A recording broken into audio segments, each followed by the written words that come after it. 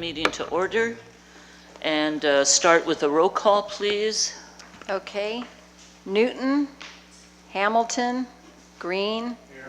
Ackerman, Fragoso, Here. Gonzalez-Parber, here. Chair Kierline, here.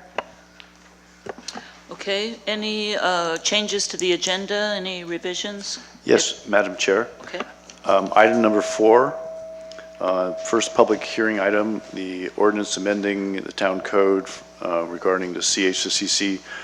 That's being continued to a time certain of July 21st. So we recommend that you put that move on the consent so that when you approve consent, it's moved to July 21st. I mean, included in the consent to Yeah, have it be that moved. we're continuing it to a time certain. And we need to move item number 3 off consent, because staff has changes to the resolution. Could you make this one?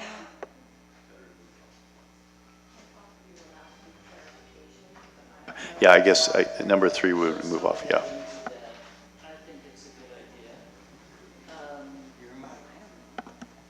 Can you hear me? Okay. Okay, so we have a time for public comments on non-agenda items. If anyone has something to say that about a project. Sorry, you have to approve the agenda. Well, that's right. Sorry about that. Okay, do we have a motion? Second. Okay, I'm sorry, just point of order. Before we approve the agenda, we need to do so with the caveat of pulling item number 4 into the consent calendar and authorizing having it come back at the July 21st meeting for certain. And then we're pulling item number 3 off of the agenda, which is 2001 Sir Francis Drake Boulevard, application 1538. Pulling it off of consent. Off of the consent calendar, not off of the agenda. Thank you, Bruce. And that would be, I assume, the first or second item on the regular agenda. So can the first and second just concur to that, please? Yes. As you amended the agenda, a motion to approve the amended agenda. I concur and second. Okay, thank you. And so now we can move to public. You're right. We have to vote. I'm slow tonight. Can we have all those in favor say aye, please? Aye. Aye. Aye. Any opposed? The motion carries for changes to the agenda. And that covers our agenda. So now we can move to public comments, please, of anything that is not on the agenda this evening. Hi, thank you. Excuse me, you dropped something. I don't know if you'd need it. Your agenda. My name is Kim Turld. I live at 79 Spruce Road. In August of 2012, I filed a complaint about a non-permitted second unit on the property of 76 Spruce Road. And in May of 2014, we all came before the Planning Commission, and my neighbor was in fact granted the opportunity to submit further plans and such to acquire that permit. And it was my understanding that he had 24, or they, it's two owners, had 24 months to submit that information. And as of this afternoon, I spoke to Mark, and I'm sure, Jim, you've probably spoken to him. There was only one tiny piece of paper with a little quick plan drawing of the property, which came nowhere close to what is required for the permit. I am asking that the building department reinstate their original letter to them of September 2012 to abate the unit, bring it back to its original condition, including the garage door. I'm asking that this letter be written within the week, that he be given 30 days to either submit or start unit abatement. If at the end of those 30 days, I would like to see this town take some legal action to get this unit taken care of. It's been on the radar for almost 4 years, and I can't see anything that has been done to this property to even come close to legalizing it. I'm done. I'm done. Okay, thank you. So, We- Madam Chair, We're this to came, staff. this came to my attention this afternoon at 3, and we will look back at your conditions of approval. As the speaker mentioned, it got stuck between your conditions of approval for the second unit and the building permit stage. We'll look into it and we'll come back to you. The 30-day request may not even be feasible, given We- building code, we- appeal process. We shouldn't actually respond to Okay. what she said. So we will hear from staff on that. Thank you. Anyone else? My name is Mary Beth Leland.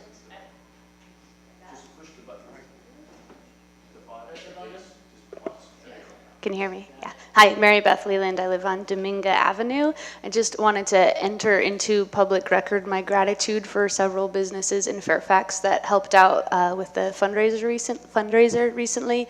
I'm going to Greece hopefully in a couple weeks, depending on this situation with my arm. I should be there already, but to build a school in a refugee center for children fleeing war in Syria, and a bunch of businesses contributed to this fundraiser. Sorella's, Four Paws, Scoop, Rev9, Fairfax Lumber, Casa Mañana, Moro's Pasta and Pizza, Krakatoa Bikes, and the band La Mandanga that has several members that live in Fairfax. So I just wanted to give a public shout out for what an awesome community we live in and thank them publicly for helping make this happen. The fundraiser has raised over $10,000 already. That's all. Thanks. That's fantastic. Thank you. Very good to hear. Thank you to our business community. And we note that Commissioner Newton is arriving.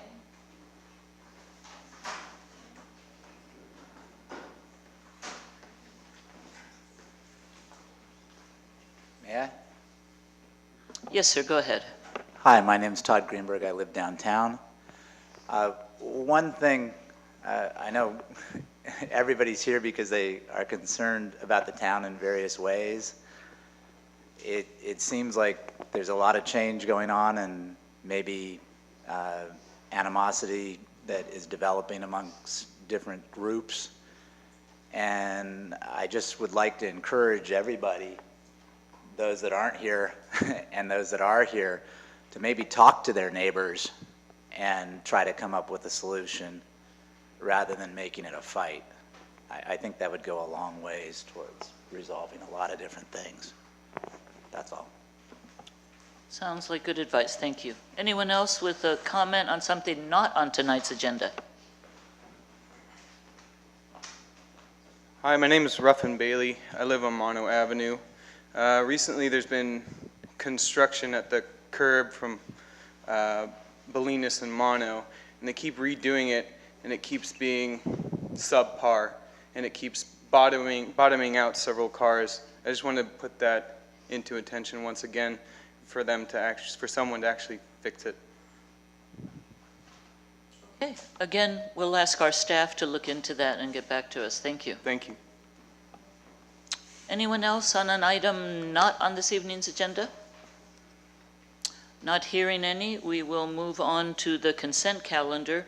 And just to recap for Commissioner Newton's information, since you arrived a little bit late, we have made some changes to the consent calendar. We are leaving items 1 and 2. We are pulling number 3 to the regular agenda, and we're taking the public hearing number 4, amending the town code, and we included in the motion for consent that we move that to the meeting of July 21st instead of this evening. So we have items 1 and 2 currently on consent. Are there any questions from the Commission for staff?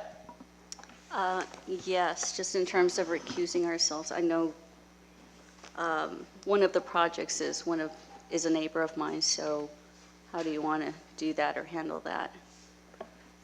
think Jim decided that you guys could just stay up there, but just recuse yourself and don't Okay. vote. You would acknowledge, I believe there's a conflict for you on one item, so you would not vote for that item.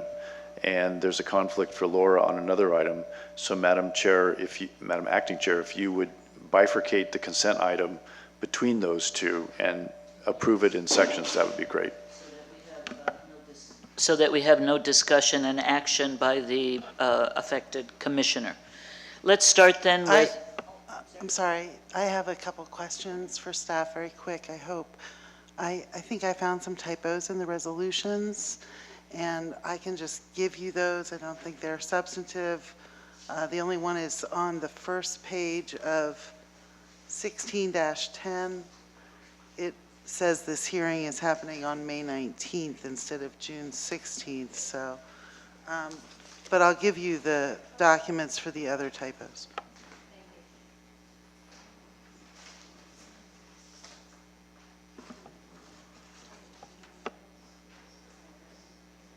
was that your only comment, Commissioner Newton? Yeah, thanks. Okay, I had one question that I think staff might be able to answer for me on 303. I noticed the hot tub was relocated to provide more parking space, which is a very smart redesign. I didn't notice on our plans where the sewer line is in relationship to the hot tub, and I'm wondering if there's a plan to drain that properly. Maybe something staff could keep in mind as this project moves forward. And with that, I don't have any other questions on this item. Any other commissioner comments on 303 Bolinas? Questions for staff?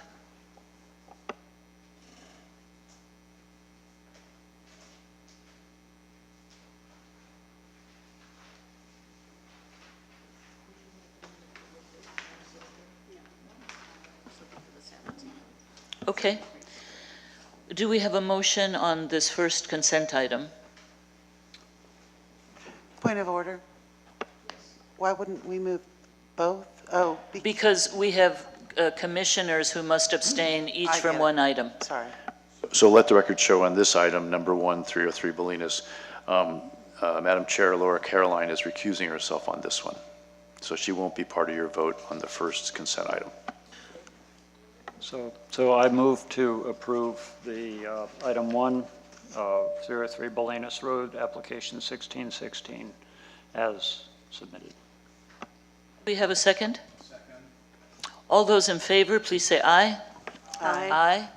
Any opposed? None, and we have one recused.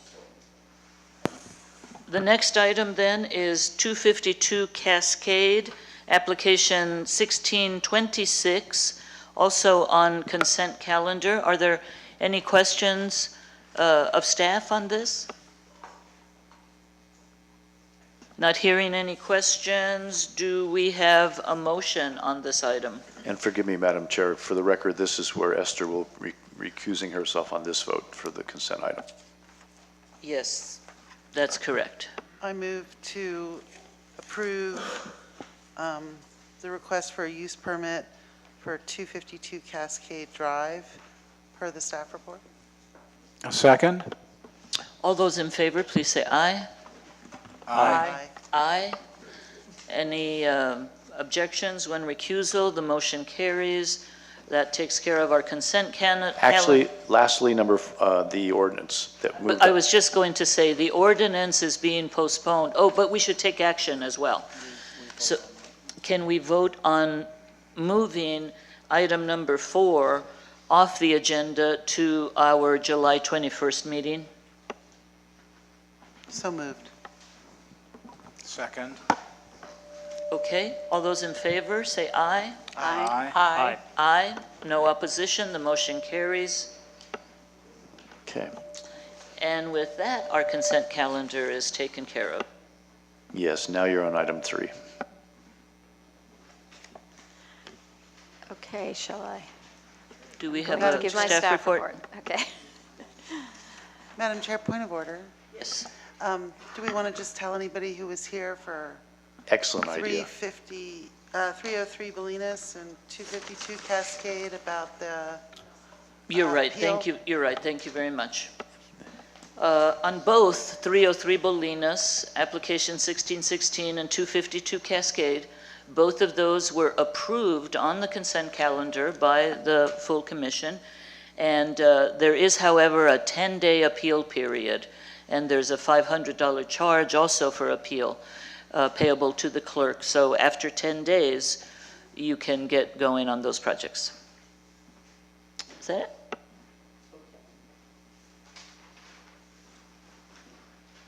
The staff report, please, on 2001 Sir Francis Drake Boulevard, the station. So the current owner submitted plans to convert the site to a food service use with outdoor seating and a redesigned parking lot, which the Planning Commission approved on July 16th, 2015. It included reutilization of the existing gas station building.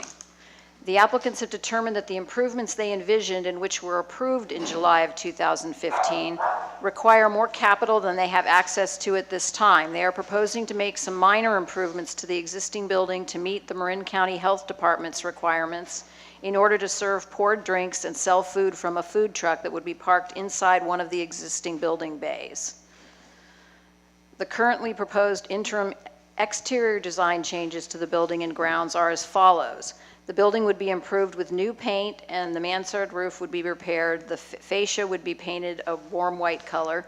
New landscaping would be planted along the building frontage.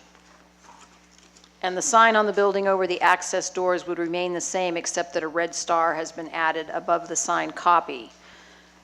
The currently proposed interim interior changes to the floor plan include the following.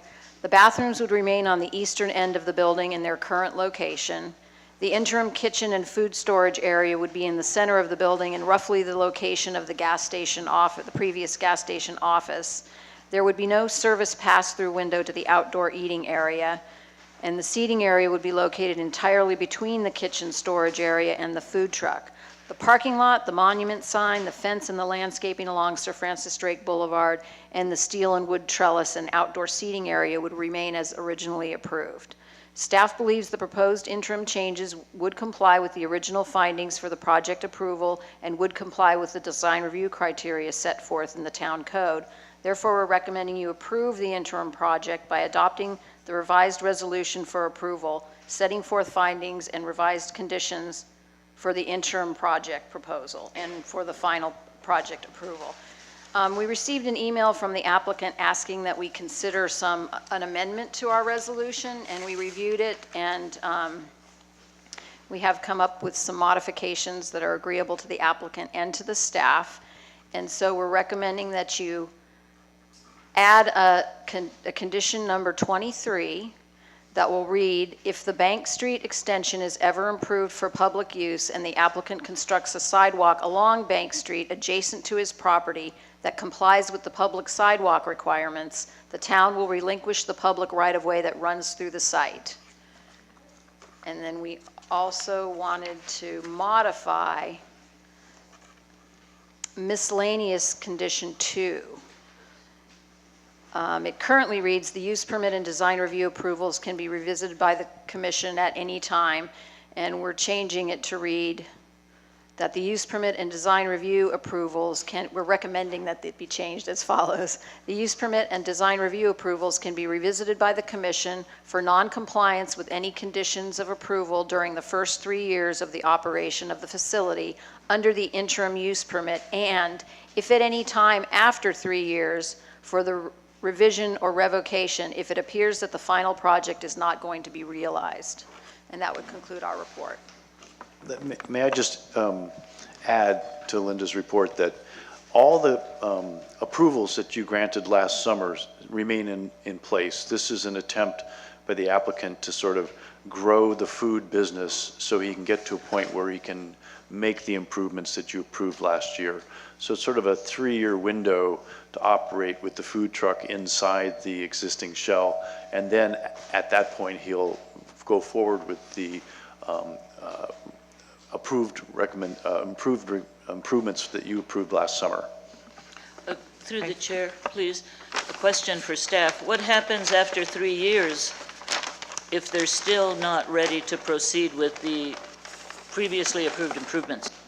It's at the town's discretion to pull up the use permit and revisit it in an effort to motivate or to find out what's going on with any delays in fulfilling what was approved last summer. Can I ask, did the applicant give you any sense of the income from a food truck? I happen to have worked with food truck entrepreneurs, and there's a very, you don't even call it a profit, there's a very thin margin. So I just wondered if their 3-year time frame may not be realistic. We don't get into the woods on the strict financial part of it. We try to accommodate folks based on their own reasoning of what they need to make the business go.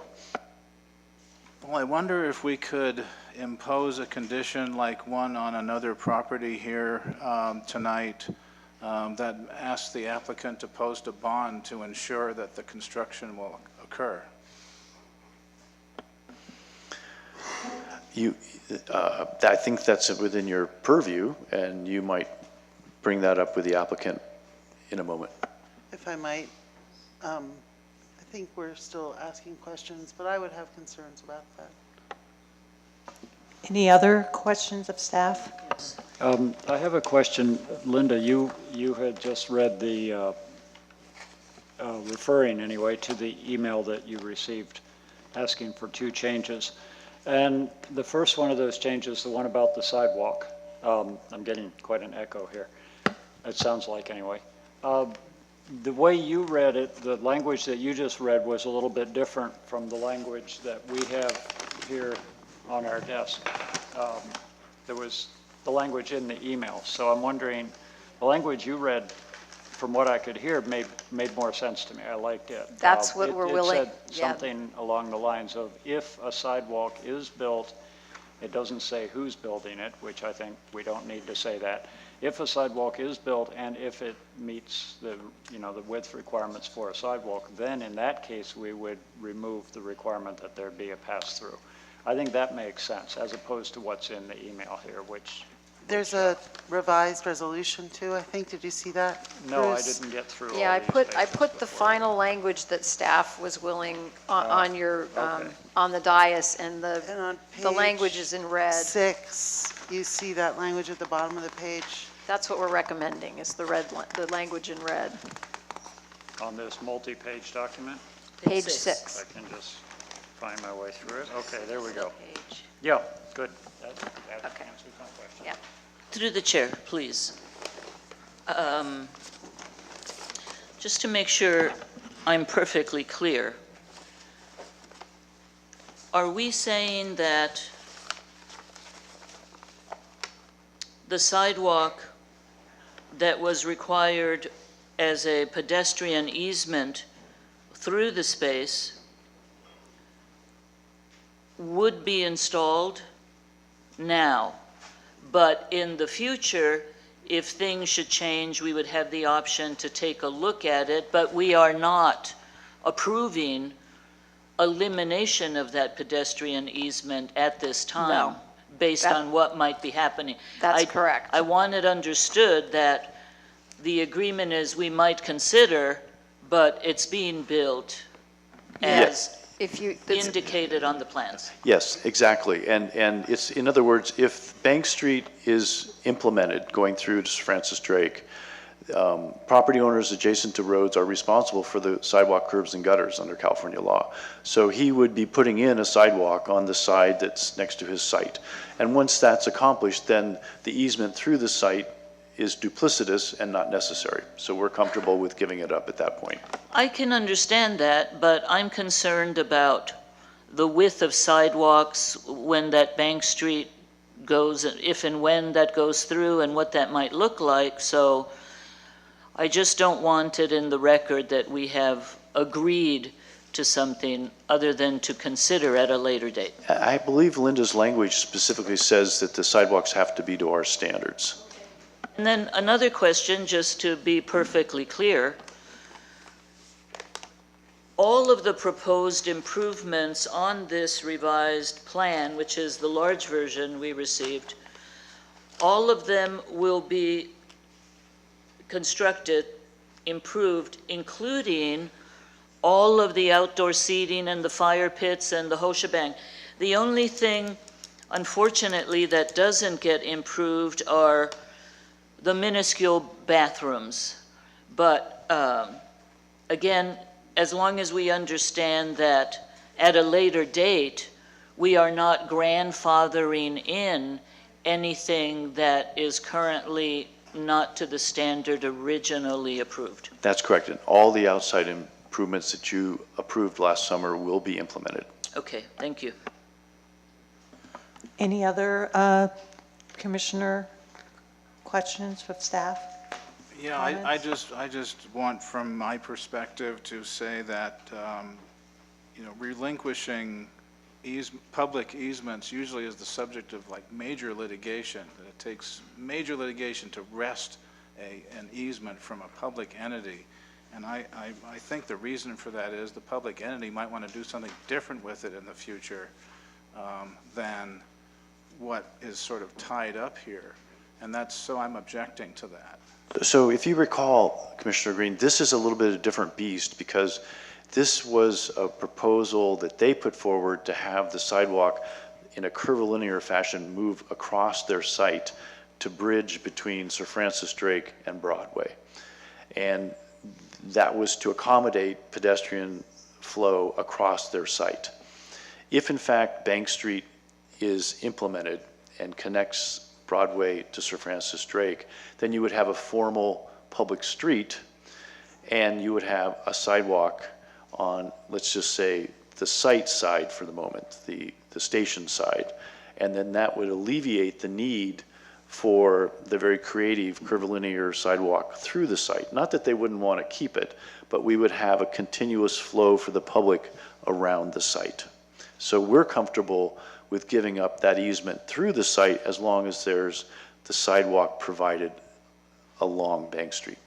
However, if I may, we have also given up easement along the property edge. Have we not given up 2 feet? No, we've captured all the Bank Street easement at this point. May I? Is that a change? Go ahead. Go. Yeah, because I had the same thought that Norma did, that when we talked about this project when it was approved, we agreed to a shorter curb at the end of one side of the parking area in order to accommodate all the math that went into the turnarounds. And you and I had talked at that time about concerns that it wouldn't allow for enough room on Bank Street if it ever did get built out there. And we talked about the redwood trees that are in there and what, was going to happen with them. We ultimately decided that as a condition of the approval, we were going to, kind of infringe a little bit on the width of Bank Street and the easement that we had. Well, so I don't have the same memory as you. Well, I think, I don't recall the specifics of that, but we control the Bank Street easement. And if we exercise the use of the Bank Street easement, then the sidewalk, curb, and gutters will have to go in per our requirements. And so it sort of preempts any of the other discussion we had about what was approved last summer with the curvilinear. That will have to be modified to accommodate the public sidewalk, the new public sidewalk. No, it was the parking area. Parking area. Let's give us a second. That was my understanding as well, that we gave up 1 to 2 feet in the parking area, and thank you. If we consider Thank you. this at all, it should be with the understanding that if we give up the easement, then they must relinquish the easement granted to them vis-a-vis, or... I think thank you, good point. I think the caveat here is that they have to adjust their layout of the parking lot to accommodate a sidewalk tangent along Bank Street. and return the easement that was granted in exchange. We didn't grant an easement, we just allowed them to get close to the line of the easement. So I think if you include language that says that if the applicant, first of all, the language already says the applicant's going to have to provide a sidewalk along Bank Street meeting our standards. And what he's going to also have to do is accommodate that new sidewalk in the site planning for the parking lot. And then, if that happens, he can relinquish the interior sidewalk. Are you with me? As long as all of that language is included. Right. I get the gist of where you're And I would going. like to see that language before we approve it, which may not be necessary may not be possible this evening. So let me just see if I can summarize this. If Bank Street's utilized by the town to connect Broadway and Sir Francis Drake, and if the applicant can successfully create a sidewalk, curb, and gutter that meets town standards while maintaining the integrity of the size of his parking lot. There was never any requirement that in the future he was going to put part of the public sidewalk on his site. There was the understanding that he wouldn't fight and would pay for, if the street ever goes through, a sidewalk to be created in the public right-of-way. What happened Yes, was... but that's in exchange, excuse me, that was in exchange for the pedestrian easement through the site. Right, and we allowed him to narrow, the staff originally wanted a wider landscaping strip between the parking spaces and the edge of our right-of-way. We allowed him to narrow it to 2 feet. And But I that is never- still on his property line? Yeah, I mean, if we expect him to put public improvements on his property and move his parking at some future date, his parking lot won't work. That was never the intention. But if we're relinquishing the 4-foot pedestrian walkway, he would have room to move the parking over. I guess what I'm saying is, I don't disagree in concept. I just want to not give away the store and make sure that we have explicitly clear plans after a 3-year period. I have a question. What happens if there's a change in owners, or if this becomes something else? Then what are the implications of that on this language that we are trying to craft? Well, he's recorded the easement already, giving the town the public right-of-way across his property, right?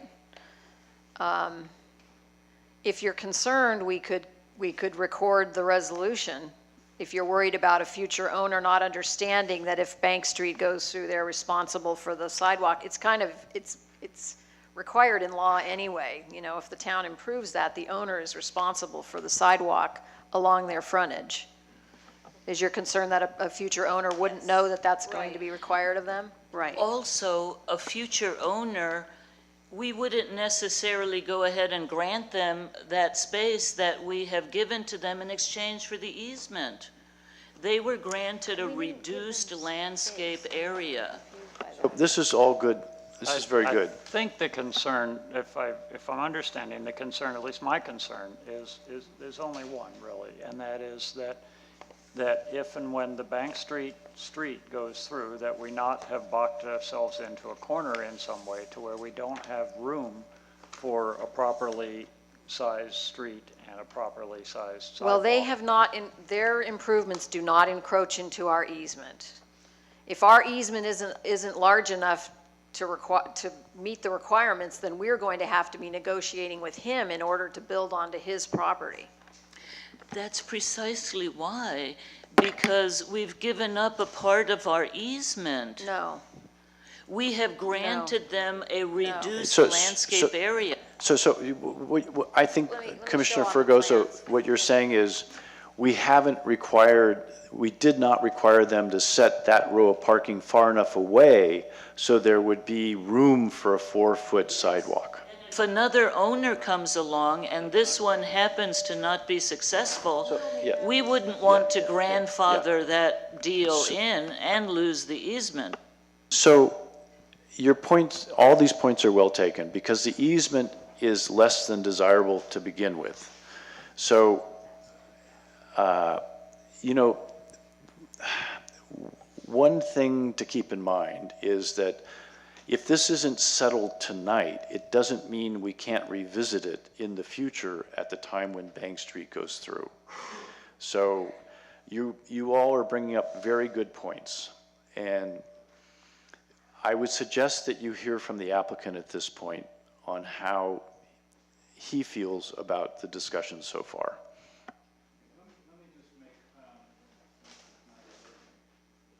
Just make one point about Bank Street going through, Bank Street extension, et cetera.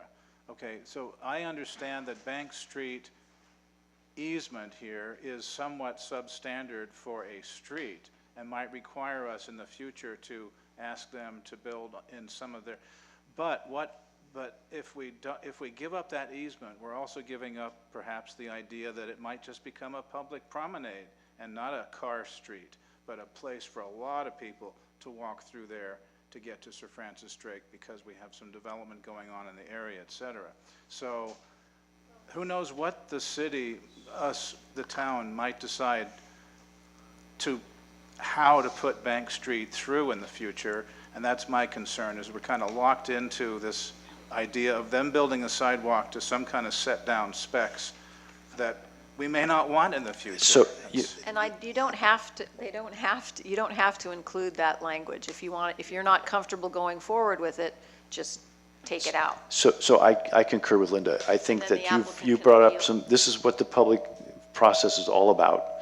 Thank you for the good points. I suggest you hear from the applicant, hear from the public, bring it back up, and then we can discuss it further. Okay, Great. good idea. So would the applicant like to come up and speak now?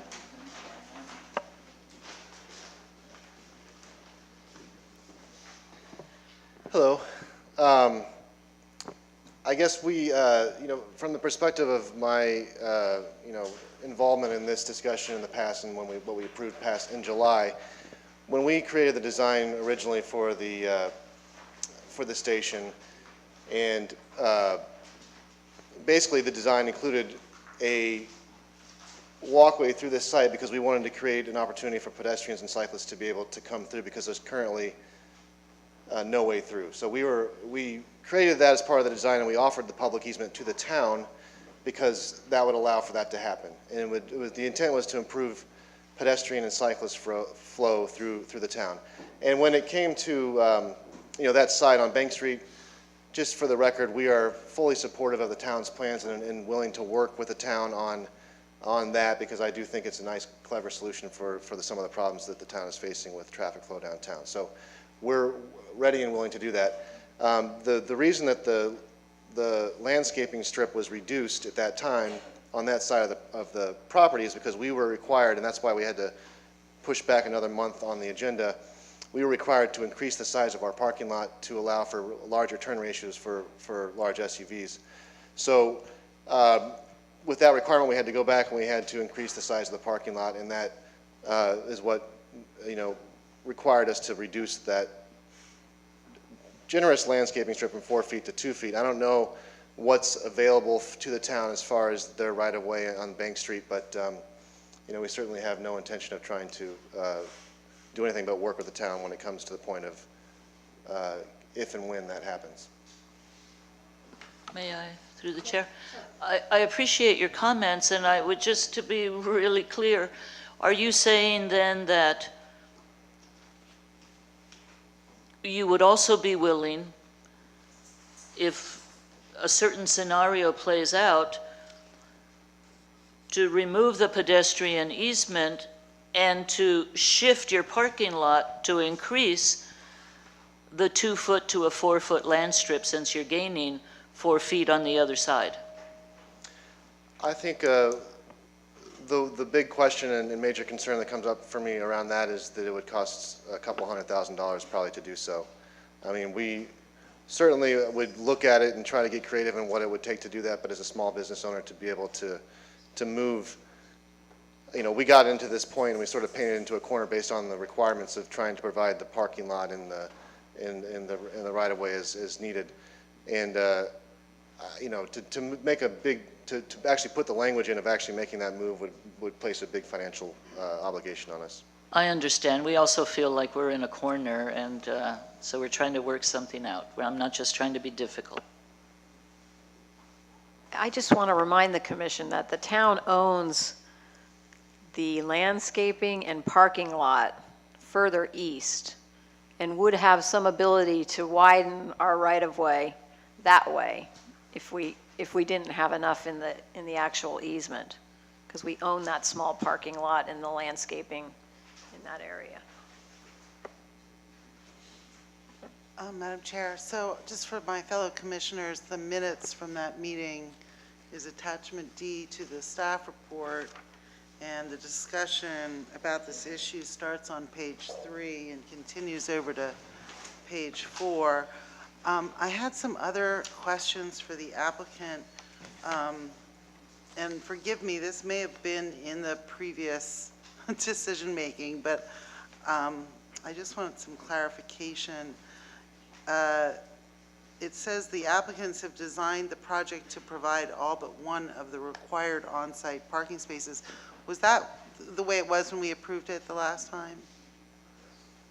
Okay, and it also says only small delivery vehicles will access this site, and then there's a reference to the hours of 10 p.m. and 6 a.m. Can you explain that a little bit to me? With that reference to those hours, 10 p.m. to 6 a.m., is that when deliveries are going to occur? Yes.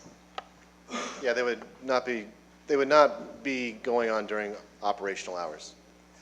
Okay, thanks.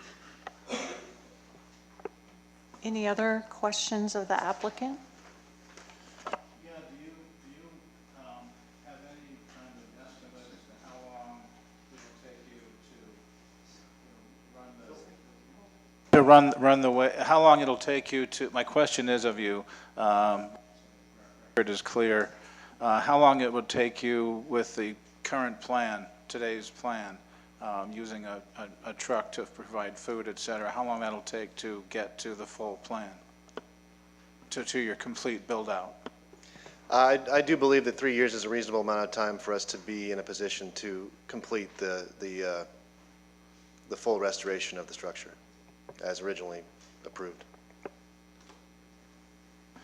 Let me add, by the way, that the project is still favorable, and it's still a beauty aspect to the town, and you're taking away a gas station, replacing it with a restaurant, and that's a nice thing as far as we're all concerned, I think. But there's just these technicalities that we have to work through for public safety and et cetera. Any other questions of the applicant? Okay, we'll open it up to the general public if anyone would like to make any comments on this item.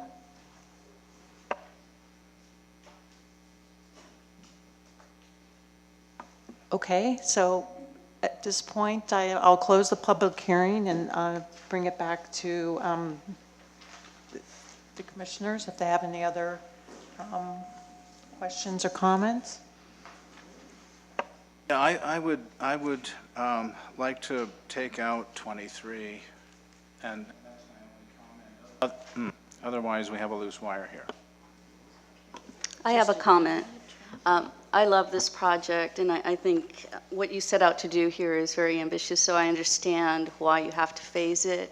But it's a beautiful project. I wish you luck in the future to accomplish this. I am also concerned about the language, so I would feel more comfortable taking that out until we know a little bit more about what the, general plan or our central plan is, or town center plan. But anyway, good luck to you.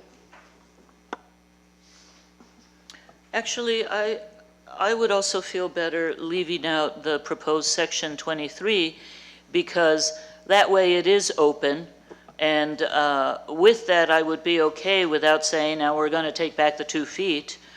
But I would like it understood that at some point, those restrooms really need to be improved. And just for the record, I love food trucks. I'm excited about the food truck. I think it's a tremendous idea and a great way to incrementally grow your business. And I too wish you the best of luck. I have a question, if I may. I still don't quite understand this, so I apologize. My recollection was that by reducing the size of the landscaping at the eastern edge of the parking area, we were somehow restricting our own ability to create the Bank Street or make it less wide than we might otherwise want to. That's not correct? No.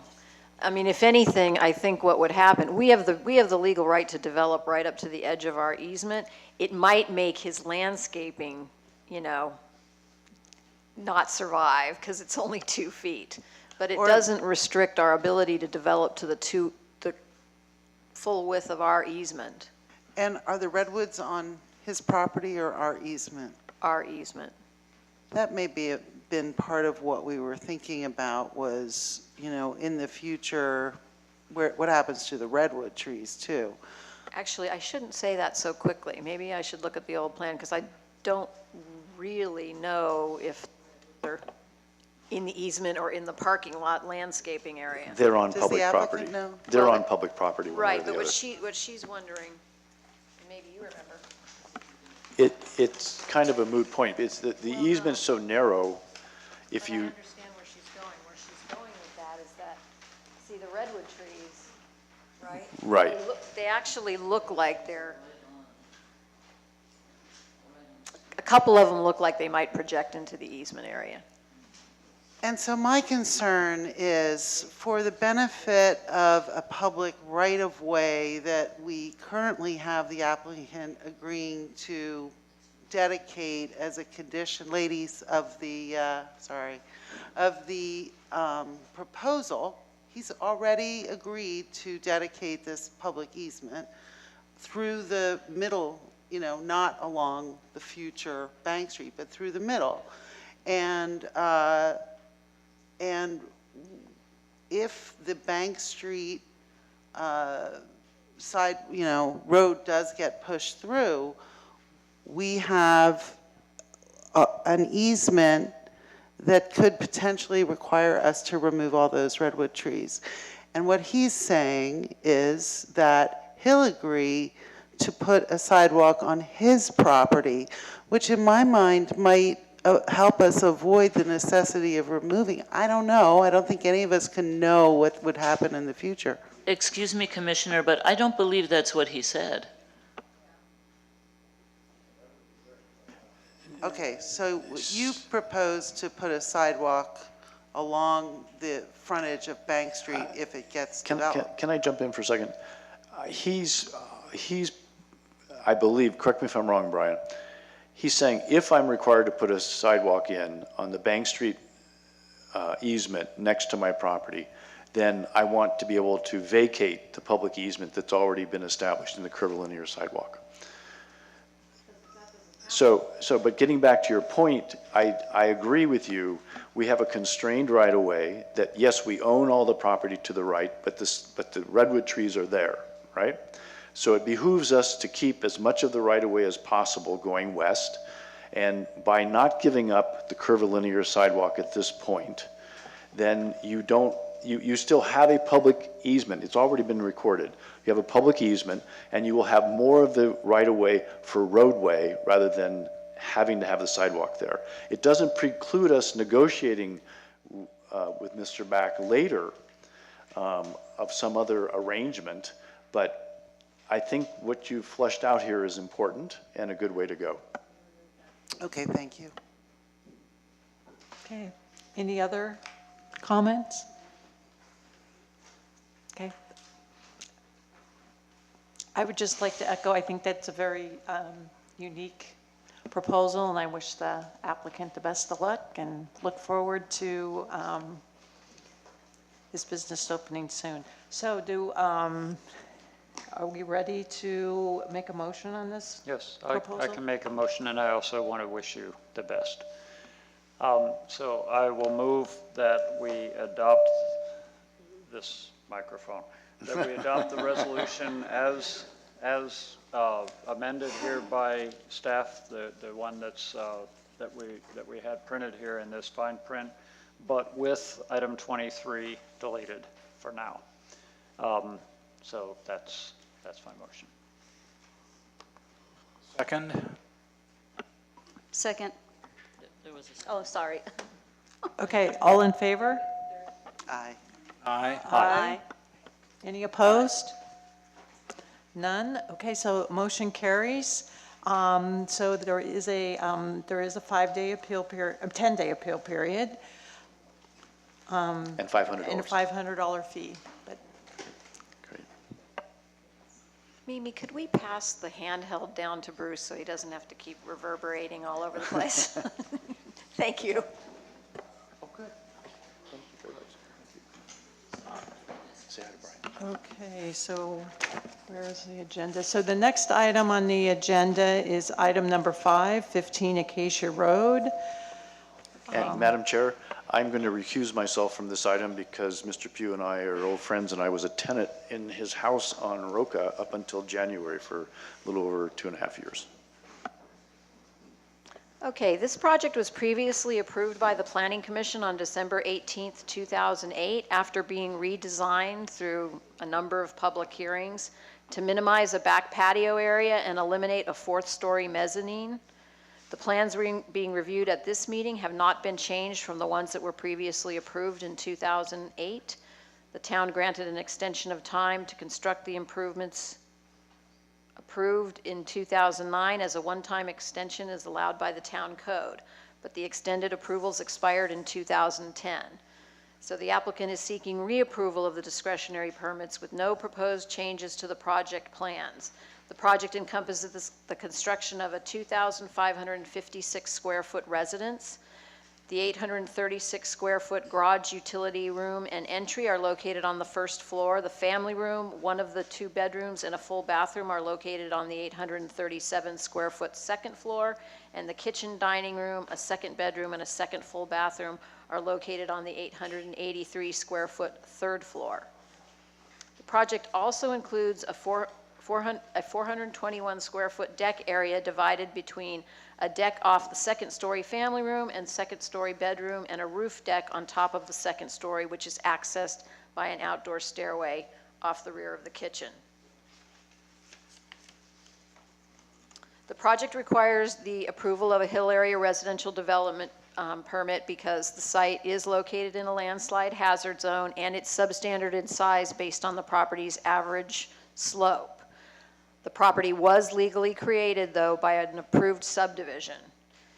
The purpose of the Hill Area Residential Development Zone is to provide a review of and standards for development proposed for undeveloped land in hillside areas. The intent of the chapter is to accomplish the following: to encourage a maximum retention of the natural topographic features such as drainage ways, streams, slopes, ridgelines, rock outcroppings, vistas, natural plant formations, and trees. 2, to minimize grading of hillside areas. 3, to provide a safe means of ingress and egress for vehicular and pedestrian traffic to and within hillside areas. 4, to minimize water runoff and soil erosion problems during and after construction. 5, to prevent the loss of life, reduce injuries and property damage, and minimize economic dislocations from geologic hazards. And to ensure that infill development on hillside lots is of a size and scale appropriate to the property and is consistent with other properties in the vicinity under the same zone classification.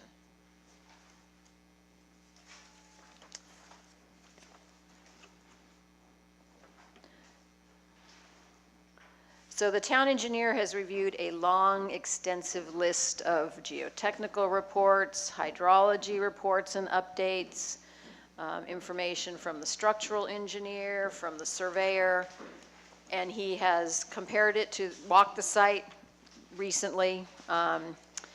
And he has determined that the Planning Commission has adequate information to reissue the original discretionary permits for this previous slide site without negatively impacting the public right-of-way or the adjacent residential properties. So we're recommending, hang on, I forgot something here. Regarding siting of the house and the variances, the excavation permit the applicant is requesting, the site contains a stand of mature redwood trees. It has a significant slope and it's very narrow, only 42 feet wide.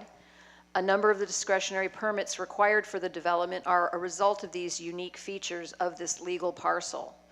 The house has been designed as close to the front of the parcel as is possible while still providing the 3 parking spaces required by the town code. Although the garage retaining walls project into the required front setback and the guest parking stall, staff is recommending that it be a compact space. The applicant is providing a fire truck pullout along his property frontage that takes up an area that you would normally use for parking. That will benefit the neighborhood. So due to the narrow width of the site and the thickness required for the foundation retaining walls to safely support the parking and house, compliance with the required 20-foot combined side yard setback is difficult because the resulting house would only be 39 feet wide. Staff has determined that the requested exceptions to the code regulations for a front setback, combined side setback, and compact parking space variances are reasonable and necessary to allow the development of this legal parcel while also retaining the redwood trees and maximizing the slope that's kept in its natural state. The design of the home complies with the design review criteria and the development standards of the Hill Area Residential Development Ordinance. Therefore, we're recommending that you approve the application by adopting the attached resolution. And that would conclude our report. Thank you, Linda. Are there any questions of staff before we hear from the applicant?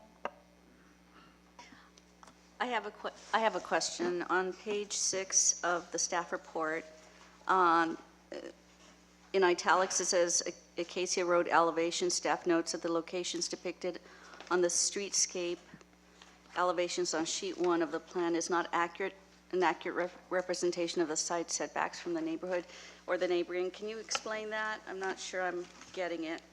Yeah, let me pull it out and look at it.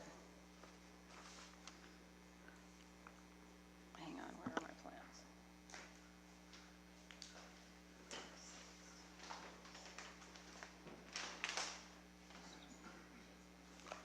The elevation doesn't accurately depict how the neighbor's property improvements encroach onto the site. So you'll have to ask the applicant why it was drawn that way. Because the uphill neighbor's deck encroaches onto the site and some stairs on the downslope property encroach onto the site. So it looks like it's You know, it's kind of at an angle, so it's not a head-on, right? Yeah, it's not Right. a real elevation, but it's an angled drawing. Okay. And some stairs have been built that weren't there at the time this elevation was drawn, because some time has passed, but. Okay, and I have another question. Can you define a fire truck pullout? Is that what you called it?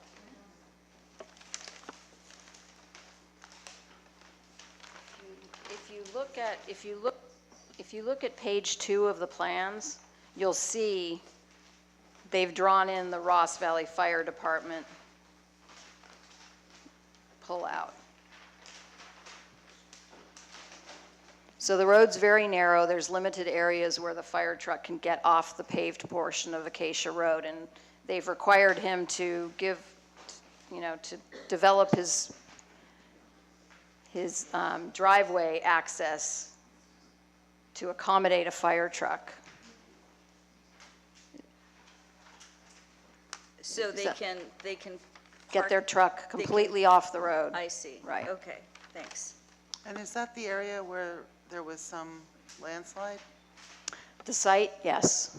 No, where that fire truck is, it's right there, right?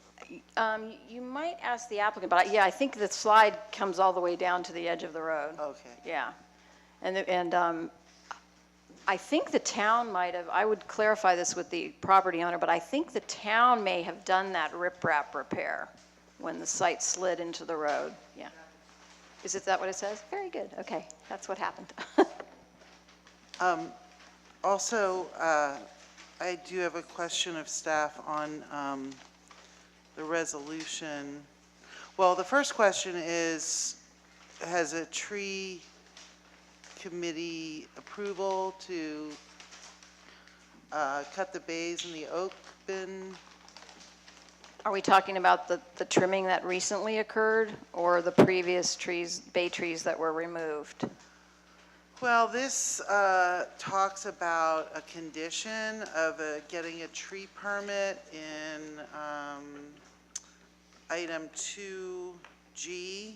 Yeah, before they remove any trees that are subject to the tree ordinance, they will have to go to the tree committee. They haven't gone yet.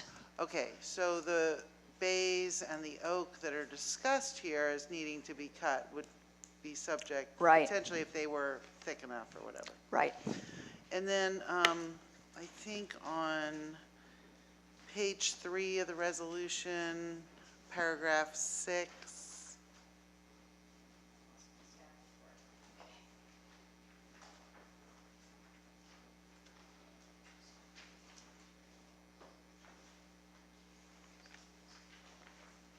paragraph 6, you've got a reference to 17052. I think you need to stick a 030 before your A1 or 2. You are correct. I will fix that. Okay.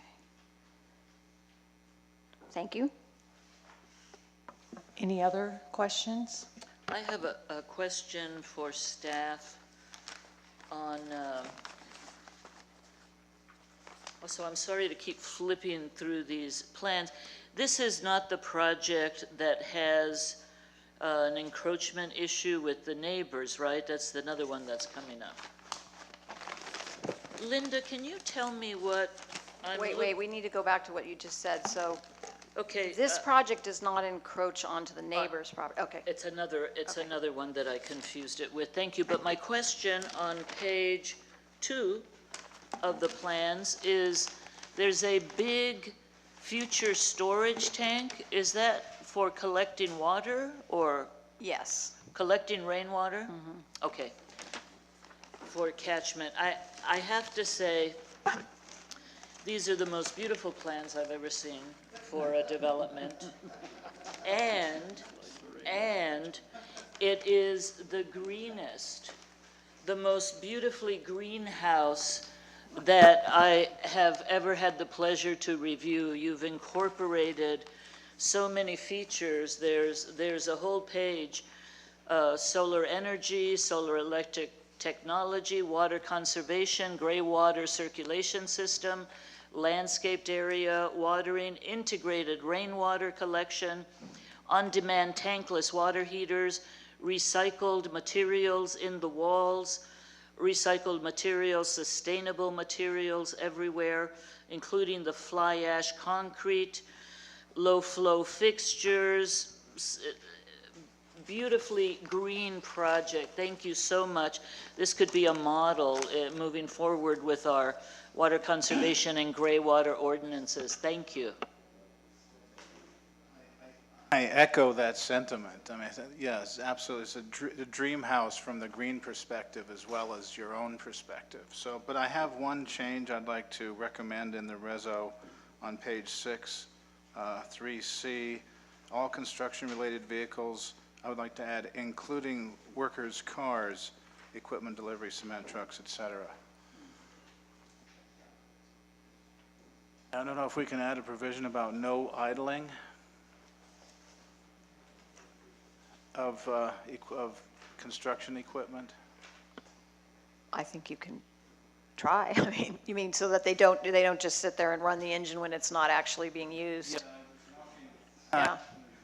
Around Fairfax, and there was a construction site, and this guy was just sitting in his truck, writing on a pad, and the truck, diesel, idling, and it wasn't biodiesel, and it stunk, so.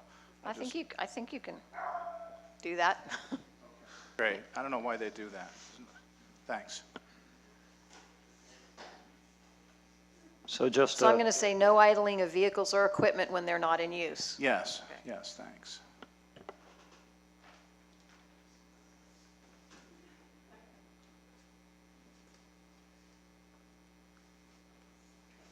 So I'll just add my comment with the others that this is a good plan, and then just for the public's information, this is the reason that we don't have to have a lot of detailed discussion about this is because this has already been through the Planning Commission, and what this is, as I understand, is really just re-upping an approval that has expired because it took a while to get going on the project. Correct. Right.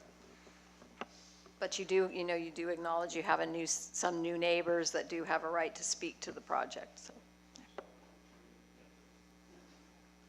Okay, if there aren't any other Commissioner questions, I'd like to open it up to the applicant. Would you like to make any, would you like to say, the applicant like to say anything to the, would you like to say anything to us?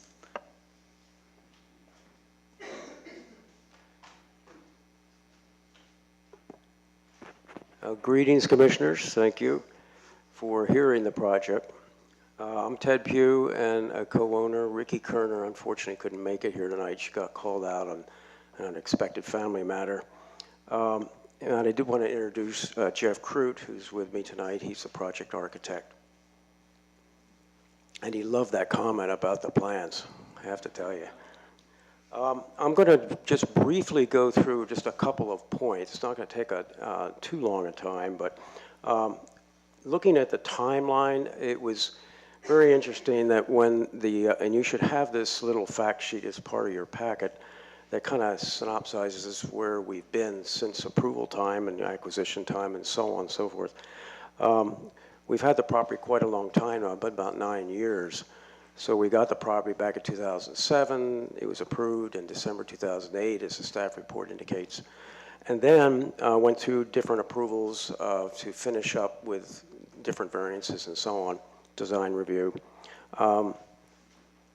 Then in the summer of 2009, we couldn't get the project financed because, as you probably all know, and I'm sure you do, that just the bottom just fell out of the marketplace when the project was approved. And so there's simply no financing available. So we applied for extensions. There were actually one automatic extension for a year, and then you could right after that expired or was over for a written extension request, which we did.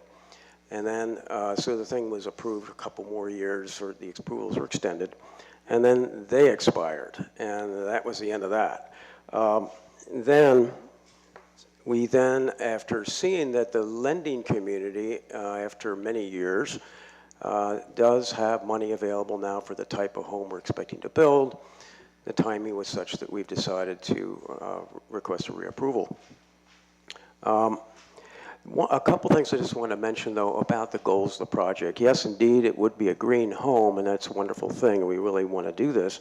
However, the overarching thing about this project is that the goal is to stabilize the hillside.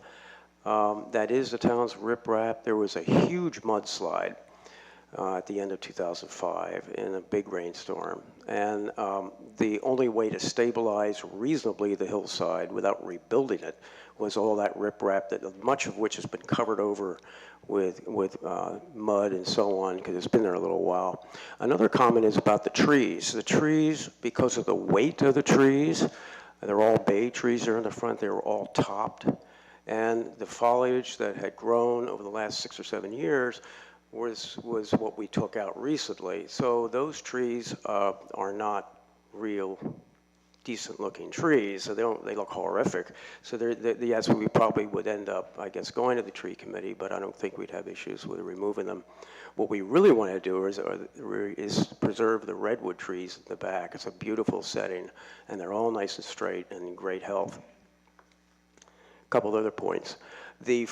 Just about the turnout, there's a reason the fire department has requested the turnout at the location in front of the property. It is a bit expensive to put it in. It has to have a special type of build-up because of the weight of the truck. But the only real reason it's there for safety reasons for the neighborhood is because there's a fire hydrant that's located about 15 feet or so across the road, up the road a little bit, and it's the only one there. They want to be able, in case of evacuation of the street for the truck not to be impeding anybody's automobiles or people getting out of there. So that's the reason that that turnout is required and can fit.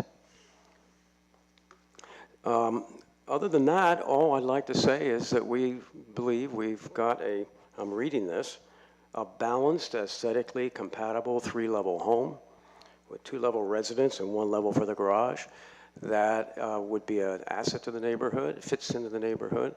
And at the time we had it approved before, your package there will show letters of appreciation and support from the neighbors. Some have moved away, some are still here, and we believe that we would, for the most part, have the support of the neighborhood as well. Thank you. Okay, thank you. Are there any questions of the applicant, commissioners? Okay, is there anyone in the public who'd like to come on up and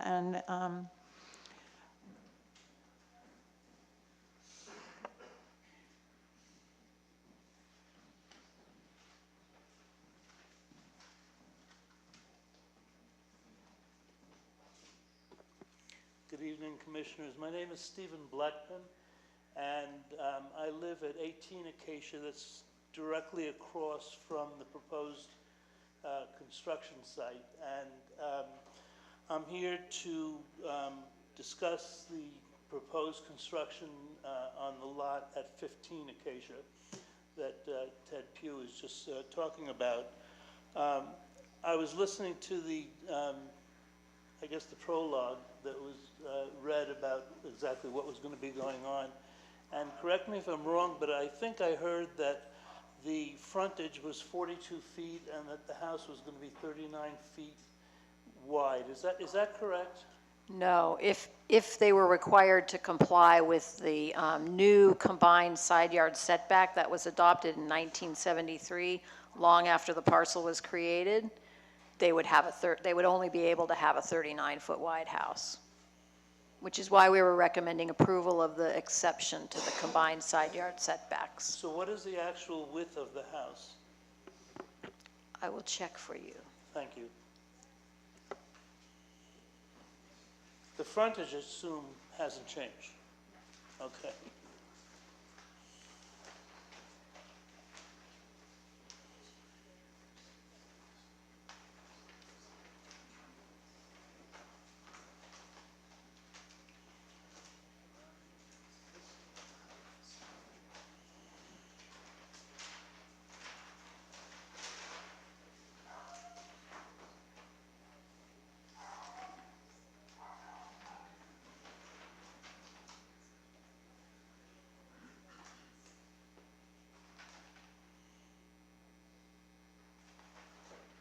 It's 32 feet wide. It's 32 feet wide, so that leaves, if my math is correct, that would leave a 5-foot clearance approximately on either side of the house between the adjacent houses, if I'm correct on that.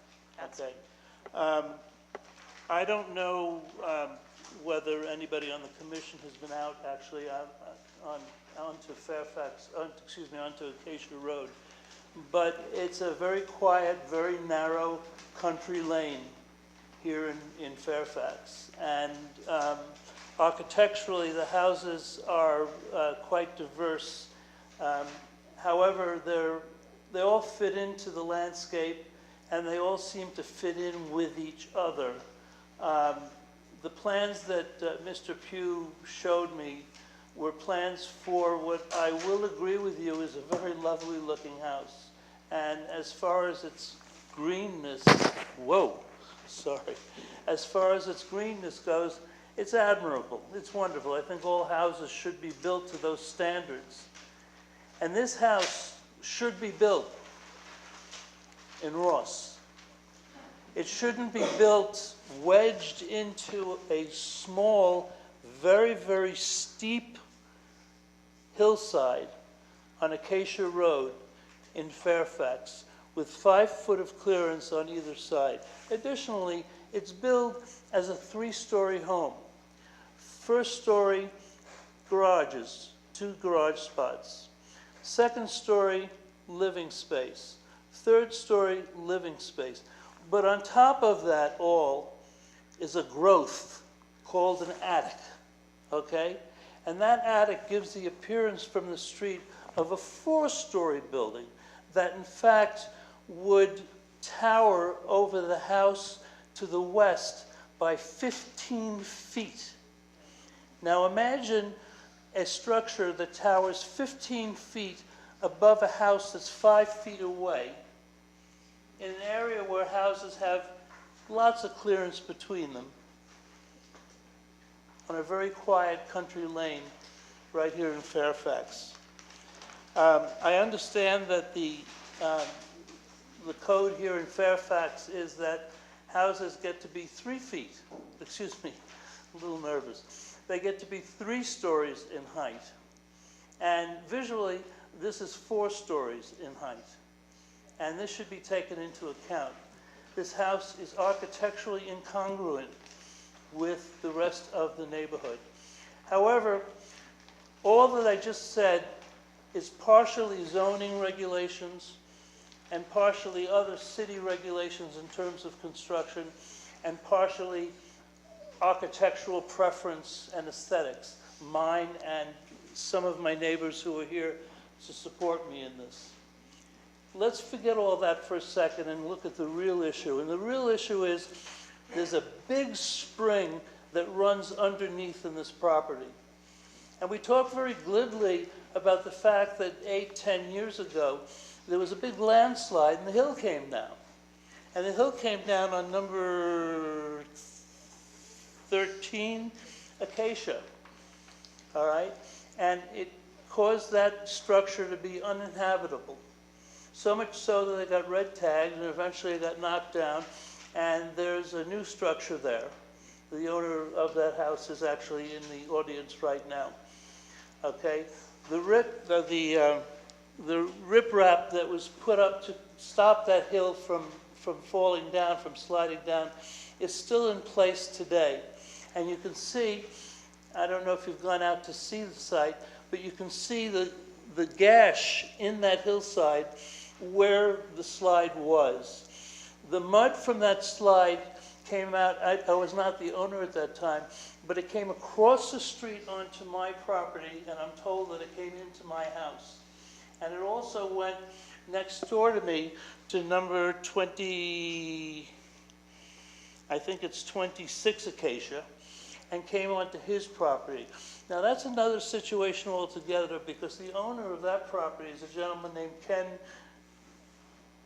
I have to always look at his last name, Giacomino, Ken Giacomino. And he's very concerned about the spring that exists in this hillside because it's constantly causing problems for him. Besides the landslide that happened in the past, every time there's heavy rain or unusual rain, this spring, which runs underneath Acacia Road, brings water into the foundation of his house. And he's constantly dealing with that problem. Now, coincidentally, I have a Bachelor of Science degree in geology from the University of Wisconsin. Now, it was many, many years ago, and I am no expert in hydrogeology. But I think, you know, to say the house is wonderful because it's really, really green, okay, is nice. But I think what would even be nicer is to say, let's not rush into this thing. Let's require that there be a hydrogeologist out there making a study on exactly how big is this stream, and where is the stream going, and what's the direction of it, and what are the implications of the stream vis-a-vis construction on this site. Now, Ted Pugh assures me that his contractor has drawn up plans and his architect have drawn up plans to fortify the back of his house against a slide and to create a situation where the stream is dealt with properly. But let's just be honest about it. His contractor has a dog in the hunt. And I don't see where there's any damage or anything to be lost by erring on the side of safety and caution. This is a very, very big issue. And if he's going to build the house which is going to be wedged into a very small spot on a very, very steep hillside. You guys are going to make the decision on it. But let's be sure that the land that he's building it on is stable, and that the spring that runs underneath is not going to cause a disastrous problem for the neighbors nearby. Thank you for your time. Thank you. Is there anyone else in the public who'd like to speak on this item?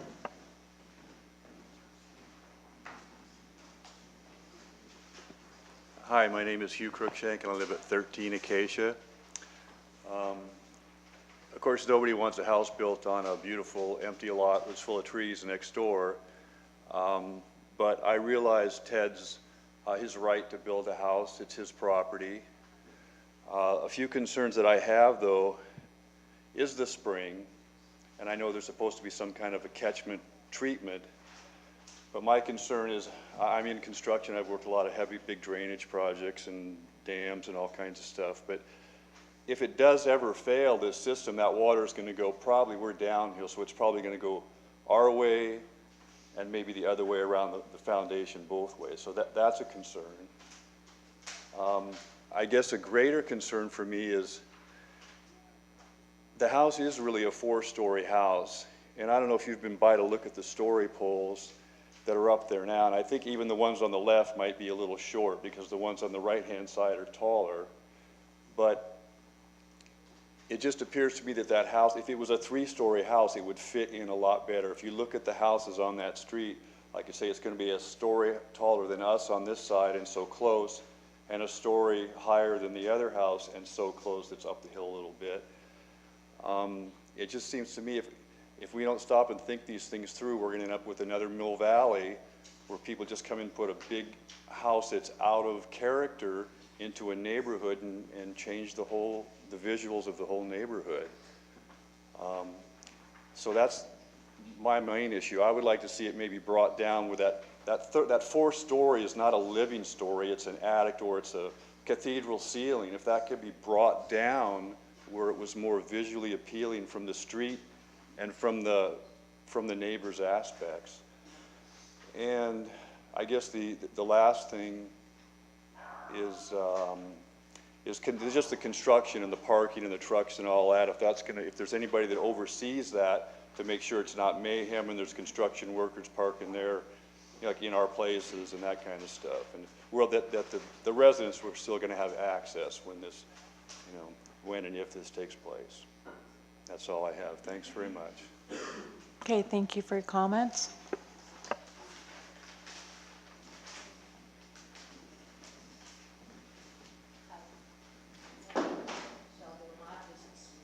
Shelby Lamont, 56 Manor Road.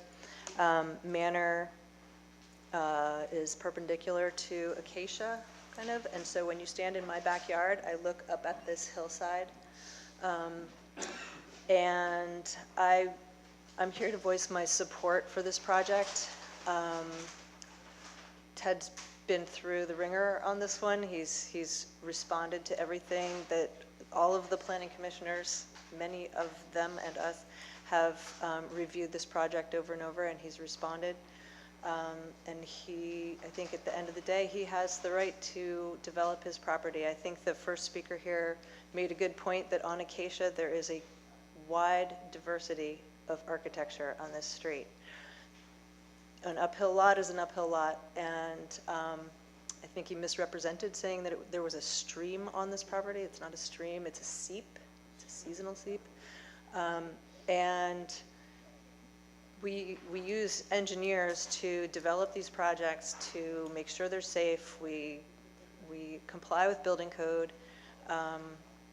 And I think that the drainage on this property is challenging, and I think that Ted's architect has addressed a lot of that, and his structural engineer has addressed a lot of that, and his geotechnical engineer has addressed a lot of that, and I think it's important to trust those experts who are taking on the liability of speaking toward that in order to allow a person to come to Fairfax and be part of this community and utilize their property in a way that's been designed in a very, very thoughtful way. So I just wanted to throw my hat in for support there. Thank you. Okay. Is there anyone else on the public who'd like to speak on this item? Okay. I'll give, oh.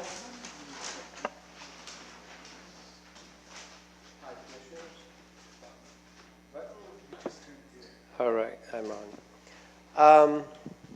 I live at the end of Acacia Road, and my big concerns are, will I be able to get up and down that road while construction is going on? It's being built from the front of the street to the back, and I need to get in and out. My business requires me to make, get in and out a lot, any time of the day. So I want to make sure that I am given, adequate notice about when I can get in and out so that I can make plans otherwise. And I think it's kind of specious to talk about that fourth story as an attic. Before, when this came up, it was kind of turned down because that was, as I remember, that space was, called a living space. I just don't want to see this overbuilt. And I love everything else about the project. I love the fact that it's green and everything, but I just don't want to see something that's 42 feet wide and 160 feet tall or something like that, It's kind of ridiculous. I think if we grant variances for the height, we open the doors for everyone to get these kind of variances. So, but other than that, I want to support the project. I think it's going to be good for us. And I just have those two objections. So thank you very much. Okay, thank you. Is there anyone else in the public who'd like to speak on this item? Okay, so I'm going to ask a question of Linda, and then I'll let the applicant have a chance to respond to the comment. So Linda, I was going to ask this question before, but I thought it'd be good to let the public speak. But maybe you can explain how the height is measured on this particular project. The code indicates that height shall be measured from natural grade to the top of the structure. This development is not requesting a height variance. Complies with the regulations of the town code for height. I think what the one neighbor was referring to is originally this was submitted as a 4-story house, but that 4th story was removed. So there are high ceilings in the 3rd floor, but it is not, they're not requesting any kind of an exception to the height regulations. Okay, so, and I don't know, maybe the applicant, so can you explain what is the height from, like, measured from, like, where finished grade would be on the front of the residence? I'll see if I can address that and answer it. First of all, though, just a couple of comments. Mr. Blechman occupies a home that was owned by the Walkups, and you'll see in the record there that they wrote a letter to the town in support of the project. So too bad we didn't get it built because we wouldn't have this situation. But that happens, that's life. Anyway, I have a couple comments about Mr. Blechman's comments as the new person on the block. First of all, the stream issue has never arisen in any of our geotechnical stuff. There is no stream under that house lot as far as we can tell. In conversations just recently with Tom Deering, who is the owner of the house to the north, 19 Acacia, he believes there could be a stream under his house. In conversations quite some time ago with Kate, I can't remember her last name, who owns the home, I think it's 33 Acacia. It's an A-frame house near the Bickfords.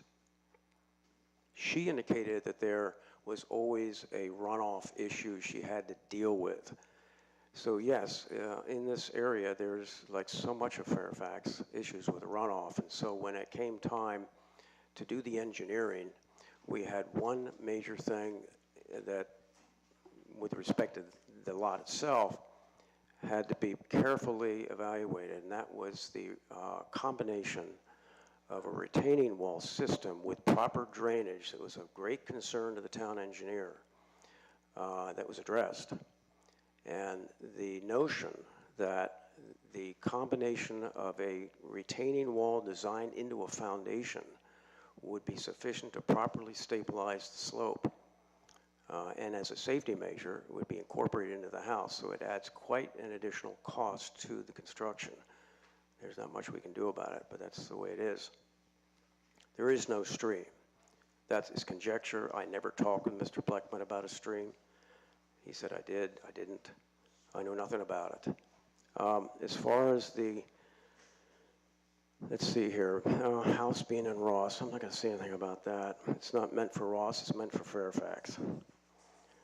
As far as if you look at the rendering, you'll see that the part that is what you could call and is considered an attic that isn't an attic is on the right side. It's not the entire upper floor that's affected by that. If you'll also look at the plan for where the kitchen is, there is a hole in the floor. That hole in the floor could have been usable space, but unfortunately it's about 6 by 12. It's about as long as that dais you're on and all the way out to these steps. Big hole in the floor that you will be able to see to the level down below.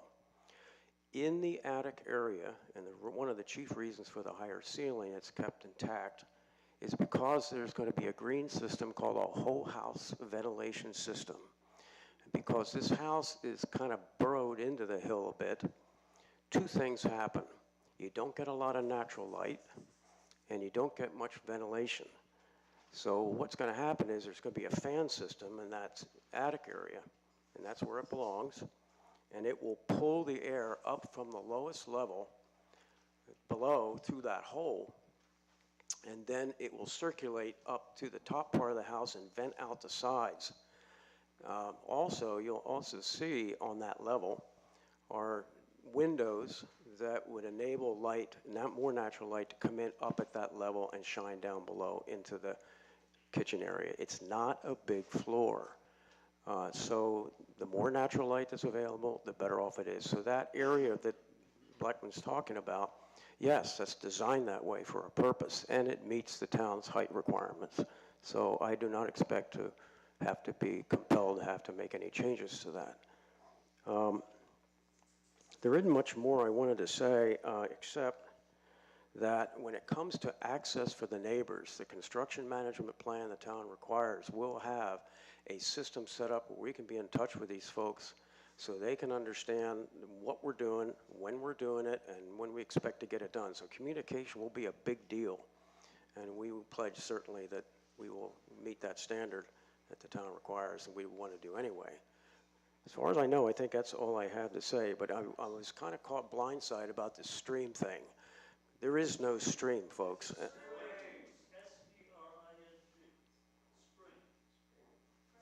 So, and anyway, that's my comments about that. Thank you. I have a question, and maybe the architect can answer. Sorry about that. That's okay. I just have a question about the height of the interior of the third floor. Do you know what the floor to ceiling height is for the third? You know, you were talking about the design and why you need the required height. I was just curious, how tall is that? Yeah, it slopes forward, so Right. the roof slopes forward toward the road. So where it slopes down the most, I believe that's about 10 feet. That's the room below. Then it'll arch up, and the peak of it will probably be more like 18, I would imagine, or something like that. Okay. So it is close to a floor, but it's not a full, like a floor. It's Yes. kind of like a garret up Yes. there. I understand. I just wanted to know for my own information how tall Okay. that was. It was hard to tell from the drawings. Okay. Thank you. Could staff just interject something? There's a good cross-section that shows this, and so the high point of the roof slopes back up following the hillside, and if you look at the cross-section on page 4, you'll see that highest point that they're talking about is actually back over 41 feet from the property line. So it's not right at the street. Yeah. So it's sloping up with the landscape, with the With the topography. hillside, right. Oh, yeah, and that's exactly right. And here's the other thing I forgot I was going to want to mention. There was a comment made about the story poles being kind of short on one side. There's a reason for that, because when you look at the slope of the lot, it slopes catty-cornered sideways down the hill. So the story poles that are off to the right are the height of the house that you'll see in that, where that pole is. But as you go up the slope, you're deeper into the slope. So the part of the house that emerges from the ground will be much, much shorter. And that's why it's kind of almost like an optical illusion, but it isn't. It's the way it's going to be. Jeff, have a comment? Yeah, Jeff Crude, I'm the architect, and I just thought I'd answer a couple of these technical questions. Also, the height is limited to 28 and a half feet, I think was someone's specific question, above the ground, and it is shown on, I believe, the elevations and the sections on page 4, and we are considerably below that. If you were to look at this house from the sides or the back, you'd think it was an extremely modest house, almost a tiny house. The problem we have is in the drawing is when you face it from the street, we have to show the drawing flat head-on. So there's the roof line, there's a roof going up, which you'll never see because it'll just slope away from you. So it's not going to look anywhere near as tall as that drawing makes it, just the nature of the way the drawing is. And I also wanted to mention something about the spring.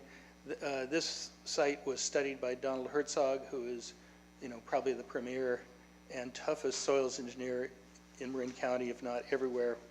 It was gone over thoroughly by Ray Rosinski, the town engineer, who's also extremely stringent. There was nothing ever about a spring.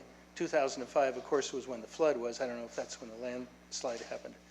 But one of the great benefits to the neighbors is this site is weak in its current condition.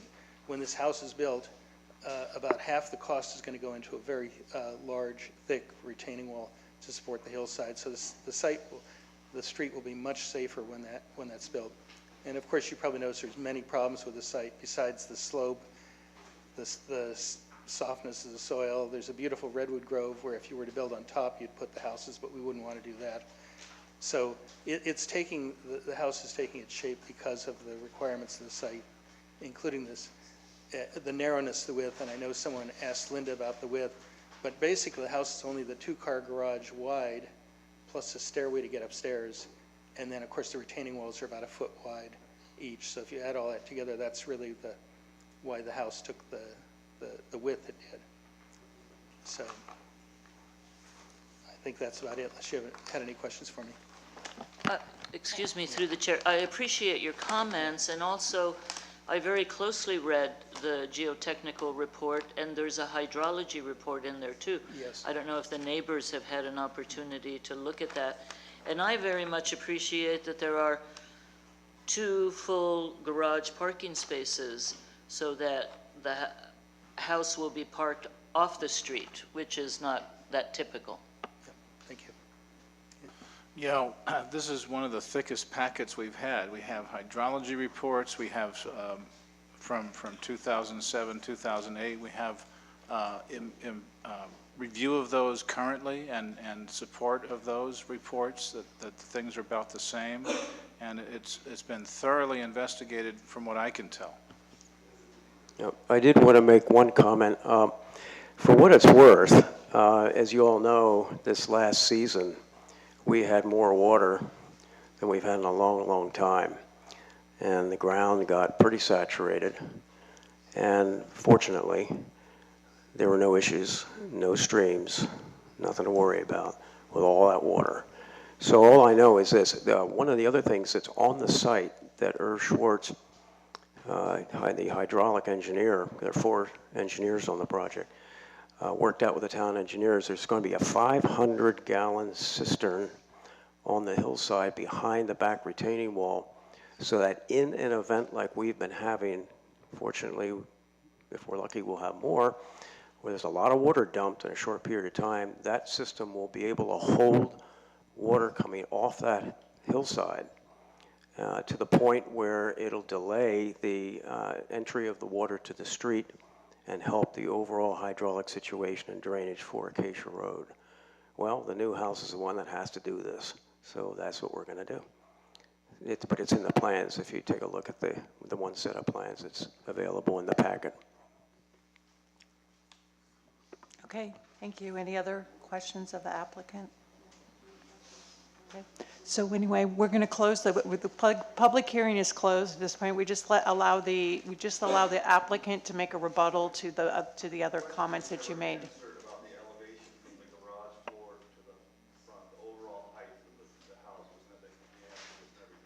I believe that the applicants did answer that question. It's 38 feet. I'm sorry, no, 28 feet. Oh, from the garage floor to the top. Oh. But it scales back. That's not how height is measured per the Yeah. town code definition. I know, I'm just curious that, because that's what the street view is going to be. It may step back, and that's admirable, but Yeah, it's going to be 31, it's going to be 31 feet from the excavated garage floor in order to provide the required parking to the top of the roof directly above.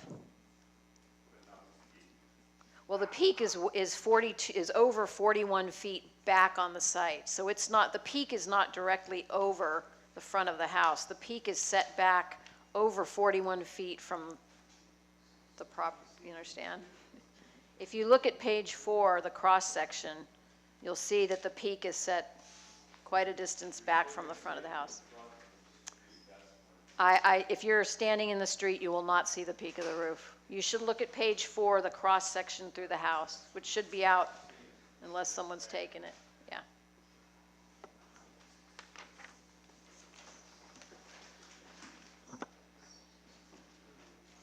Want to make a comment, Esther? Yes, I just wanted to say, you know, there is a lot of documentation here. Many experts have weighed in. There are soils engineers, civil engineers, hydrologists. This has been thoroughly vetted, and it's also been, I guess, vetted by the town engineer, has looked at it and said that everything documented still stands. They are within the height limits. They are, well, the setbacks, the combined setbacks are not being met, but the individual setbacks are being met. I was noticing that the neighbors are actually encroaching on their setbacks, which is creating part of that wedge look. But, so, you know, I think considering the physical constraints of the site and what the architect had to work with, I think they've done an incredible job, just considering everything. And I really think any of the neighbors who have concerns should look through this documentation just so that they would feel more comfortable moving forward, because I think this is a good thing for your neighborhood, regardless of, you know, from the street. I think the topography is going to soften the height that everybody is so worried about. They're looking at it kind of as a standalone structure, and that's really not the way it works. When these things are built, it's almost like this is nested into the hillside. So I'm in favor of this project. It's just what I'd like to say. So I'll comment that I'm also in favor of the project as it stands, and will reiterate that this has been through a lot of planning commission hearings before my time on the commission, but and there's been back and forth, been redesign, and there's been an enormous amount of study. So I think it's, and it's a modest size house. A lot of the square footage actually is in the parking, in the town's requirement at a reasonable requirement that we have parking off-street. But that's one full level of the house is the parking. But the living space is not an excessively large house, and I think it's well fit into this narrow hillside. So I think I'm in favor of approving the application. Any other comments? Just to those who said, you know, that neighborhood is narrow and all that, and of course, I know that, that's why I want to recommend that change to the resolution, that construction vehicles not idle there, and that the construction workers' cars be parked elsewhere if possible. That's where that came from, was looking at the neighborhood.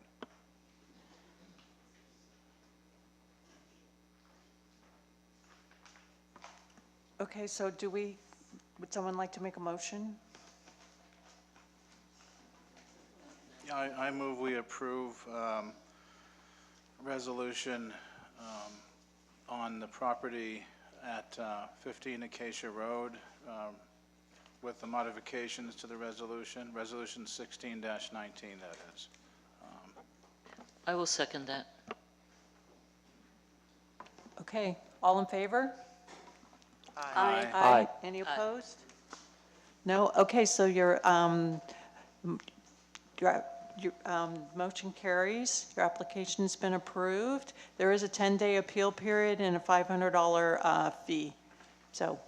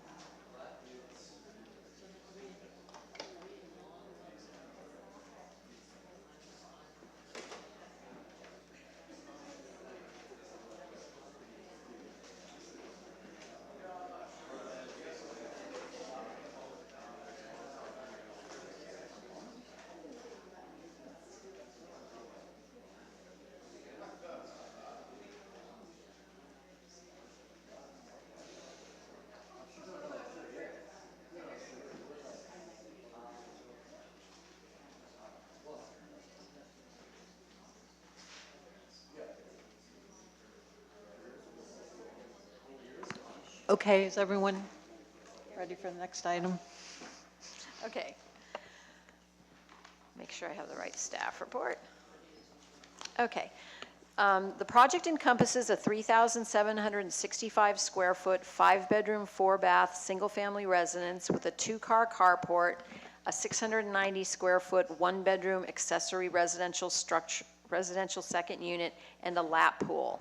The project includes construction of a 16-foot wide, roughly 230-foot long private driveway and associated retaining walls.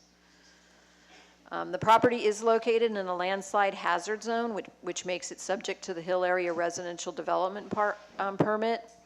The site is over 50 acres in size. The applicants have submitted a geotechnical report. The report states that there are areas of this very large site that contain small to large size debris flow landslides, but that the area where the house has been proposed is underlain by bedrock. The town engineer has reviewed the following plans and reports to determine whether the project could be constructed in accordance with the town code provisions regarding hillside development. Architectural plans by Brock Architecture, a site plan and engineering sheets by ILS Associates, overall schematic site plan by ILS Associates, a vegetative management, tree protection plan, and landscape plan by Roth Lamont Landscape Architects, a geotechnical report by Miller Pacific Engineering Group, hydrology and hydraulics of the existing 12-inch corrugated metal pipe was done at the request of the town engineer.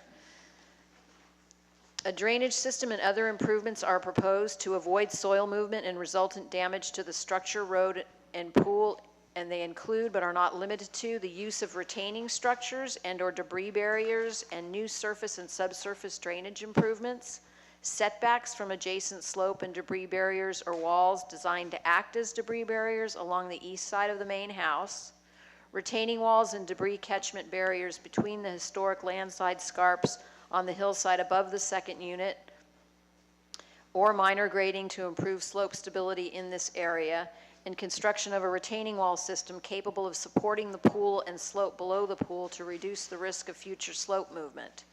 After reviewing the extensive plans and reports and performing a site inspection, the town engineer has determined that the project can be constructed as designed using accepted engineering and drainage techniques that will ensure the safety of the residents and without negatively impacting neighboring properties, the town roadway improvements, or the neighborhood.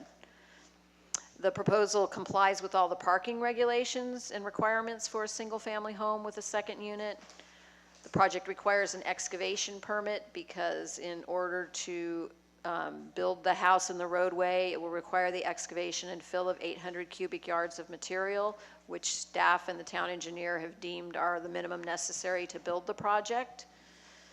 The applicants have applied for a design review permit, and the modern architecture of the structure would fit in with the natural surroundings through the use of stone walls, stucco siding, a metal roof, window and door finishes, and red cedar siding, all in earth shades of tan, browns, and gray. The structure's been articulated through the use of 2 different siding materials, windows of different shapes and sizes, and by stepping the living area down the hillside following the slope of the natural topography. 3 oak trees would be removed for the project. Other residences in the Oak Manor neighborhood on some of the larger parcels range from a 3,822 square foot, 5-bedroom, 4-bathroom residence on a 38,364 square foot parcel to a 5,057 square foot, 5-bedroom, 4.5-bath residence on a 10-acre parcel. Therefore, this 3,765 square foot, 5-bedroom, 4-bath residence on this 50-acre parcel is modest and would not be out of scale with the size size of the other residences in the neighborhood or the site. So we're recommending that you approve the project by adopting the attached resolution. We did reread the hydrology report, and we discussed the project with the town engineer, and we would like to ask that an additional condition be added to the resolution. And we just had this conversation today, so we haven't had a chance to discuss this condition with the applicant, but we feel it's very important.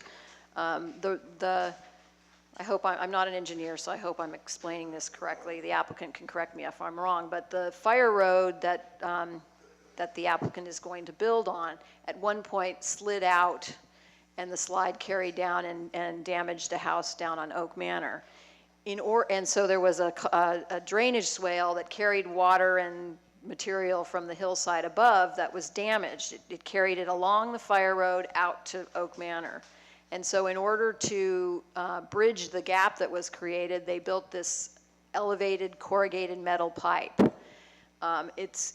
Even though there may not have been water in it for many years, it is integral to the drainage on that site. And so we want to add a condition 13 at the recommendation of the town engineer, that a maintenance document setting forth the required maintenance schedule for the corrugated metal pipe drainage system on the site be provided by the applicant for the town engineer's approval prior to issuance of the building permit, and that maintenance agreement be recorded at the County of Marin Recorder's Office, so that going forward, no future owner is unaware of their responsibility for making sure that system is cleaned out on a regular basis and maintained.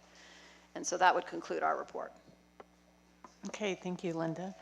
Are there any questions of staff? And I would just like to make a recommendation. I think that I think we should just make, hold comments and all that until after the applicant has a chance to speak. We should just ask specific, questions to clarify the staff report and all that at this particular point, time. Go ahead, Maggie. So, I'm just wondering, this 50 acres, is this on the west side of Oak Manor? Is it the old Patrice Phillips property? Yes. You know, that's on the list of Right, open and I space sent properties. it to Jack Judkins, the plans and the staff report. And we didn't get a report from the Open Space Committee? No, and about I it? was a little concerned about that. It may have been because I don't know if they're meeting, if they were able to meet before this. Okay, thanks. Okay. I had a question for staff. While they do a wonderful job of integrating bioswales, I didn't see anything in terms of gray water or rainwater catchment, or did I miss that on the plans, or is it not required at this time, or? Our planning application doesn't require it, but it's required now by state law. So, they're going to have to address that with their building permit application. I'd like to see, I don't think the project needs to come back before us, but I would really like to see what they come up with after the last project, to then see a significant development that's not taking up any of the opportunities to do rainwater catchment and gray water, at least nothing that's visible on the plans. If staff could remember to let us know how that works out eventually, because this is particularly the type of project where it's most cost effective and makes the most sense to incorporate features that are required by law.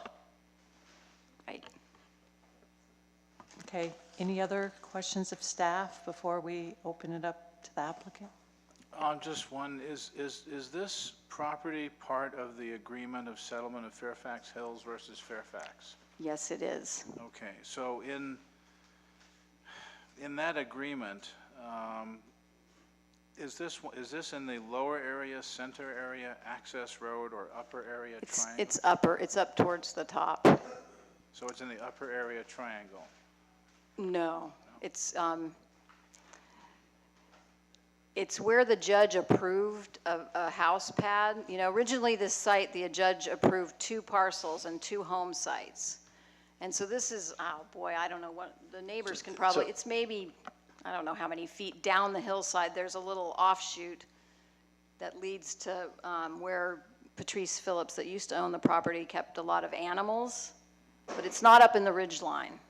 It's down below. Okay, so this is one of the 2 allowed homes. Right. Okay, There's no longer 2 allowed homes because they had to file a map for 2 parcels within a certain amount of time. So he's just taking the 1 parcel that the judge originally approved for 2 home sites and applying for one house and a second unit.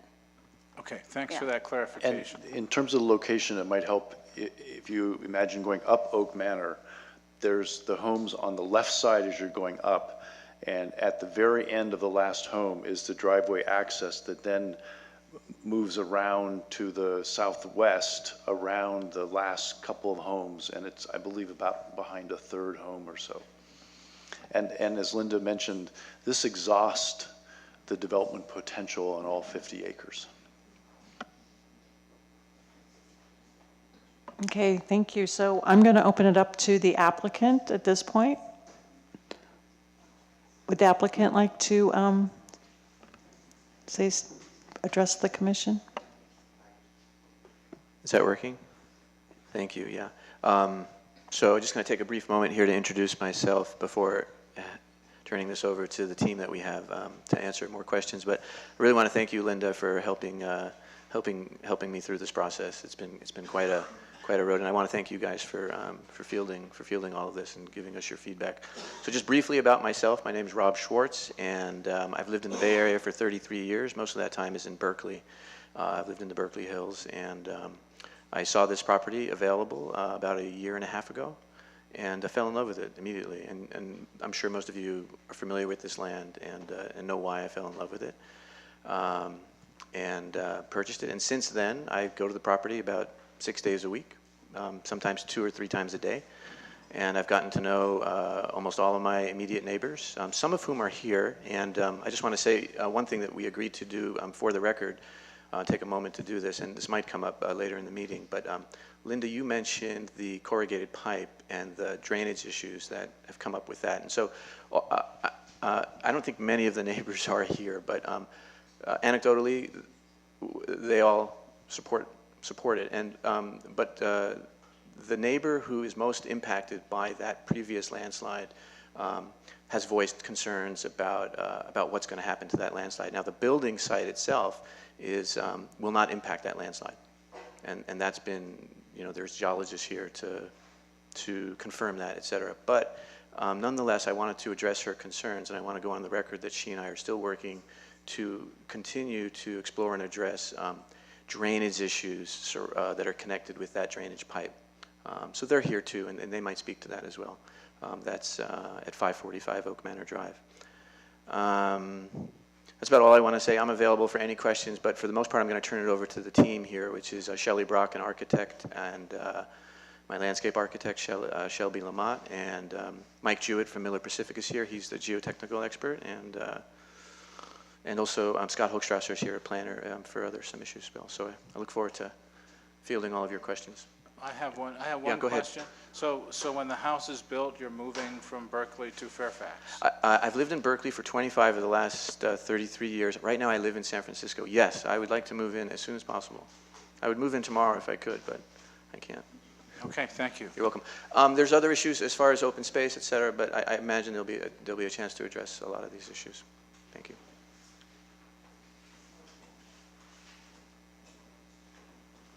Hi, my name is Shelley Brock. I'm working with Rob as his architect on this project. So Shelby and I just here have pinned up this overall site plan. It might be a little hard for you all to read, but just so you get a sense of the length of the site. Excuse me, do we have another mic we can give? Oh, I'm sorry. Because we're recording it, so we need to have it you on So microphone. that's not going to work for me to stand by the. Okay. You're also on TV, so.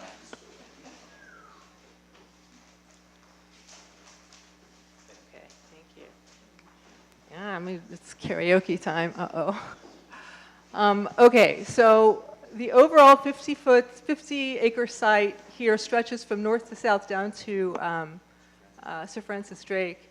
This little red area here is actually the building site that we're going to be working with. So Rob, also being very aware of, I think, all of what's going on the site, he's walked it quite a bit, selected this area that's already been developed essentially, or I should say graded, as his building site. So he's using the existing curb cut here, and the driveway is essentially following the existing graded fire road driveway. So also just to say this, the footprint shape of the house is sort of long and thin. That's because we're squeezed in between existing trees that we're maintaining. We also have a toe of a slope here that rises up pretty quickly. So we're staying away from that as far as necessary for just essentially following the geotechnical recommendations for keeping ourselves protected from slope. And here at the guest cottage, we're sort of tucked into the slope a little bit more. The approach to both structures really was to work with the slope. So this is a single-story structure here, single-story here. There's a little master bedroom and bath area up here that creates the second-story area. So that we have a lot of setbacks happening, and then these two second bedrooms sit down, follow the slope down. So essentially, it's not even a three-story building. The only two-story portion is right here. I guess just to sort of walk you through, this is the driveway, about 180 feet up the driveway. We're about a 17% slope here. Our two required parking areas, and then the other two required parking spots are here in a carport. So these will be access to the main house, and these are for guests. So I think I might turn it over to Shelby Lamott. I'm going to just,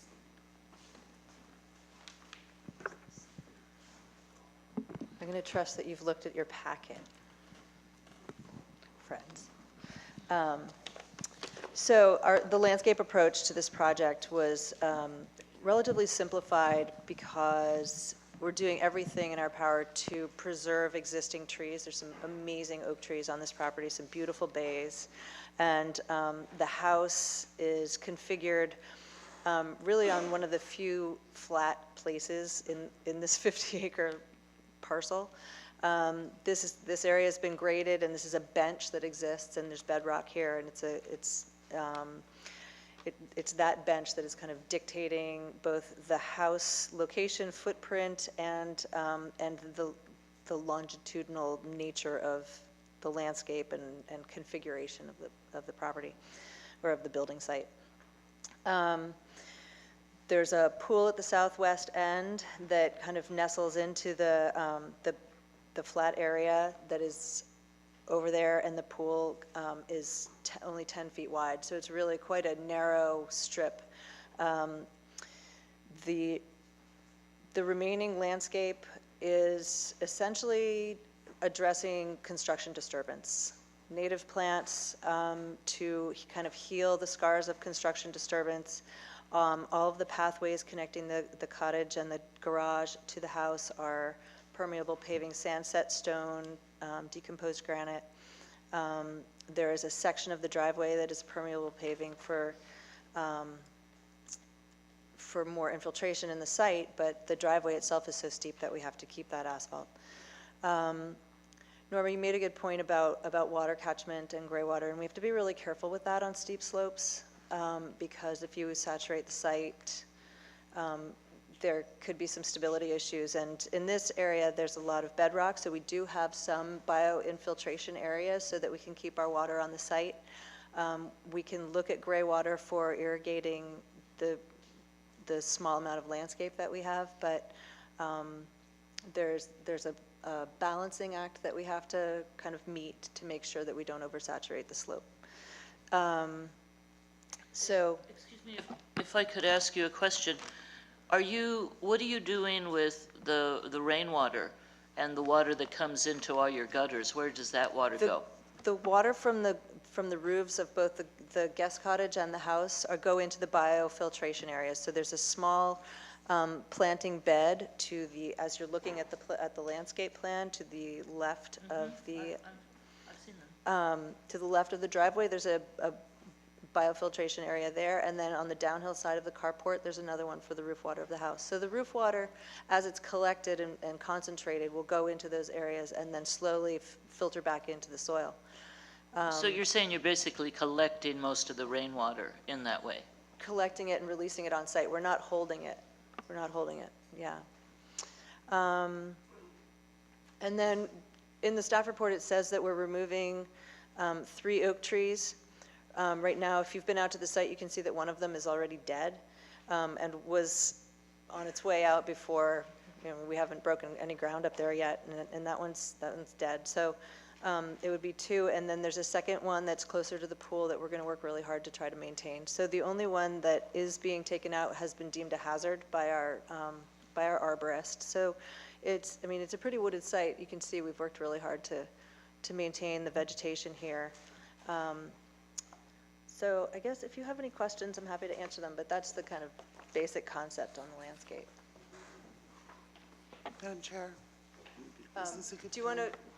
I think Scott has one more thing to say, and then we'll just kind of field it all at once. Thanks.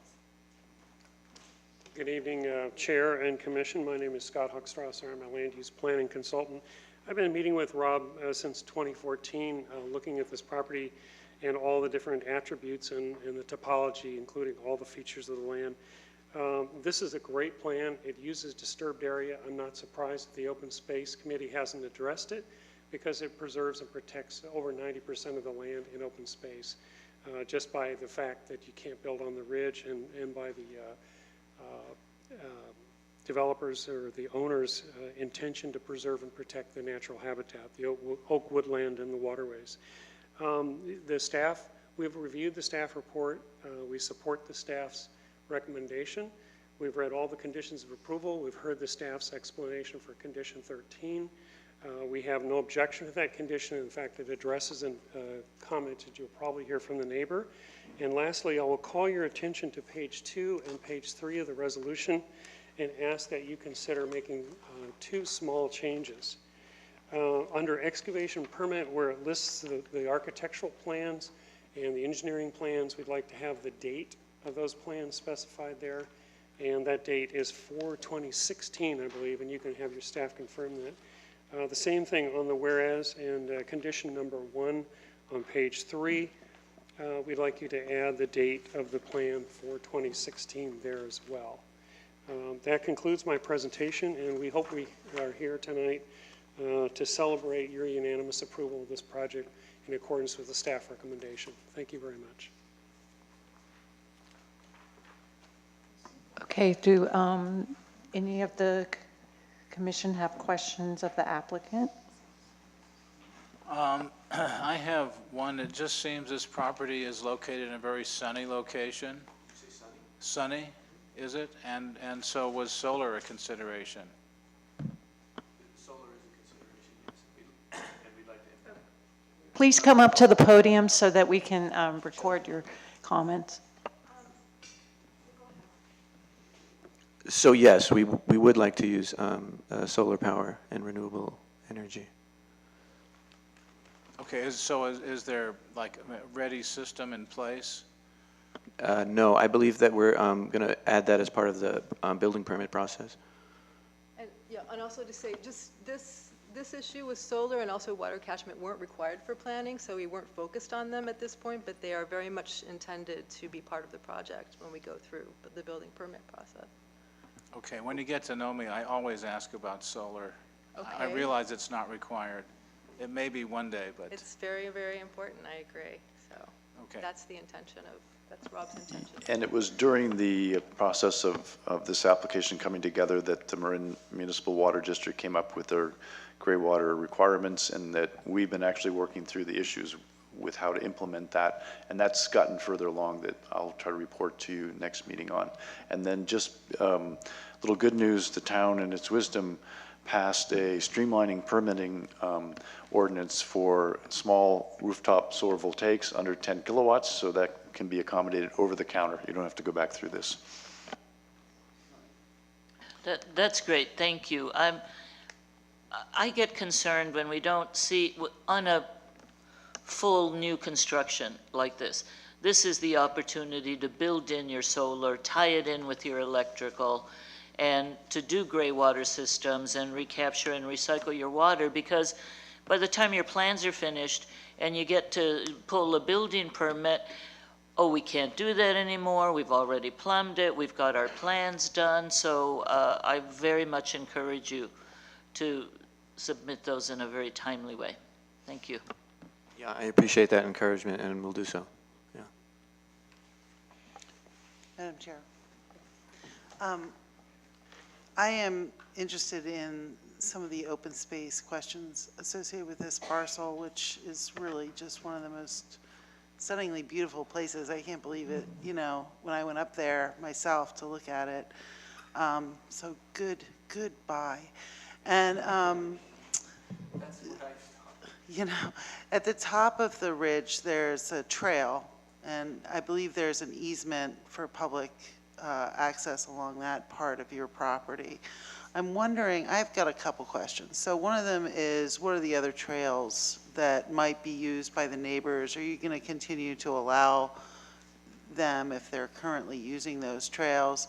The other, and I'll just kind of go through my questions. So the other question I have, we had a property recently that was highly valued open space that the owner decided to fence around their parcel, which just really kind of caused a lot of, I mean, it was their right to do that, but it was, you know, there's concerns about wildlife corridors, there's concerns about visual the visual beauty of the hillsides, which might be marred by fencing and Mhm. things beyond a certain area around the footprint of the building or something. So I was wondering if you might comment on those issues. Turned it off. There we go. Yeah, those are great issues. I'm glad you brought them up, and let me know if I do or don't get to all of them. So the first one was easements and public rights of way and access, and the trails that are currently there. So for those that are familiar with the property, there's a fire road up at the very top, right, that leads to a ridge, and that ridge runs. And that ridge is sort of roughly the boundary of the property as it runs back down to Sir Francis Drake Boulevard and the 7-Eleven area. What direction is that? That runs north-south, okay? And there's a fire road, there's a trail that runs along that ridge as well, okay? So both of those are on the property for the most part. They kind of, the border, so it kind of goes like this. Most of the time they're on the property, and then they run off of it, and then they kind of run through it again. There's a fence at one point where you see that. And my understanding is that the public has a right of way through those because they've been using it on a regular basis. And so when I've consulted with experts on easements and these issues, and again, I've never developed a piece of land before. I've never owned a house. I've never built a house. So I'm kind of a newbie to all of this, but I've tried to educate myself as much as possible. And what I've learned is that if there's been a regular use, that it's effectively a right of way. And so those two trails, which are the primary trails that are being used by the public, I don't intend to change anything about the use of those trails. And in fact, I kind of enjoy meeting people up on the top trail, and I've met a lot of, I kind of enjoy, I'd rather meet somebody up there. And how often do I see somebody up there? And I'm there every day.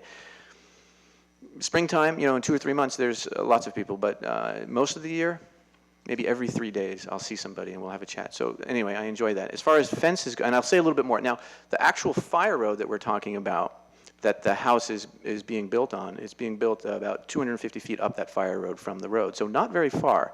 So that's another reason why the open space issues, we feel we're addressing them. We're not really encroaching. If you look at that map, we're staying very tight to existing homes and very tight to the road as well. We're also far below the ridge lines, and you can't really see the house from the road as well. You can just see a sliver of the cottage, but which might be blocked off anyway. So. Where was I? Oh yeah, the fire road. So that fire road, though, that would be the one area that we don't intend to, because that's where the house will be, and there hasn't been a regular use of that as well, because that was grown over by Scotch broom, and there's plenty of pictures and there's plenty of anecdotal evidence from the neighbors that they weren't able to really pass through that. Now, if you've been there recently, what I've been doing over the last year and a half is going up there every day and pulling out that dead wood and Scotch broom and poison oak with my bare hands, and so now it's clear and it's a beautiful path, so I don't intend to make that a public right of way, because it wasn't before either. But other than that, I intend to leave it as it's been. As far as fences, and I hope that addresses some of the questions, and I hope you get a sense for my attitude about the whole thing. As far as fences go, that's a good question. To be honest, I don't have a comprehensive plan for fences, and but what occurred to me as you were saying this, when I thought about what actually are my intentions. First of all, it's a 50-acre property. It's huge. There's no way I could ever, so no, I don't intend to fence in the property. It would be cost prohibitive, and it would be, to fence in everything would be kind of weird. But having said that, a fair amount of it is already fenced, actually, along, and I want to remove some fencing that's already there. It's barbed wire. It was used to keep the animals in and improve some of it and make it more aesthetically pleasing. And there are some small areas where I would like to put up small amounts of fencing.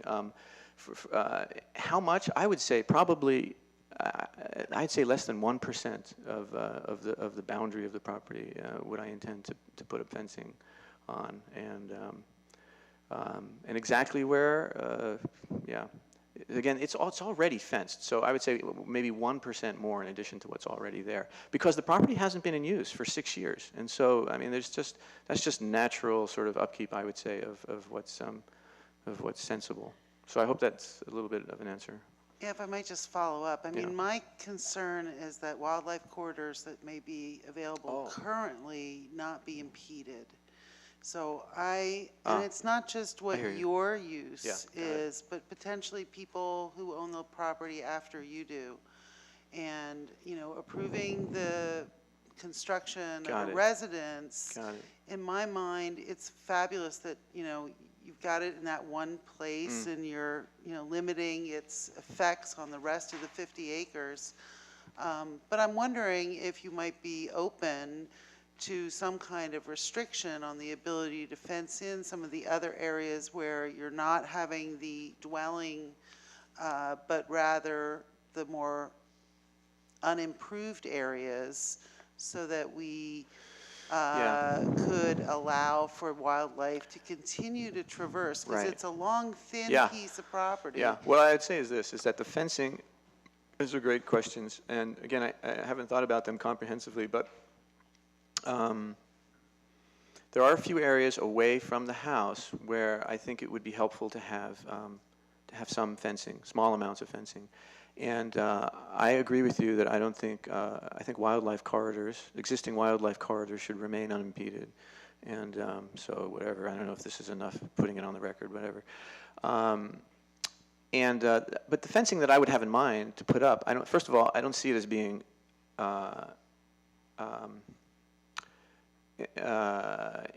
covering the entire scope of the perimeter. So that's one thing of any particular area. And secondly, the wildlife that's primarily there, deer and quail, that's primarily what I'm noticing, an occasional coyote. The kind of fencing that I would consider, they'd pass through it quite easily. This isn't going to be impermeable fencing or something like that. It's just hey, please notice that this is private land. Please respect the private land, just as I don't walk into your backyard in very few small areas. And wildlife would be free to pass. So not only would wildlife be free to pass through it, but or around it, because I don't foresee it being what's the word I'm looking for? Long, yeah, wide. So. Any other questions for the applicant? Well, just one is, what is okay, so it's a 5-bedroom, 4-bath house. I find that unusual, but why not the other bathroom? But what's the cottage, what's the plan for the cottage? Why is it used for, and kind of a side question to staff is, would that cottage be acceptable for our RENA requirements? So is there a reason for the cottage? I'd like to see the cottage used for family. My future family. Okay.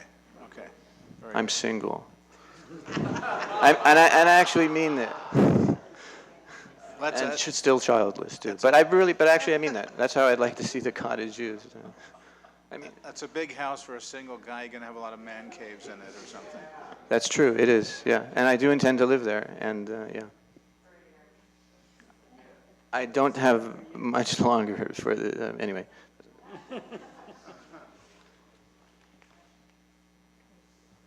I have a question for somebody, I don't know who, on LO1, it's in with the vegetation management plan. There's an issue here about, this is the one I was thinking about earlier, Linda.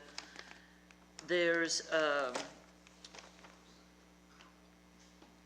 some encroachment onto the neighbor's property. What is the deal here?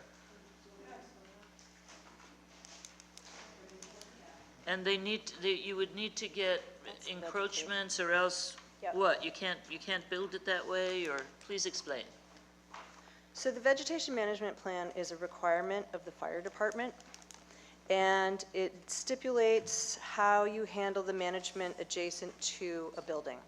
So you'll see on the vegetation management plan, there's a 30-foot zone, and then there's a 50-foot zone, 100-foot zone.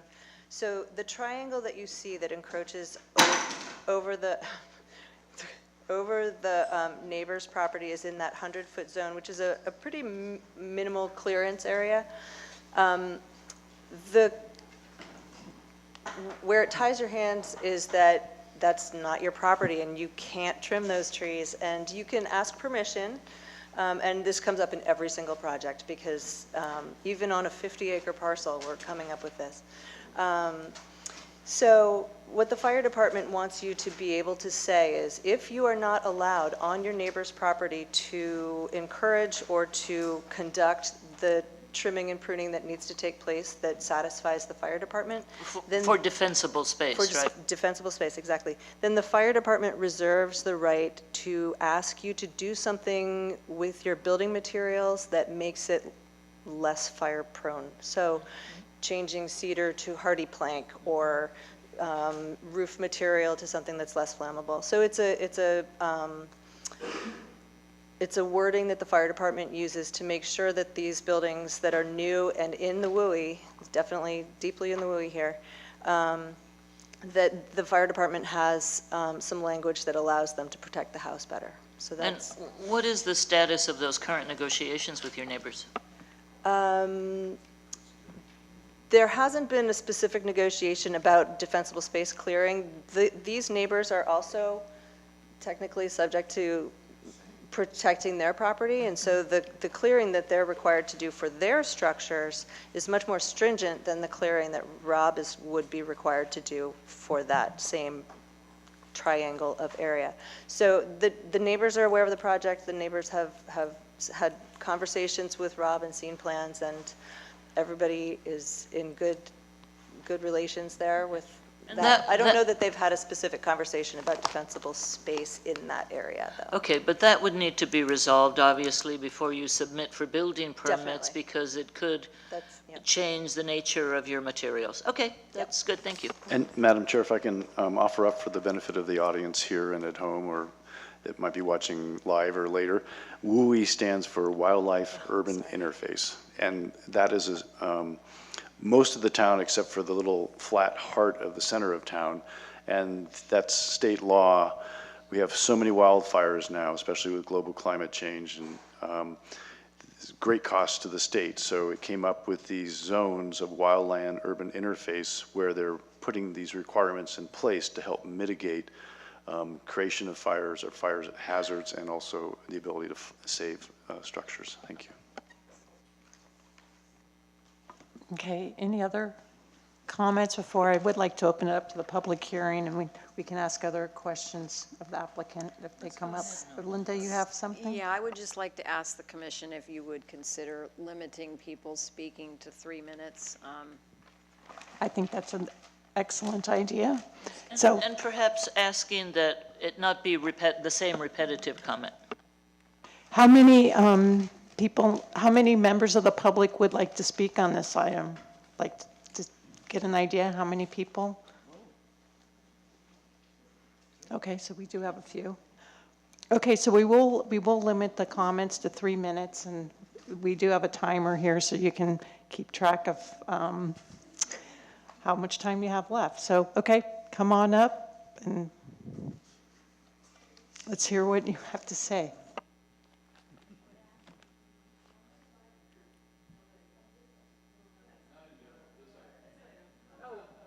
We're talking about this item.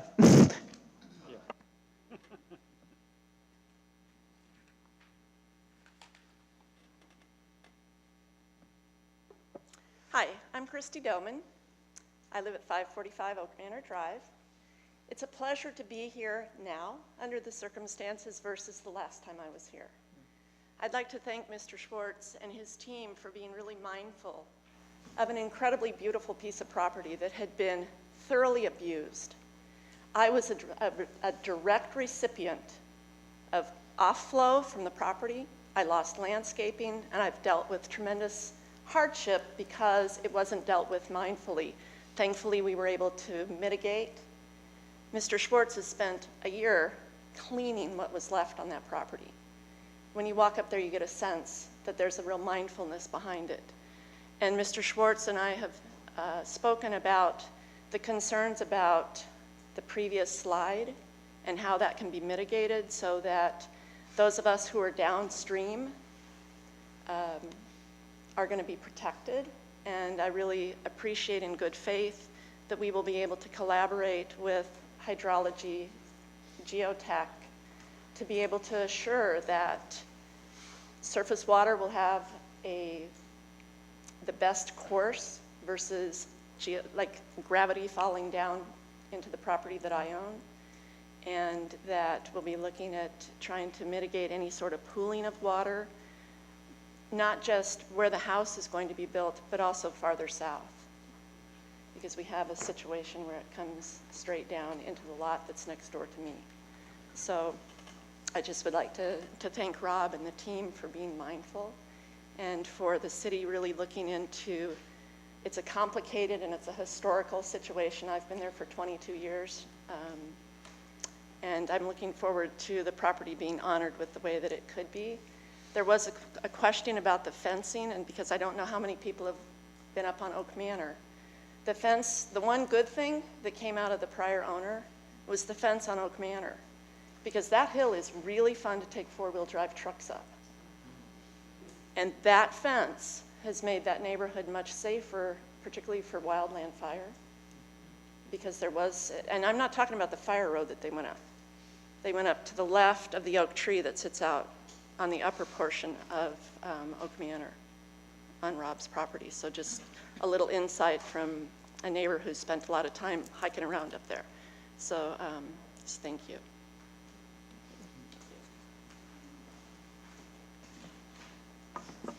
Is there anyone else from the public who'd like to speak on this item?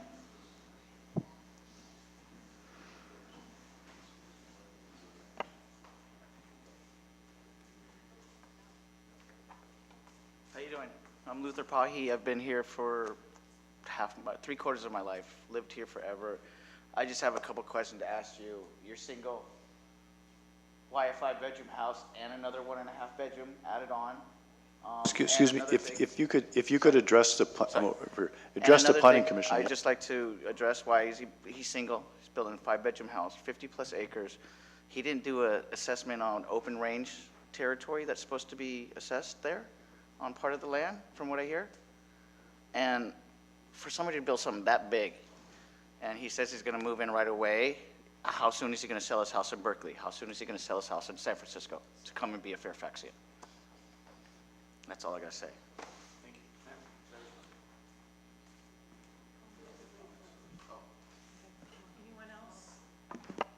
Is there anyone else in the public who'd like to speak? Otherwise, I'm going to let the applicant respond, and then we're going to close the public hearing.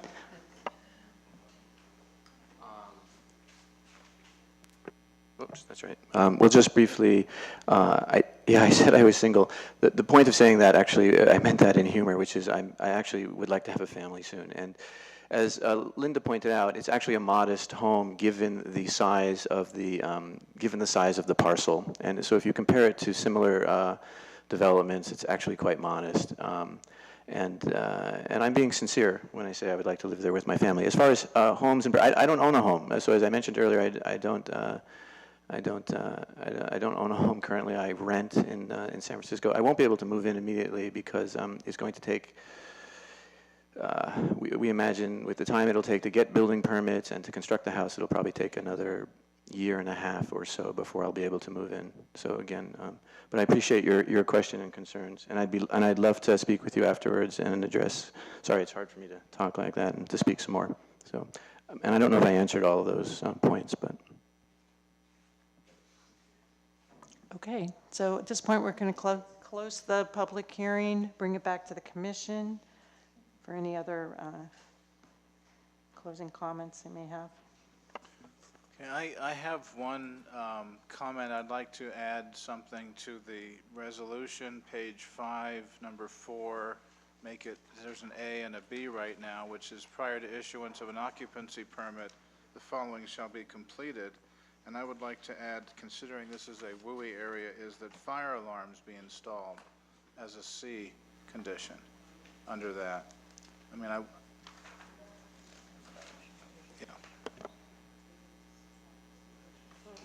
Phil, that's a fire department that condition, and that's addressed in on page 7, item number 3 at the top.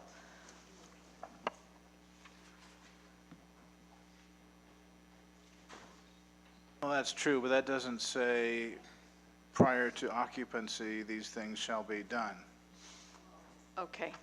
We will add that to number 3, but that goes without saying. They won't get a final or occupancy permit until they meet the fire department's requirements. And the Okay. fire department goes out and inspects and has to sign off before the building official will issue an but we're going to add it anyway. Can't hurt. That's fine. I mean, partly it's the language for the applicant to have and remember. That's. And Linda, that's also true for Marin Municipal's requirements, right? Yes. I feel fine with that. Okay, any other comments? Yeah. Oh, Mimi? So I'm just going to harp on the open space stuff for a little bit, if I might, and ask Linda and Jim a couple questions because I forget what the general plan says about parcels on the open space list. I thought that there were requirements that when the plans are submitted, they go to the open space committee with a request that they submit a report within the time period that the town has to review and that staff is reviewing the plans, so that the open space report would be included with, theoretically, the staff report as part of what the Planning Commission is reviewing. What I don't know is whether there was anything else in the general plan putting any kind of onus on the applicant to reach out to the open space committee?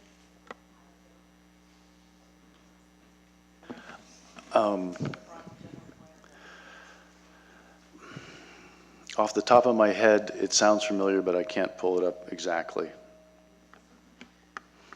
And, you know, I find it very unfortunate that we don't have, you know, a report from the Open Space Committee, that there doesn't appear to have been a dialogue between the applicant and the Open Space Committee prior to this coming to the Planning Commission. These people are so well paid. I don't understand what they're doing, the open space people.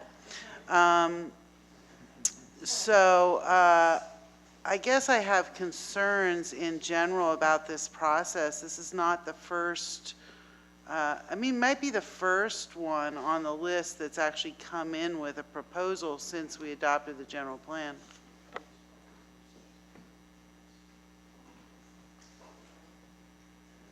I'm thinking we have another proposal for a house on Toyon, and anyway, they spent a lot of time on that one, and there was actually an endangered plant found on that one. I don't know if that's, we got it to them a little late, but they've had it for a couple weeks, so I don't know if Jack's out of town or. We did, it did get to them later than we would have liked. Well, But Marin County Open Space reviewed it and got back to us that they had no comments. And ideally, we would have gotten to them, especially at this time of the year, earlier. Having said that, this is an interesting case because of how the entitlements through the court were identified. And then because it wasn't bifurcated into two parcels, half of that entitlement was lost. As this came in on the obvious construction site or obvious pad without infringing upon the majority of it, which is open space, it wasn't high on our radar in terms of impinging within the 95% of the open space area. So that's one reason we were slow on the draw of getting it to open space, to be candid. Having said that, we have not heard any red flags back yet, and it would in fact be better to have something in writing from them in most cases. In this case, we took it forward even though we didn't get it to them as early as we'd like. We got it to them, we didn't get anything back, and we brought it before you. So my concerns are more systemic than they are site-specific with respect to this property. I mean, I really think we lucked out by having an applicant who went to great trouble to really have a smaller footprint on this larger property. I don't know that that helps us. I mean, I think it helps us with respect to this particular dwelling. I don't know that it helps us going down the road with some of the larger questions that I was asking about wildlife corridors, about visual resources and things like that. Even though this applicant appears to, you know, have a sensitivity to that, that doesn't guarantee that the next owner in the chain is going to feel the same way. And that's a systemic concern that I have, that when properties on the list of open space parcels come in for an application for an approval, that we have a really good system for making sure we get some feedback. And so my request to the both of you is that you talk with the town manager about making a proposal to the town council that they actually spend some money on staff to support the open space committee. As highly paid as those people are, I think we need to put a little bit more funding towards that committee, because this is not an insignificant issue. And you know, I know that those people are stretched thin and that there's a lot of stuff going on in that committee. But the idea that we don't have a dialogue between open space and an applicant of a finite list of properties within our town boundary that have already been identified and pointed out as special to us is a problem. So I would request that you guys follow up with that. Your point is very well taken, Mimi, and we will. And we'll do a better job to get it to the Open Space Committee earlier.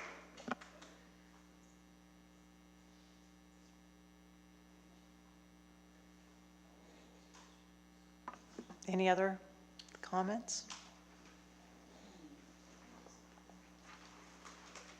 Well, I actually have a question. I mean, Mimi's bringing up a very good point, and how do we reconcile that tonight? Or can we, you know, without impeding the process? But it seems that we should have some feedback, or somewhere along the line. I don't know if you have a recommendation for dealing with that without holding up the process tonight, because I'd hate to continue this, you know. Any thoughts? Would it be possible to add a condition that if the property were ever sold, that it get open space review? Is that a possibility? No. I don't think so. But we can reach out to the Open Space Committee immediately after tonight's hearing and ask them to confirm whether or not there are any concerns. And then if there are concerns, we can advise the town manager, who can advise the town council. And then there's an option for the town council to bring it up on a directed referral for further consideration. Well, that sounds like a plan. That sounds like a plan. Maybe we can build that in to the conditions. Yeah, and you know, I should take responsibility for this not getting to Open Space Committee fast enough, because the staff in my department is just swamped. So we're understaffed too, so it's sort of a spread, but your point is very well taken, and thank you for that.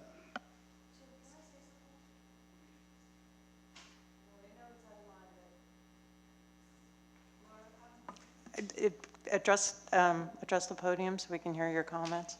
And one other thing, I think, while Shelby's walking up for a second, I think, Mimi, I can't remember, but I think there's a certain turnaround period that open space is supposed to act on.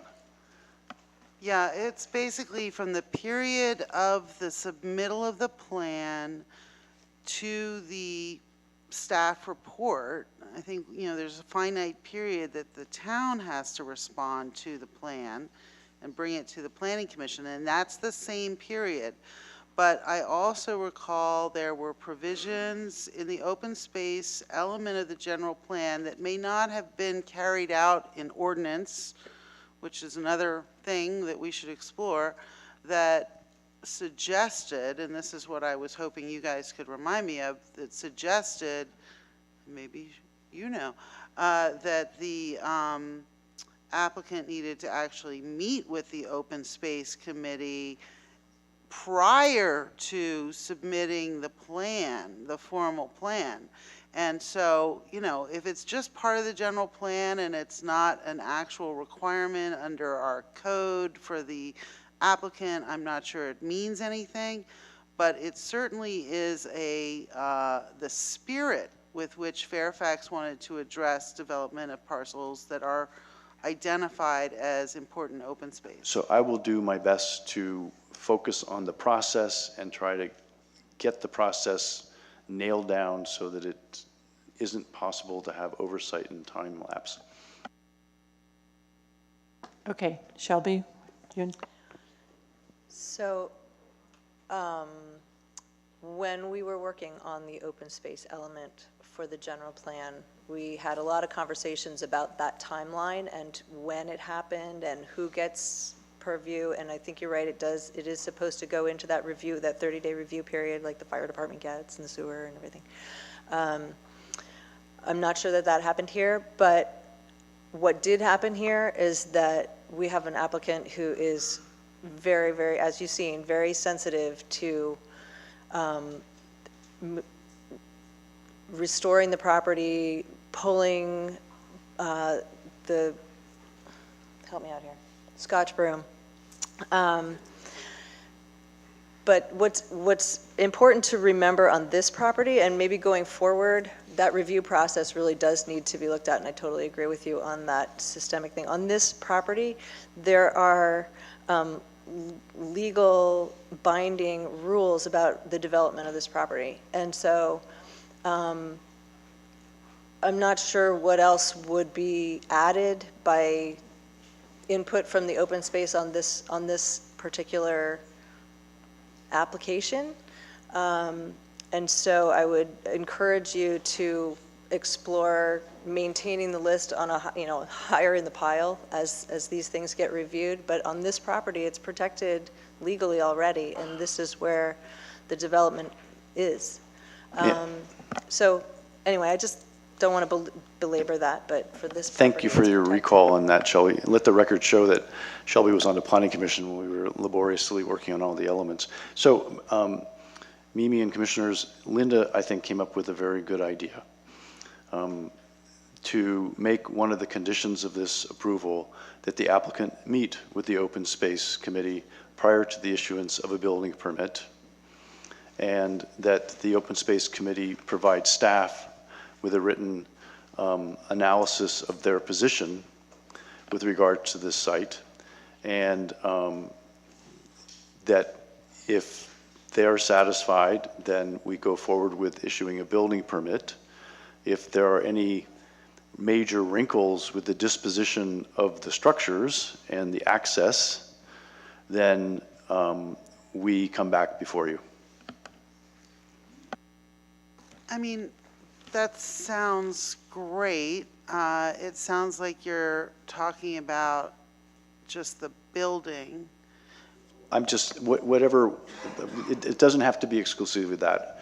Just that if there are concerns with this application, that they give us in writing what their concerns are, and that we have an opportunity to address the factual issues that the Open Space Committee is putting forth prior to the issuance of building permit. That sounds like a very reasonable workaround. A question that comes up for me is, it might be helpful for us, or for me, to have a better understanding of what that purview is of the Open Space Committee. What is it that they can look at or require? I don't have an understanding. Some discussion of that at some point might be helpful for the commission. Excellent idea, and I'll try to give you a summary report in the near future on it. Another item that I think might need to be addressed is the access to the trail that the applicant mentioned that's on the ridge. I think we'd want to maybe add that into the condition that should be, is there a way we can do that to still allow public access to that? I think there is an easement. Easement, yeah. If you look on the, You know what, on the drawing, I would hesitate to it's already there, I think. get into that beyond what we've already heard and articulated on the Well, can I plans. ask the applicant, Rob, I thought Okay. I thought access was part of the settlement agreement, wasn't it? That there be access, public access? I thought there was already an easement for public access along the top. I believe that's the case also. I think it was taken care of in the settlement agreement. That's my understanding, is that road up there by the water tank is already an easement, and it's also the owner of the open space on the other side, which I believe is the Fisher folks. I think they're involved in that easement settlement as well. So it's a way to play catch up on that angle, and hopefully everyone will be very happy with everything, and we'll see where we come out. On the top of the, I think it's the third page of the drawings, you see there's a roadway and utility easement, and there's also a green belt easement and an access easement up at the top. Yeah, exactly, and there's also one or two easements down. I believe there's one easement down at the very bottom, down by Sir Francis Drake Boulevard, but the ones I think that you're describing right now are up there at the top.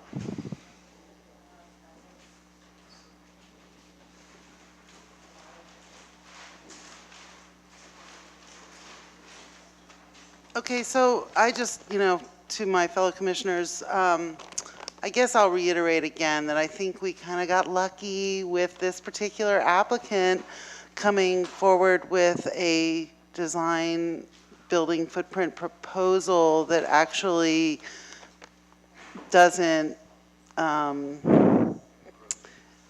degrade the qualities of the open space of the rest of the 50 acres. And I think I personally don't have concerns with this proposal. My concerns are mostly with the process that we had tried to build that isn't working necessarily as well as it should. So those are my thoughts. Okay. Any other commissioner comments? No, I support the project with the conditions that we talked about. Going before the Open Space Committee and making sure that permits are not issued before we get their feedback. Building permits.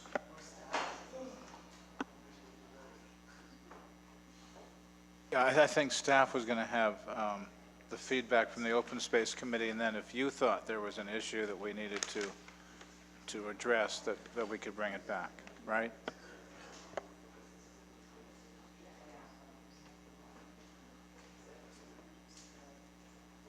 Okay, so okay, go ahead, Norma. I move approval of the Hill Area Residential Development Permit, Design Review and Excavation Permit Application Number 1624 with the additional conditions of approval that have been outlined by commissioners and staff.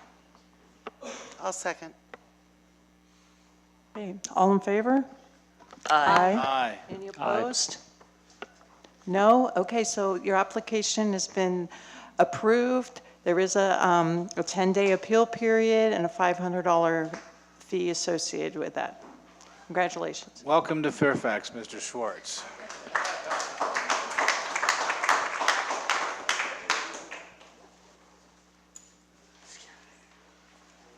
The commission is requesting a short break.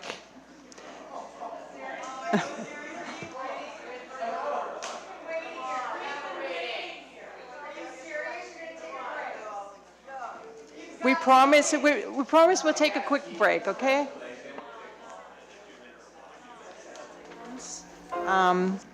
Remaining on the agenda, How many members of the public would like to speak on the next item we have on the Perry's?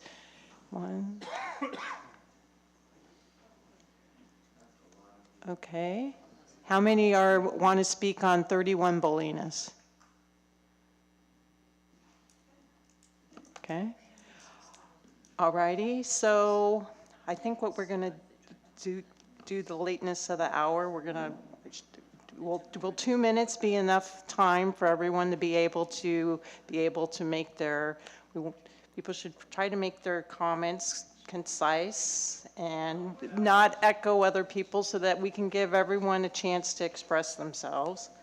But I mean, I think we all want to try to move the meeting along and not prolong it longer than we need to. What if you have letters from your neighbors and other comments from your neighbors who can't be here because they have children and they have jobs that unfortunately they have to get up early in the morning to deal with all of that. So 2 minutes is going to be sufficient. You got kids too.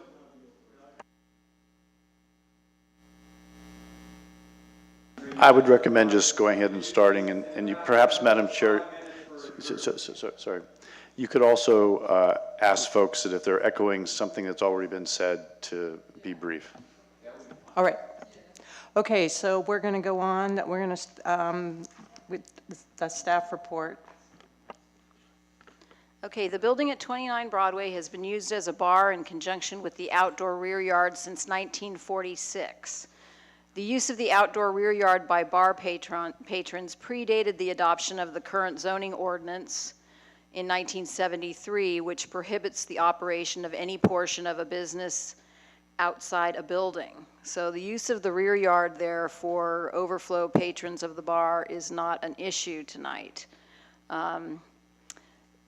The town issued a use permit for live music at the bar, let's see what year, in 1983, and they approved it subject to certain conditions, that the music end by 1 a.m., that the town's noise ordinance be complied with, and there was a third condition that if the use permits for live entertainment were ever reviewed as a whole by the town for all the different businesses downtown, that this one would also be reviewed as a part of that process. In 1998, both the Design Review Board and the Planning Commission granted discretionary permits to allow a 703 square foot covered patio addition to the bar building. In April of 2016, the police department advised us that live music was occurring in the covered patio area in violation of their original use permit. They were not aware that the use permit was only for music inside the building. So they are now, and they've been having the music on the outdoor patio for a number of years now. So they're coming to you to try to legalize that. They're requesting a modification of their original use permit 83 UP-32 to include outdoor entertainment on the patio and for occasional special events in the rear yard. The outdoor music events would run from 4 p.m. through 8 p.m. Thursday through Sunday. Examples of the types of one-time special events that might occur in the outdoor rear yard and have occurred are wedding receptions, wakes, fashion shows, birthday parties, that type of thing that only occur once in a while. If approved by the Planning Commission, any music or outdoor events would be required to conclude by 8 p.m. And so we're recommending that you approve their requested use permit, keeping in mind that use permits are always subject to review by the Planning Commission. And if there does become a problem with them violating the noise ordinance or not keeping to the hours that they've been limited to, you can call the use permit up and you can modify it, and you do have the authority to revoke it if it's abused, if the use permit conditions aren't complied with. And that would conclude our report. Okay. Thank you. Are there any commissioners who have questions of staff? I have a question of staff. Linda, you are probably the best one to clarify for me. Is 29 Broadway not, am I right in remembering that 29 Broadway, years back when I was formerly on the Planning Commission, acquired the former liquor store and expanded. No, bar? that's 19 Broadway, That's which is 19. next to the theater. Okay, so it Yeah. isn't 29, thank you. This is next to the one of the two parking lots between. Yes, where they designed the very lovely kind of deco pattern. With the glass that block wall. Okay, right. Okay. Okay, Mimi? Is there a distinction between acoustic and amplified music? Here with respect to this item before us? You know, I was provided a written description by someone from the office, and so when I read it, it seemed to indicate that it was acoustic music, but that there was it was amplified, but not like electric basses and electric guitars. But then when I spoke with the manager on the phone, and he's now out of town, he said something about he encourages bass playing. So I think you're going to have to ask the manager to clarify that, and he is another manager is here to address that. But the permit that was provided for the indoor music. That's for electric, any kind of Any kind. Yes. It originally wasn't. Originally, when they issued it in 1983, it was only for non-amplified music, but they revised that at a later date. When they updated all the use permits, they updated 19 Broadway, Perry's, to allow the electric band instruments, yes. Also, through the chair, is that also true, well, of the patio space, but it never had approval for music? Okay. Right. Okay, would the applicant like to start and address the commission? I need someone who's a representative of 29 Broadway to start, and then we'll open it up to the public afterwards. My name is Josh Burks, night manager as well as head bartender of Perry's Bar. We've been doing this since I've been here, 6 years, 12 years before I got there. Never really once had a complaint until this recent year. It's come up. I don't really know what the issue is to begin with, but I'm here and willing to answer any questions that you guys do have on how we do operate our business. I had a question about the hours. So are those the hours that you presently have music out on the patio? Was from 4 p.m. to 8 p.m.? The hours that we do music on the patio is going to be from 4 to 8, stated for the bands. It does go from 4 to 7, just like we set our bar clocks a half hour fast, so we have plenty of time to clear the building. We say go until 8 o'clock. That way when they start wrapping up at 7, it gives them about 15, 20 minutes extra for that encore, as well as loading up their gear to get out of the building while we lock up for the nighttime hours. Okay, and then, and so you're only talking about on Thursday through Sunday and not during the weekdays in between? Correct, Thursday through Sunday only on the patio. And to address the issue, so I think in the little supplemental information, I think you said usually, most of the time, it's more acoustic in nature in the patio, or can you describe what type of music usually happens out there? Slayer does not perform on our patio. He said Slayer does not perform on the patio. I have a question. Would it be a hardship, do you think, for Perry's to limit the outdoor music to acoustic as opposed to amplified? To a degree, it would be a bit of a hardship as far as a remodel on that, seeing as how it's all concrete and glass. We can't really do a backdrop as far as limiting the sound that comes out of it, but it does create a nice shell that throws all the sounds towards the street. It can't be helped that sound is heard throughout the other areas, but it is very easy to over talk over an acoustic guitar on that, as it does amplify your voice as well as the instruments in the area. Okay, any other questions of the representative before we open it up to the public? Okay, so we'll open up to the public, and then we may have follow-up questions for you afterwards. I actually have a question. Okay. And this is maybe a technical question. I'm trying to understand or compare the decibels to something, if you're out there and you're listening to something. So, so somebody playing an acoustic guitar that's amplified, do you have any idea what the decibels would be for that? It depends on the volume knob.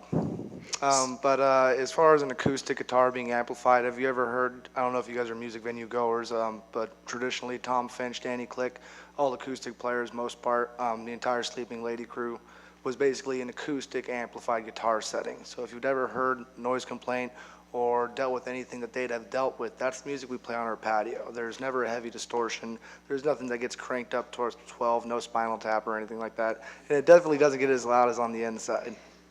Okay, yeah. Linda, it says somewhere in the report that the police, I guess, have confirmed that the noise levels never go beyond the limit. Right. The noise ordinance. So Right. it's mostly, it has to do with maybe lifestyles, by the neighbors or, what their requirements are. So assuming that an amplified acoustic guitar is below the noise or within the limits of the noise ordinance, it's probably below this, the 60 decibels. Yes, the Okay. police have been called and have checked, and they haven't exceeded the noise ordinance limits. Okay. Now, they do take the readings from the property line of the person filing the complaint. So it's Okay. not taken right outside the patio. I see. Okay. Yeah. Okay. And as I said in the report, the council revisited all of these issues with the Deer Park Villa complaints that were coming in, and they declined to change the noise ordinance at that time, so. Okay. All right, that helps. Thank you. I'm sorry, I got another question for you. When you are playing music inside, is there a way to keep the doors of the bar to the outside closed to keep the noise internal? To a degree, it's a risky question because yes, physically we can do that, but it does jeopardize the safety of the bar as far as making sure minors aren't able to get into the bars. We have to see everyone that comes in and out, and we like to see who's carrying what and whatnot. It's very easy for someone to jump that wall, sit down in the corner that's out of the bartender's views from that window area. Friend comes in, buys 3 beers. We know him. He brings it over to somewhere else. We like to be able to have people come in and out of our bar and have a line of sight of both the fire emergency door, which is open, as well as the back door. And so during the weekdays when I do have music on the inside of the venue, I do close the back doors. There's not going to be too many people jumping the back fence through a Monday through Wednesday shift. But during the weekends, it is a concern for us as it's much higher volume as far as people going, not so much more of the instruments. Okay, so we're going to open it up to the public hearing now, and we may have more follow-up questions. Okay, so probably the best thing to do is to line up on the side and then take your turn at the podium. And please monitor the clock that's next to staff member Linda Neal. Hi, my name is Ruffin Bailey. I live right behind Perry's Bar, right behind the back patio on Mount O Avenue in the alleyway, along with 5 other people here. We would take the brunt of the noise, which is negligible. We have had the cops called on both the bar and us. All the decibel readings have pretty consistently been fine. If they are ever not, just mostly for our house, they are inches above a problem, but never a problem. And I just wanted to give my support for live music and culture and musicians, and the people have come to support music and Perry's and everybody else. I posted this on Facebook. 50+ people have voiced their support of not getting rid of culture around Fairfax, not getting rid of live music. It's been here for 40+ years every night. It would be a shame to cut it out. As well as this is in addition, but we are also the neighbors of the next item. But you can address your comments from when that item's up, okay? Yes, thank you.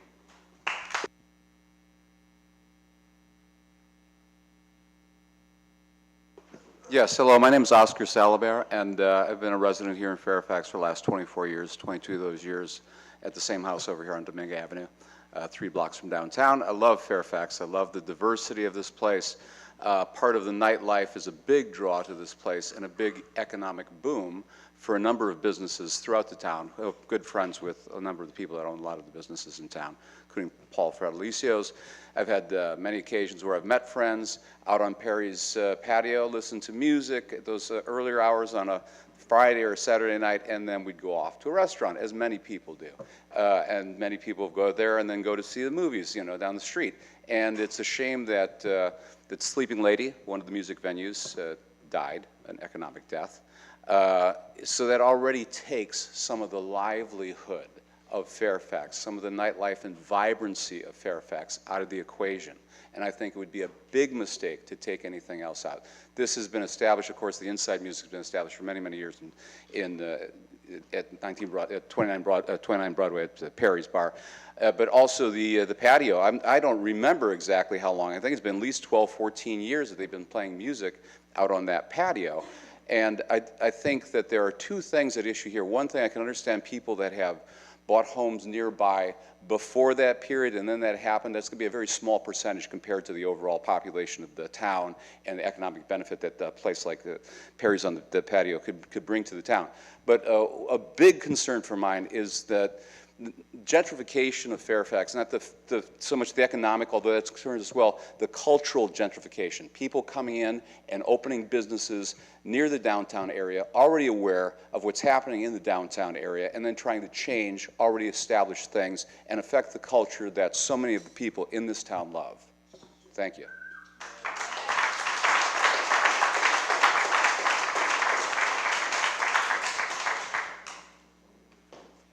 Hi, my name is Brad Schwann. I own 31 Bolinas, and I'm also applying for a outdoor music permit for my property. I've been here for 15 years, and I lived in the back part of my property for a good portion of that. And I can assure you that it is extremely noisy sometimes from Perry's. It's so loud sometimes that I would have to go out into my parking lot and sit in my car to make a phone call. I don't know about I can't imagine that the noise levels are legal.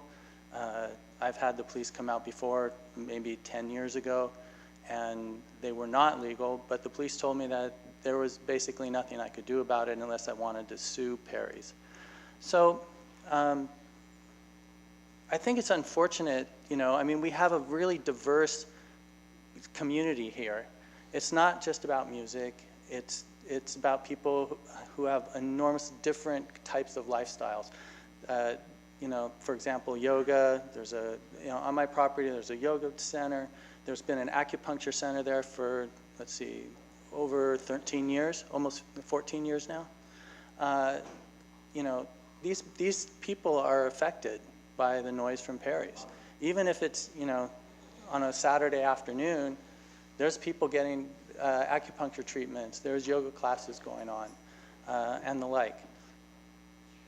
I think it's, you know, there's a right to somebody who owns property that they can use their property in legal ways without being disturbed by the other people. There's no reason to blast your music so loud that I have to go, I can't even carry on a conversation. That's just wrong. I agree with the fact that the music in Fairfax is a very important part of it, and it brings a lot of life and a lot of, you know, economic booms to the place, and I enjoy it as well. I don't want to see it go, but it shouldn't be for. Time. The end. No more words.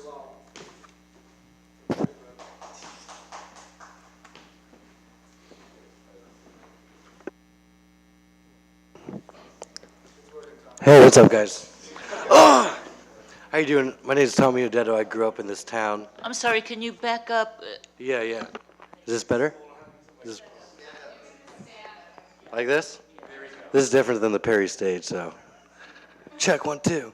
My name's Tommy Odetto. I grew up in this town. I'm a 5th generation of Fairfax, and I love this community. I'd do anything for it. It's done so much for me as far as the town and the locals, you know, my whole life. And, one big thing I haven't heard anyone say about, the music and a lot of the stuff outdoors, something that we do when we play, I can guarantee it, if one of you guys were in a car accident, we'd be the first people to raise money for you for free, off the clock. We do it all the time. I haven't even met you guys, but if I heard one of you guys that work for Fairfax got in a car accident, I'd be there the whole night working free, and I know all my friends here would too. And I have nothing against Brad, but we care about the community.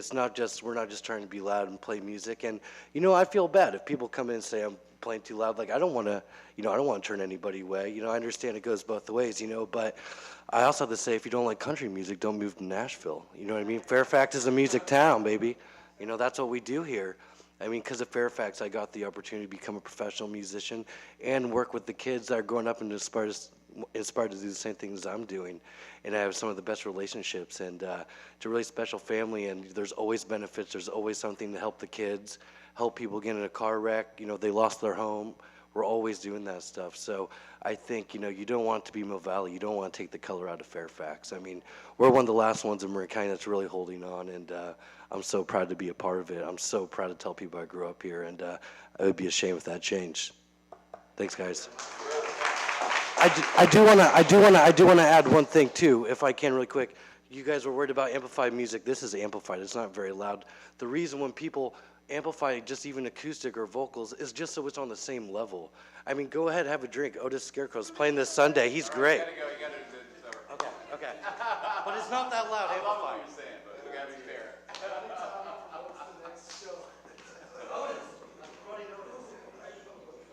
Hi, good evening. My name is Diane Zellers, and my family's lived in Fairfax for 50 years. And I'm a local business owner. I've owned a marketing and technology company for 20 years, and we help a lot of the businesses in this town. And one of the businesses that is one of our clients is 19 Broadway. There's been a lot of changes there recently. And we look at data. And when there's music outside on Perry's patio, business increases.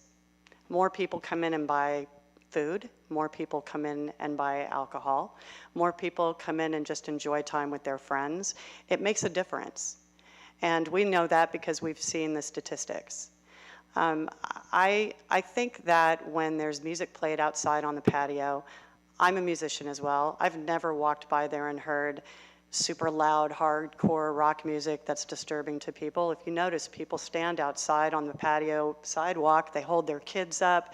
It's a family environment, a family scene, and it encourages people to come in that would probably have never thought about coming into Perry's Bar because they happen to be going by with their kids that day. So they go home, drop the kids off with the babysitter, and come back because it looked like a fun environment. So I think if there's new businesses that just got built recently in the area, like right behind, especially if they're applying for their own music permits, that's a little confusing to me. We want to shut down the music permit for this business, but open it for ours. That's a little confusing. But I think that there is something to be said for when you purchase a place or you live somewhere where you're moving into a community that has a certain vibe before you ever get there. You don't want to go in and change it. You maybe should just find a place that suits your style better.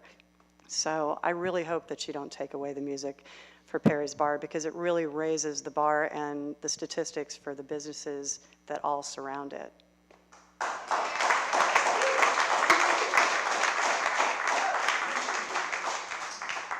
How's it going? My name is Gavin Gunnigal. Unlike most of these folks, I've only been living in Fairfax for 2 years. Prior to that, I was living in Tiburon for 3 years. And I left Tiburon, and not because it's hideous, because it's pretty much devoid of any kind of culture. And so, try not to repeat what too many people have said before. I came to Fairfax because it's just an amazing town, amazing culture, and the whole music scene is a big part of it. I'm a director of technical account management at a major security software firm, and so being able to experience this kind of culture is the only way to cleanse myself of the sterility of being behind a laptop screen all day. And sometimes I'm on my laptop on the patio at Perry's in Saturday afternoon, and the music starts playing, and I still need to get work done. I plug in headphones, and I can still chug away on my laptop and do my thing for another 2 hours while the music is going. So just to give you an idea of the invasiveness of music. I think that's a pretty reasonable bar. Thank you.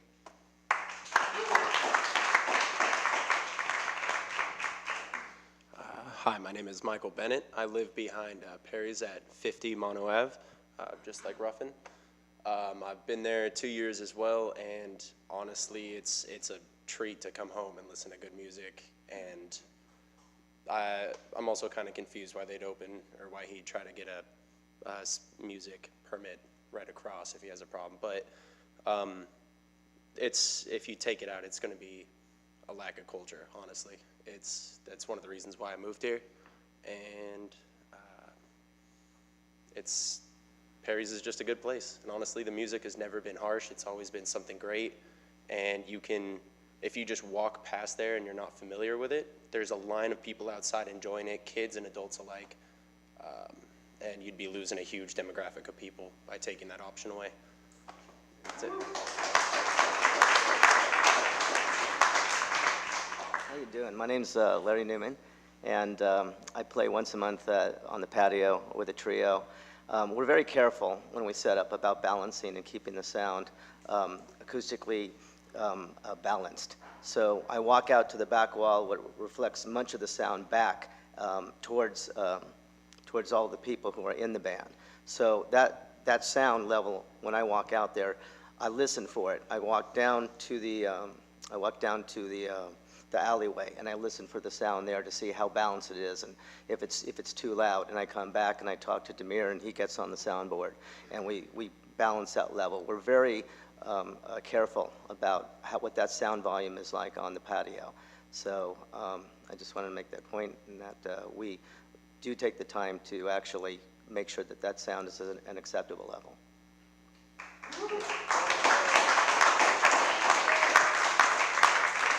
Hi, my name is Kevin Mead. I've lived above 3 different businesses in Fairfax in my lifetime.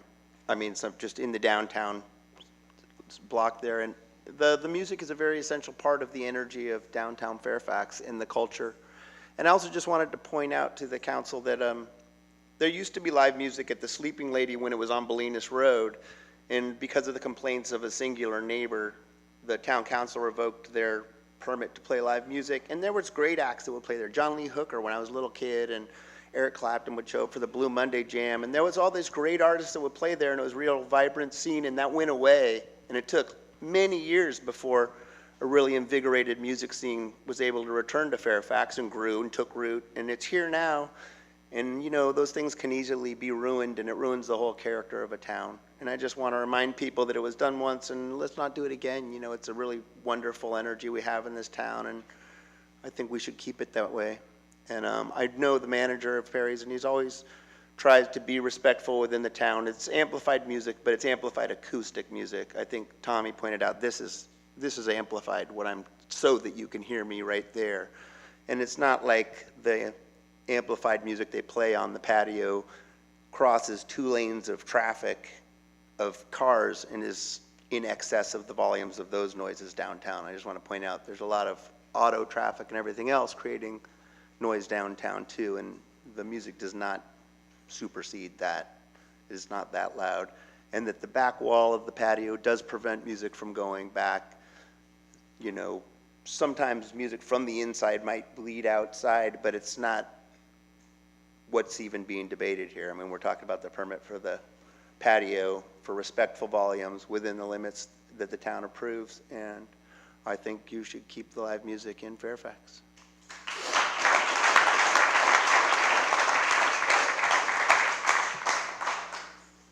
Good evening, Commissioners. My name is George Osner. I'm a fairly recent transplant to this area. I do not live in Fairfax. I'm one of those people who comes to Fairfax to spend my money, and I come here because of the music. I moved here from Modesto, which has a lively blues scene, and I came specifically looking for a place that had a good, active place for music. A use permit is established to allow you the opportunity to help ensure that that the operation maintains compatibility with its surroundings.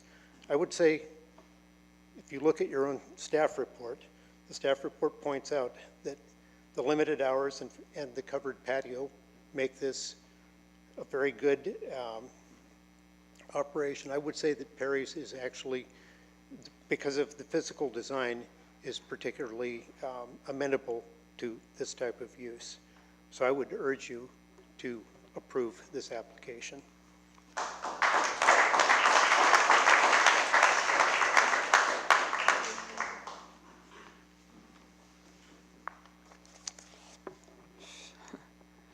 So did I already lose 7 minutes, 7 seconds? Is that how it is?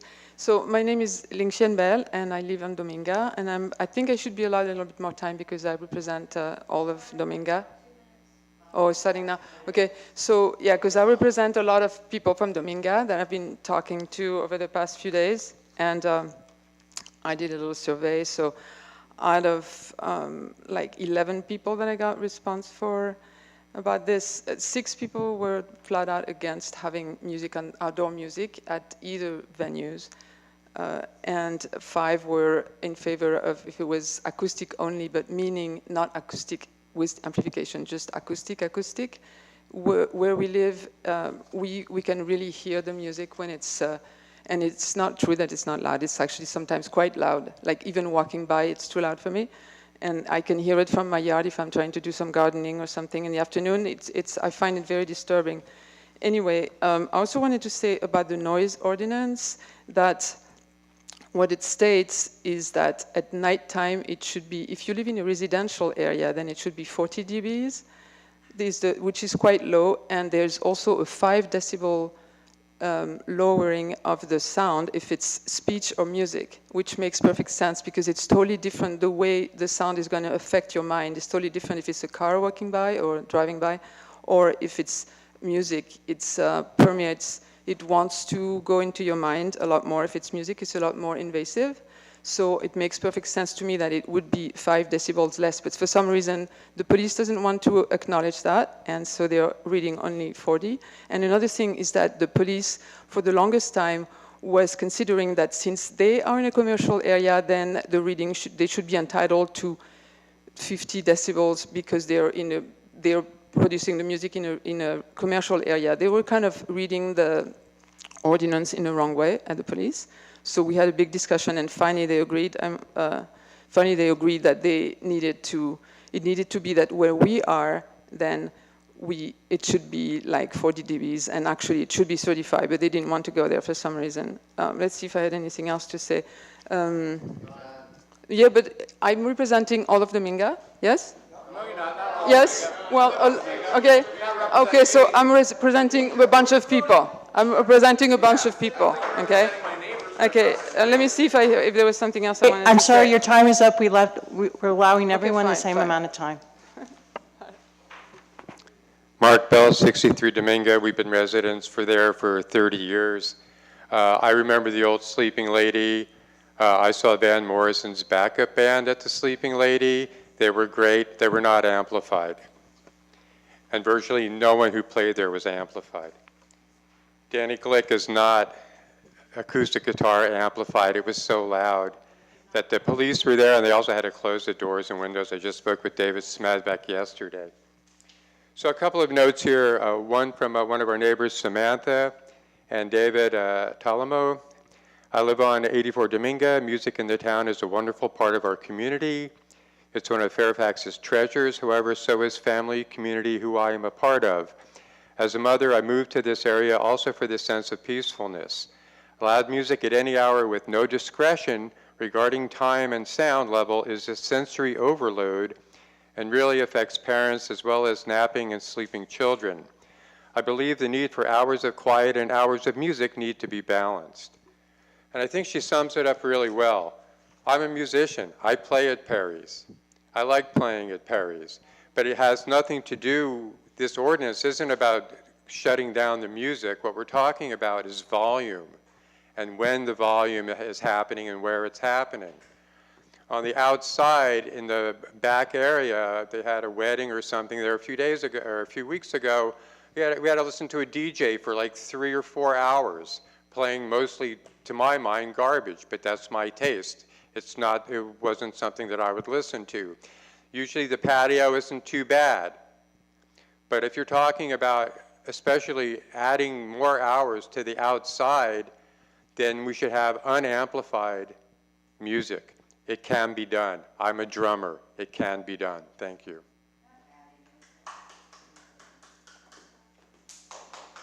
Hi, my name is Danielle, and like many of my friends here, I moved here because of the live music scene and the culture, and it's very inspiring. Just to piggyback off of what he was saying, drumming is very loud, and in order for a vocalist like myself who plays music at Perry's and 19 Broadway and used to be at Sleeping Lady, you need to be amplified, and guitar needs to be amplified in order to meet all the same sound. Being a visitor of many patio music scenes, it's been a beautiful experience, and it hasn't been loud or obnoxious by any means, and that's what we're talking about here today. Not late night, that would be a different discussion, but during the day, I mean, you could have neighbors next door that are playing music, you know, in their own home that are loud and might be annoying to you and might be really loud to you at that moment, and you would knock on their door and ask like, hey, could you please keep it down? I'm trying to study, I'm trying to do something. And I feel like anyone at Perry's who's playing music would be like, sorry, brother, you're right, you know, it's a little bit too loud. No one there is, he mentioned Danny Click. Danny Click does play a little bit loud, but Danny Click doesn't play there. A lot of people that are playing on the patio are very considerate, very kind people, like Larry, who got up and spoke, Diane that got up and spoke, me, who's speaking now.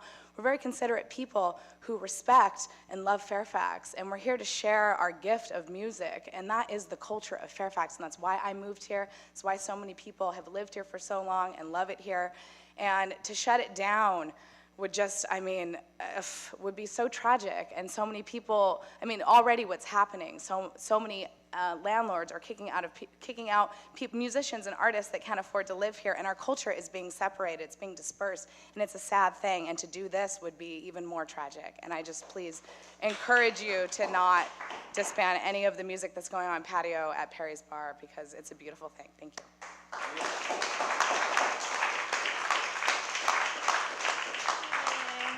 Me again. I love Perry's, I love live music, and I hope you pass the, I'm so nervous and exhausted right now. Sorry, I hope you pass the permit. But that being said, I also love democracy, and I think everybody deserves to have a voice. And I'm kind of bummed out that y'all kind of shut her down. I know 2 minutes is 2 minutes, but she was representing 11 families, and I wish that you just gave her that chance to speak. So on behalf of I'm just giving her some of my time, and I want to represent a couple of people that she didn't get to represent because she wasn't given the amount of time to represent a group of people. And that's 2 people that she surveyed that live on the street that I live on that just strongly asked that there's some accountability for the permitting. So if you grant the permit, that there's also some condition in place, that there's some enforcement of it so that when it is too loud, something can be done about it, which seems really fair to me. But I think Perry's are great people. I have witnessed and been present at their fundraisers, and they're great people in the community. But I do see like an escalation of like Brad versus Perry's that's making me real nervous because that's not what Fairfax is about. And I hope that both groups can get their permits and both groups can work something out so that we can feel more like the music is a community thing, not an ugly beef, because it's feeling a little icky to me. So thanks.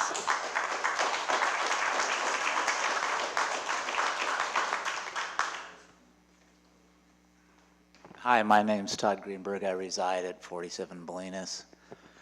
I'd like to draw attention to this noise being something that everybody has a different understanding of and sensitivity to, and that there's an ambient noise level, and that this whole thing reminds me of a beehive that's normally humming and has gotten irritated because it's being asked to change in some way. And I want to point out that Perry's use and what they're applying for is a formalization of what has been a historical use over time that I think, as everybody or the majority of people have mentioned here, is a large reason the community and the vibe of Fairfax why they're living here.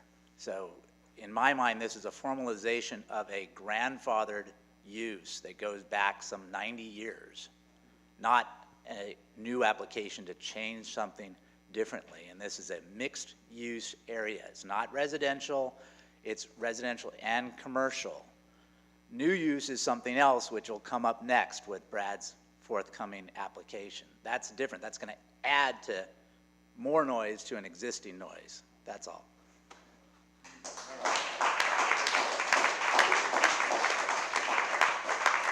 Okay. Is there anyone else from the public who'd like to speak on this item?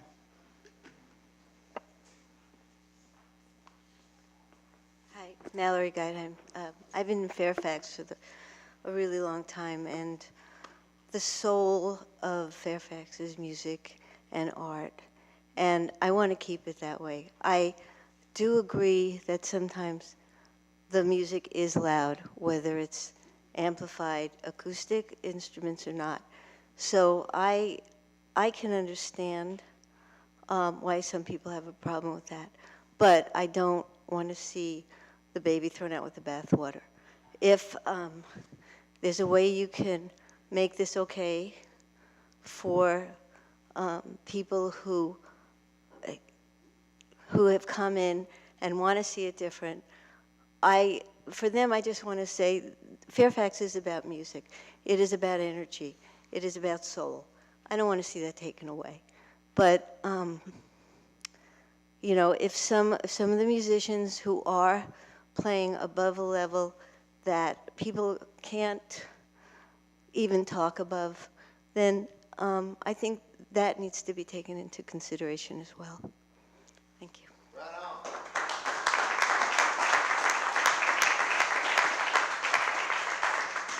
Okay, anyone else from the public? Hey, I'm Chris Peck. I'm a guitar teacher. I live in Fairfax. I just want to say that the staff of Perry's Bar is so professional, and that in my experience of playing there, they've been actually really intense about enforcing their code when I've been playing there before and running a tight ship. And so if they gain this permit, I know that they're going to be watching very carefully to make sure that they follow it to the letter, because that's how they operate. So, yeah.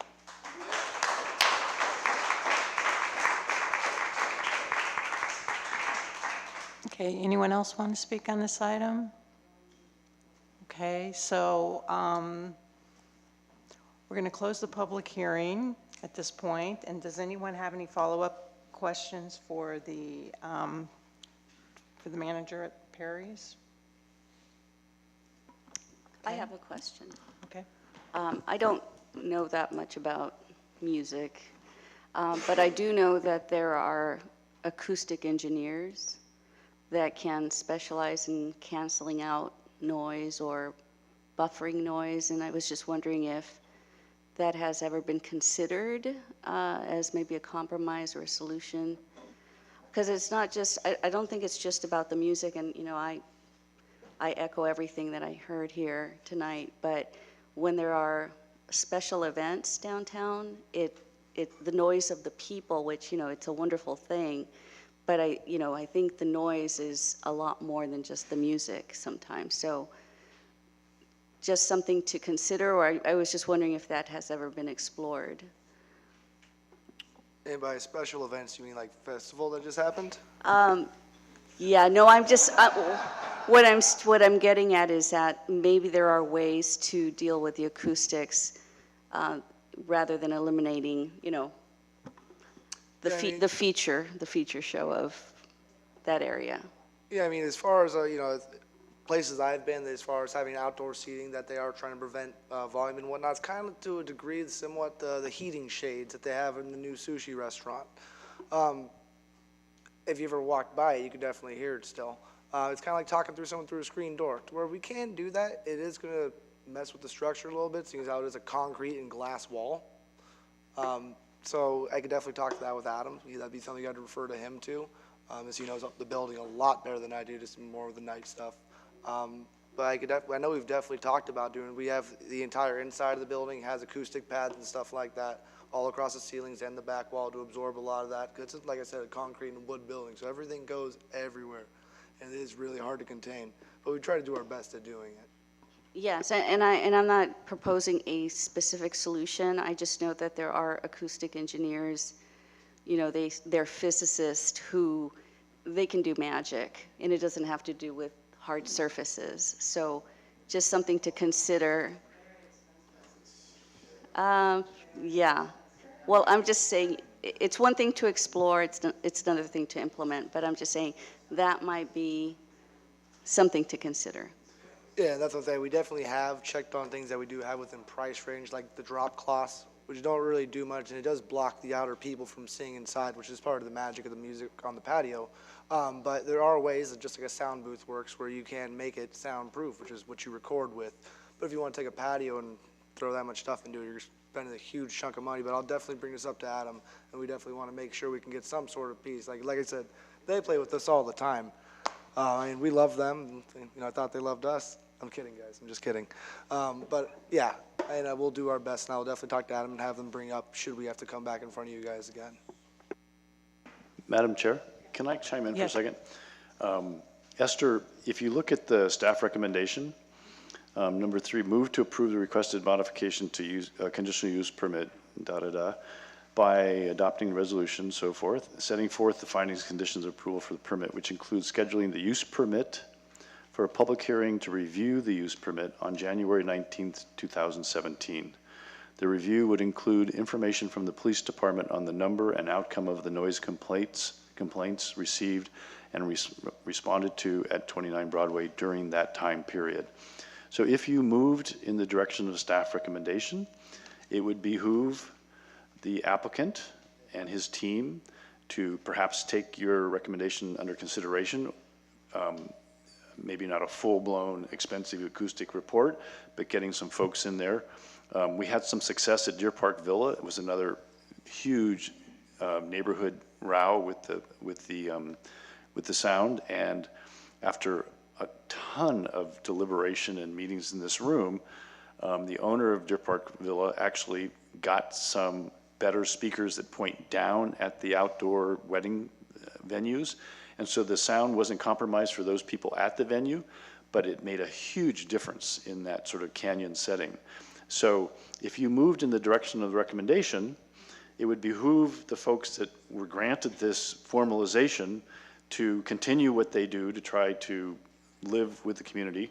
And it's an excellent idea, I think, because I think they could probably find ways to maintain the amplified level for the patrons, but perhaps help alleviate the impact around.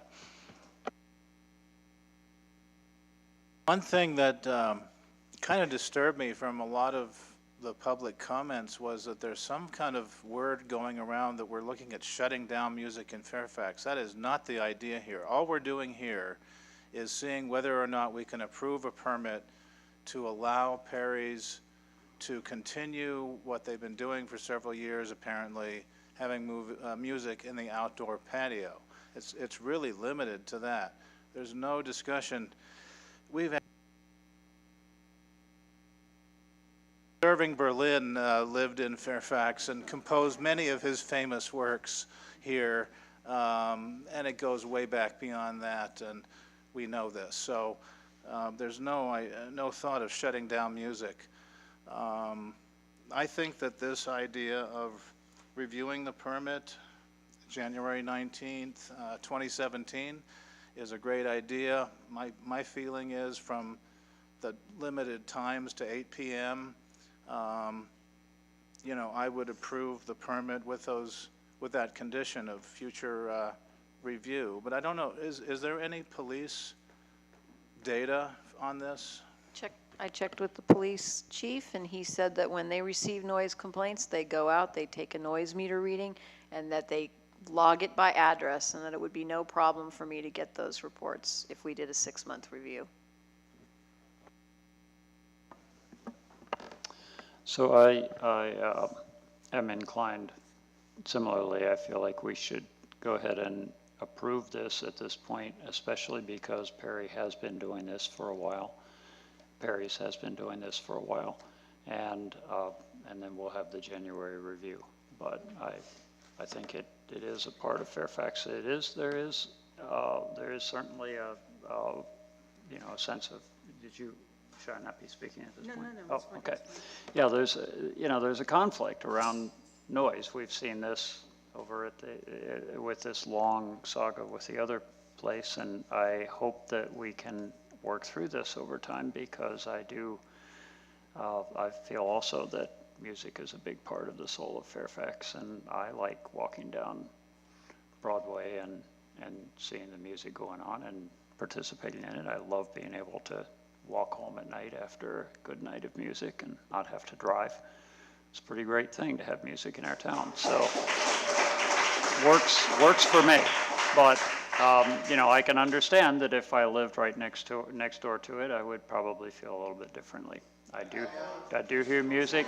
I do hear music from around the town where we live, and I've lived on both sides of Sir Francis Drake in Fairfax, and depending on where you live, it can be really surprising how sound echoes around through the canyons. In some places, we've really heard one of our neighbors that actually was several blocks away having arguments in their house pretty frequently, and this was several blocks away, and it was just some weird thing about the way it echoed, and we didn't hear anything that went on downtown, even though downtown was closer to us. So it can be very strange, and so I understand that there are going to be some conflicts, and we're going to always have to deal with that.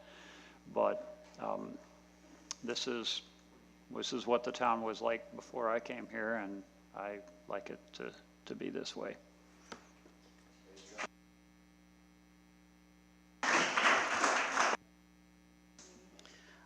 Thanks.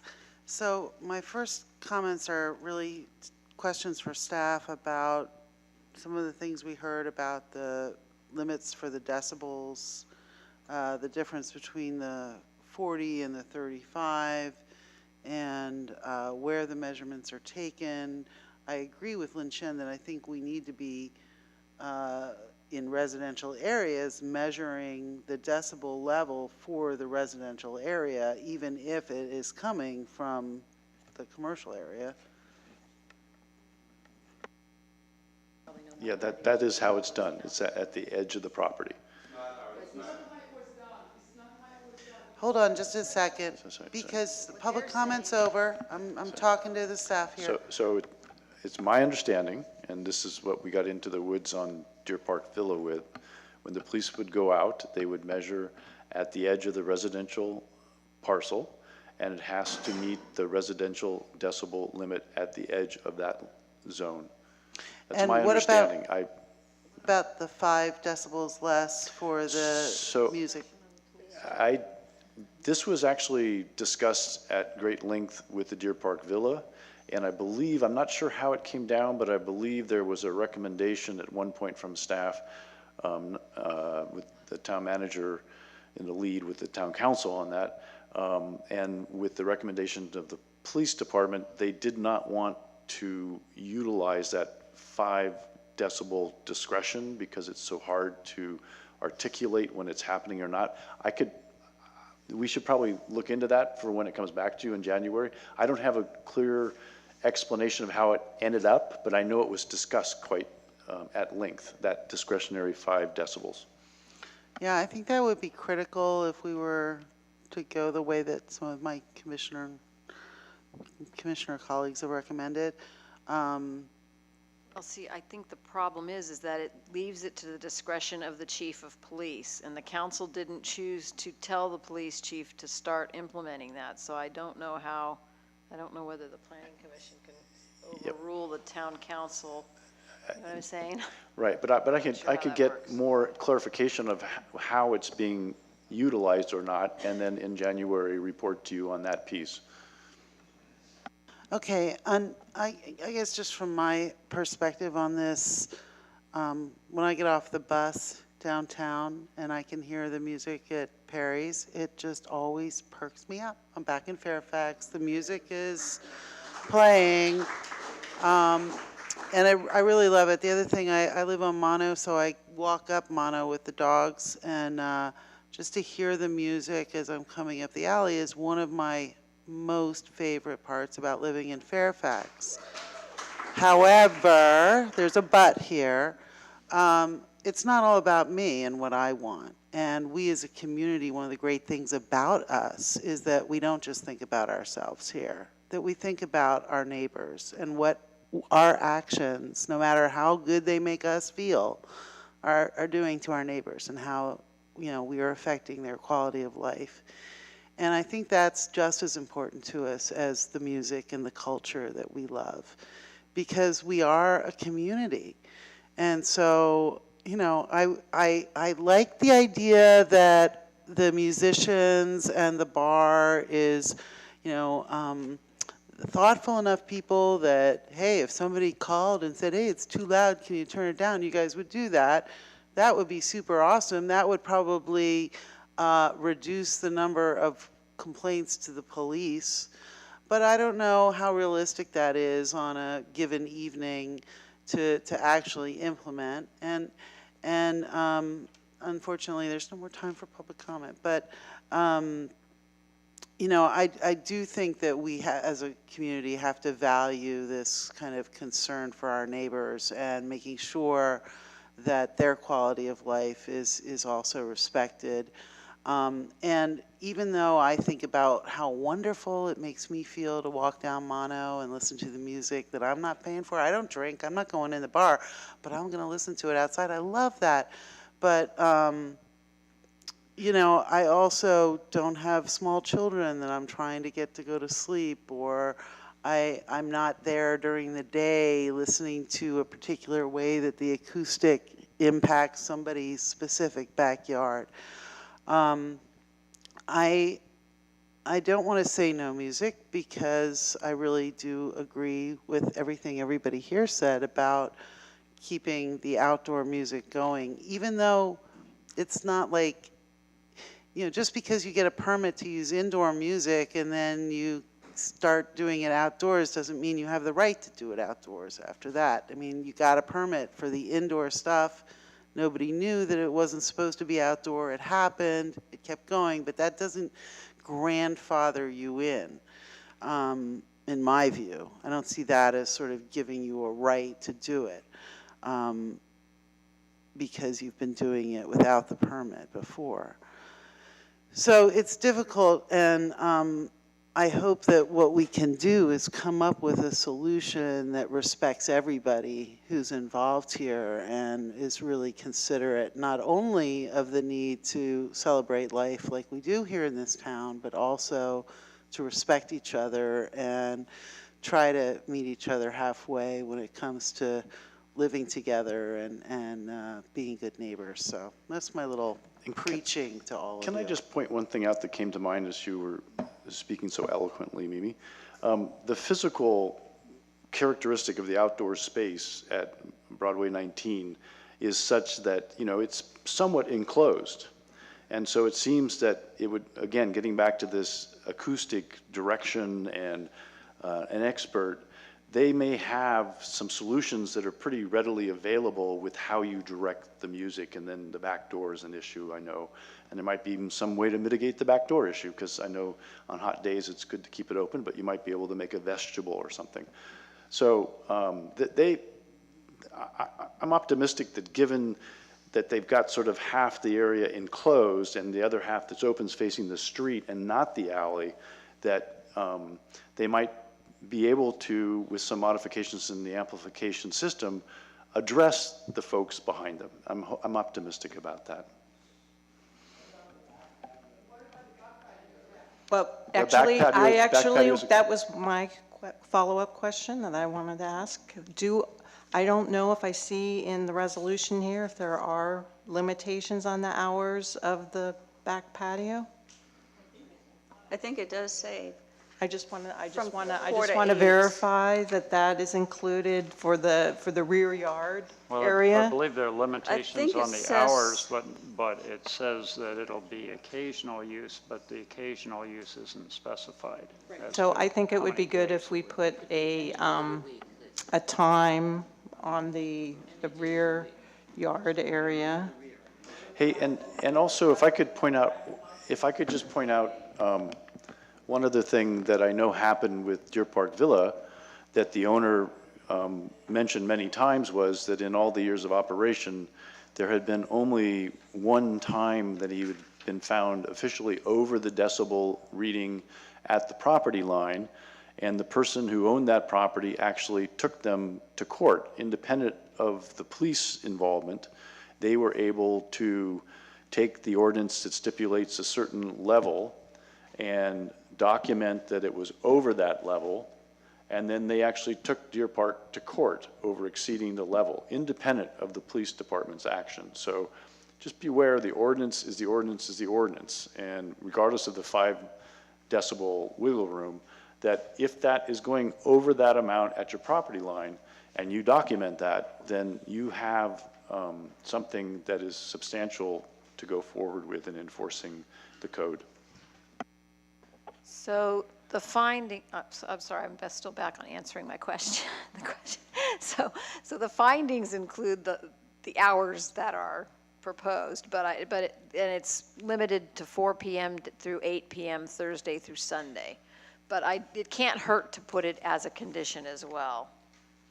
I just wanted to make sure that it was listed. Yeah. Also, is the noise ordinance referenced anywhere in the resolution as well? We'll see. Yes, it is. It says they have to comply to with the noise ordinance.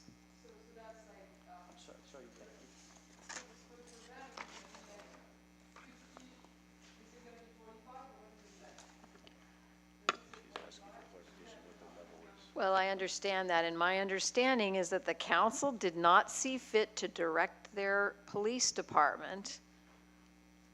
It leaves it up to the discretion of the chief of police whether he decides to lower based on the noise that's being complained about. If it's screechy or if it's a voice that he feels is extra annoying, he has the right to lower that decibel level, right? The council did not see fit to direct him to be very restrictive with this. And so they made the choice to not direct their police chief. They're allowing him the discretion. They didn't change the code, and they didn't give him any further direction on that. So, And if that is the case, then anybody that's not happy with that decision could go up the food chain with an appeal of your decision. But otherwise, I think that the hours that they're requesting seem very, very reasonable to me. And neighbors, neighbors who are affected by the noise can take a record of their disturbances and maybe even record some of it and save that as evidence for the police perhaps, or for a report. I mean, we're going to have a review in January of next year. So if neighbors keep their own records, that will help us address your issues as well. Well, I guess I'm also a little confused now, because you guys started talking about the back covered area, and I've just been focused on the side glass area.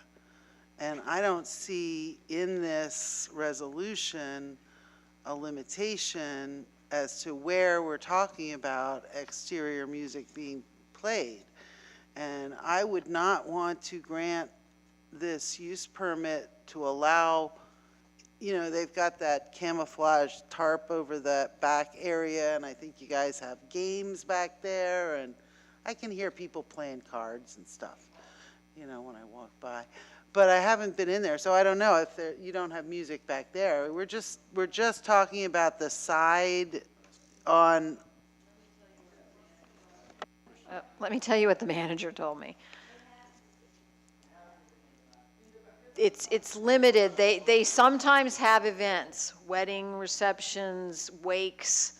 They're not on a daily basis, but he'll sometimes be asked by clients if they can use that back area. And so he's had things like a fashion show, he's had some birthday parties, but they're not every day. They're not every day, Thursday through Sunday. Because they're not set times, it's occasional, right? It's kind of hard for him to address how many per year he might have, but they are also limited to the between 4 and 8 p.m. No, actually, I think it's earlier. The special events, I think, start at 10? 10 to 8, right? Well, that's what I saw here. Let me tell you how this all went down, okay? So I wrote the staff report and was having trouble getting a hold of the manager, but I believe I got a hold of him and he told me that the events only occur at the same time. Am I correct about that? Yes, so that's my mistake, that when I couldn't get a hold of anybody, I put down 10 a.m., but I've been assured, and again, you've heard, it's between 4 and 8, and that's what the resolution says, that both the outdoor events, the limited hours proposed for the outdoor music and events from 4 p.m. through 8 p.m. So there's no 10 a.m. in the backyard.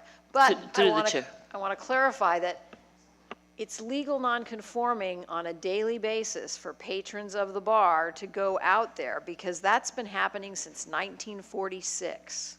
That's a legal nonconforming use. It's the special events where, a concentrated number of people might go out there for a fashion show, right? Could you clarify for me? I read this resolution as only referring to the outdoor patio that was designed with glass and the black glass and the... Well, the title of it is to allow outdoor musical and special events on the covered patio and the rear yard of the commercial bar establishment. I'm sorry, where are you reading that? The title. The title of the resolution. And then under the first whereas, we describe that it's for outdoor music and events. In both outdoor area. Okay, let me cut to the chase. I am supportive of music with the limited days and times in the outdoor patio that fronts Broadway. I am not supportive of special events and music in the rear patio. And this I consider an exception because of the fact that they have been operating for all these years, and I can't recall whether that was clear or not, that they could have music. Clearly they've been doing it for 10 to 12 years. And so I see it as an exception in this case, given the structure of that Broadway patio that helps to mitigate the noise levels. I would not, though, want to have my decision construed as an open-ended, come you all and open up anywhere in Fairfax outdoor music. So I just want to make that clear. Madam Chair, depending on how the commission goes, if in fact the commission as a body decides to go with the recommendation as it is, with both the side yard and the backyard, if it did, we are about 6 months away from the review. And it might behoove your discussion in January if they tracked how many special events happened in the backyard over the next 6 months, so that when this comes back before you, if you want to put some sort of limitation on that backyard, that's if you go this way, that way.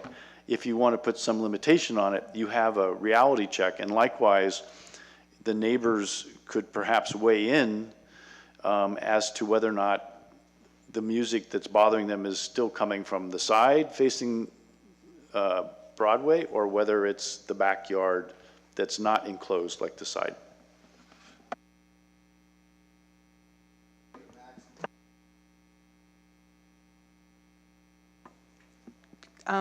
Sure, if you want to address the podium, you can answer that question for us.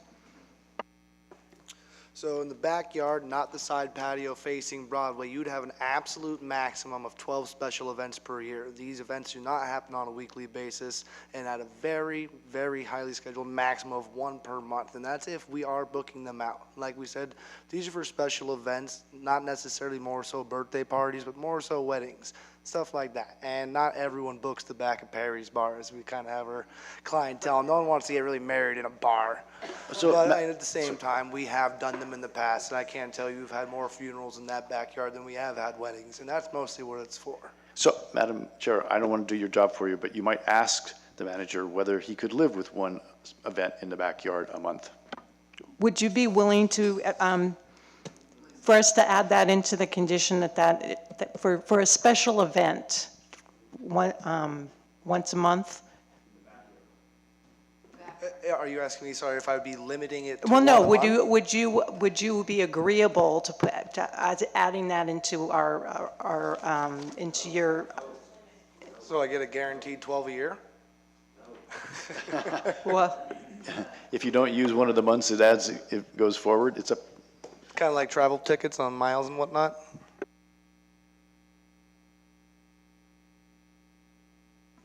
So I just want to thank you. I think I want to continue deliberating with our commissioners here.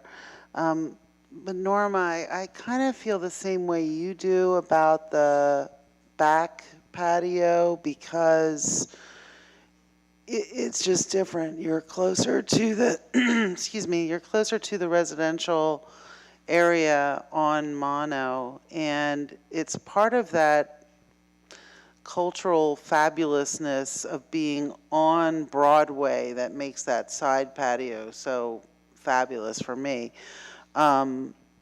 However, if we are going to come back in January, and at the risk of those who are troubled by the music continuing to be troubled between now and then, if we were to say no to the music in the back patio and yes to the music on the side, when we came around in January to review it, we wouldn't really have created a data set that would enable us to evaluate how, you know, the distinction between the music from the two areas.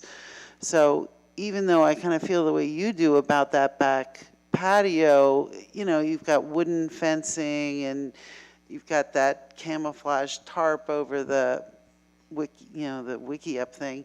It's not acoustically, you know, designed to kind of keep the sound from going all over.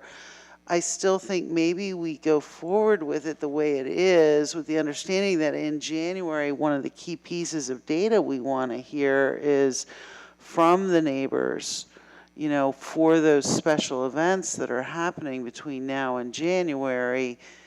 Is that more of a problem than the regular sort of daily outdoor music on the side, or it wasn't daily, Thursday to Sunday music on the side? So those are just my thoughts.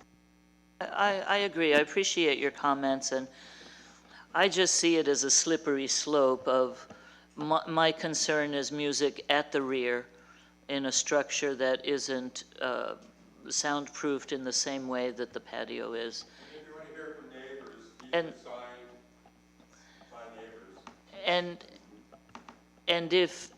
And when we come back in January, I would very much appreciate allowing everyone to speak and tell us what they think. Jim, is it possible that we could, you know, allow events on the rear patio on a trial basis and then on January? Yeah, it's part of your use permit, so you can change the change the conditions, you can revoke the use permit. You can modify it in any way. That's what you would in fact be doing. Yeah. And, you know, if we start to get complaints that are verified by the police department that things are exceeding the noise ordinance, we have the authority to schedule it for a hearing in front of you before January. It's it's as simple as that. So this isn't necessarily guaranteeing that the neighbors are going to be stuck being tortured through January. If the police go out and take noise meter readings and we start getting reports from them that over and over they're exceeding the noise limit, we can schedule it prior to that. Through the chair, or also if it's not a once a month, but it turns into every Thursday through Sunday from 4 to 8. I would not be happy with that. Yeah, I will ask the police if they're willing to do that kind of reporting, but I don't know if the police chief will be willing to, and for this staff, we're not always here on the weekends.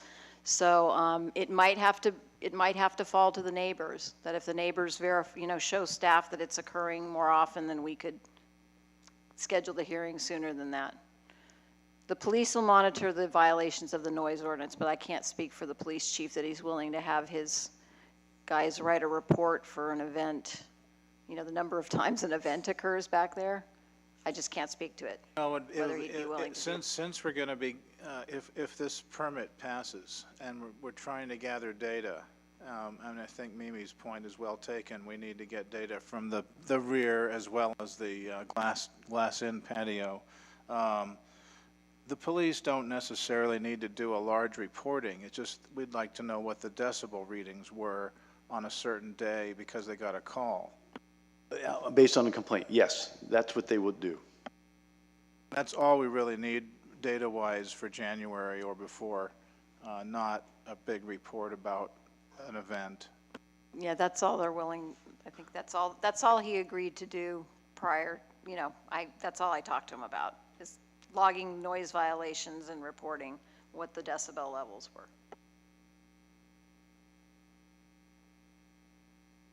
Yeah, so are we ready to make a motion on this?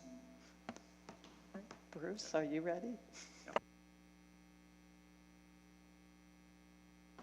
I will move to accept this to, how shall I say this, I didn't hear any modifications to it. What I heard was that we wanted to basically say, as this is currently written, that we would permit, subject to the January review, permit the continued live music during the hours. What is it? Actually, Bruce, since since it's all in the resolution, you would move to approve resolution just to approve the 1616. Okay. So, yeah, I make that motion. Okay, second. All in favor? Aye. Aye. Any opposed? No, I'm Okay, so none opposed. So the motion carries, and there is a 10-day appeal period, the $500 fee. But I guess then in January of meeting, we'll discuss it again and see how things are going for you. Okay? So break a leg, but not too loudly.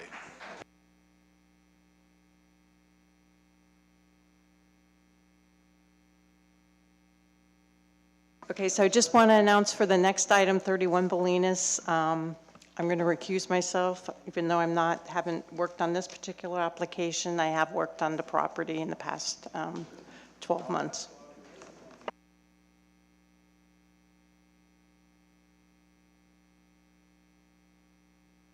Because staff's getting tired. Been up since 4:30. Okay. Next item on the agenda, are we ready? Yes.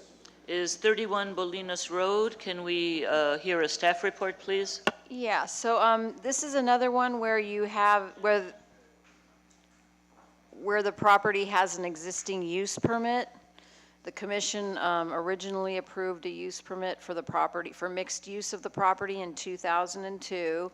And then on May 21st of 2015, you modified that use permit and approved a design review permit for the buildings at 31 Bolinas to allow the remodel and expansion of the structure, approving a mixed-use combination of restaurant, retail, personal service in the 2 front and the 1 middle space. And I think that also has been amended to allow office in the middle space. Then you granted another use permit in November of 2015 that approved some more minor exterior changes to the building. So the applicant is now requesting a modification of conditional use permit 0239 to include indoor and outdoor entertainment, live music, inside the front restaurant space, which is Suite B, and on the trellis-covered patio. In his submittal, the applicant requested approval to have indoor music from 7 a.m. through 1:30 a.m. and outdoors from 8 a.m. through 10 p.m. 7 days a week. So, you know, as you are aware from the previous application, operating a portion of a business outside the building requires a use permit. So the purpose of the conditional use permit process is to allow the proper integration into Fairfax of uses which may only be suitable in certain locations in the town or in a zone, or only if the uses are designed or laid out or operated in a particular manner. Noise pollution is a growing concern in downtown Fairfax, although the police chief has indicated that most of the noise complaints seem to come from the same group of people. Typically, the noise complaints are not about noise that has reached a level that violates the noise ordinance. It's difficult to predetermine the number of permits for outdoor music that, and the resulting noise levels, what it would take for them to start collectively exceeding the noise ordinance, since they're all in kind of a small location. What we can say is that there are limited numbers of establishments that have areas where outdoor music can occur. So we don't think the hours that the applicant is requesting are really reasonable. We think those would impact, you know, residential uses that surround the site, because that's a pretty wide range of noise. But we are recommending that you approve the use permit for the same hours that you've just approved for Perry's Bar. And there are some differences with the area that this applicant is asking to do the live music. It's not enclosed. It's a completely, you know, it's not enclosed on any sides. It's completely open. It does have a duplex right next door and residential uses to the rear. But to be fair, we are recommending approval, and we're recommending that within 6 months after he right now they don't know what the music's going to be. They don't know really what the business is. I think Brad's here. So we don't really know what the business is yet. But within 6 months of when the music starts occurring, we're recommending that you have a review of this use permit as well. And you did receive 2 letters from neighbors that I put in front of you, and I need you to take a moment to read them. One I was able to send to you, but the other one just came in, you know, late this afternoon. So that would conclude my report. And also, I received a call from Rose Tabor at about 3 o'clock this afternoon, who's ill and can't make it and couldn't get a letter together either. But she wanted me to pass on her word that if music is granted outside, that it should only be heard on the site. That was her words. Any questions of staff from the commissioners? This is the property, is not, this is the property that was going to be a restaurant and then became a weightlifting parlor, and now it's going to be a restaurant again, right? Oh. You should double check that with the owner, but that's what I've heard, but I haven't. I think the building department has received an application for some interior work, and I think that's what he was told, but I don't have any personal I can't verify that. But the owner is here, so I think he can probably speak to that. Thanks, yeah. I have a question for staff. In the last few months, we spent 4 meetings discussing the changes of Central Highway to Town Center, Center Commercial. And did we not agree that in almost every instance, every type of use, and in particular with bars and music scenes, that permitted uses are required to be exclusively on the inside within a building? Or did I not remember correctly? Oh, you mean, did you eliminate the ability for someone to apply for a use permit for to have outdoor uses? I don't believe so. We left it with the use permit. Yeah, Was that it? that's the way Okay. it reads now, that businesses are supposed to occur within a building, but they can apply Okay. for a use permit to have outdoor uses. Okay, thank you. Yeah, conditional use permit. Yes. One of the neighbors had written a letter, mentioned some noise-reducing fences that were supposed to be constructed at 31 Bolinas.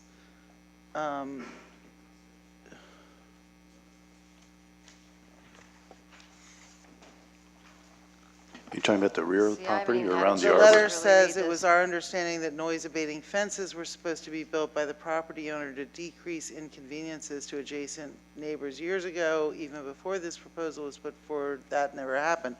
So I'm wondering if there are conditions that were imposed on this property that were not undertaken.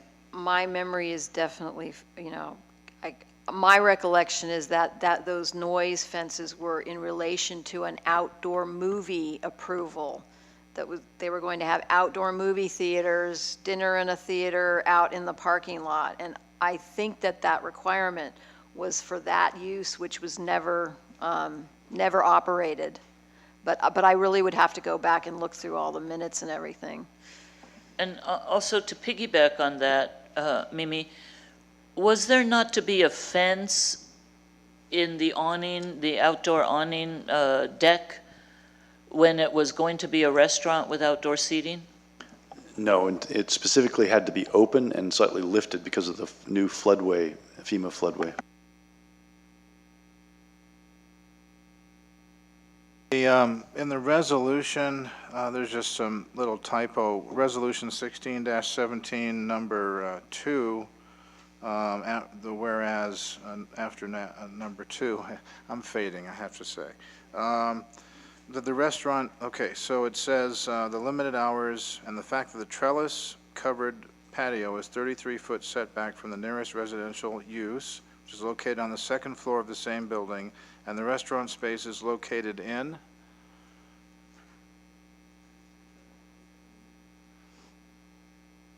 just the word "in" would be in, it's not the best sentence, but it's better than it was maybe.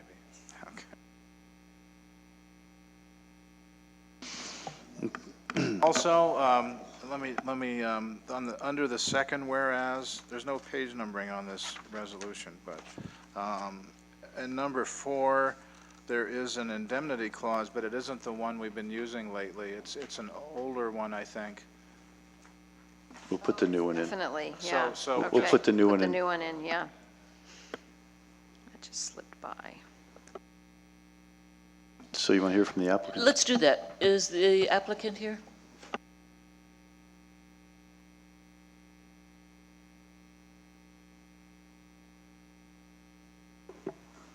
Hi, thanks.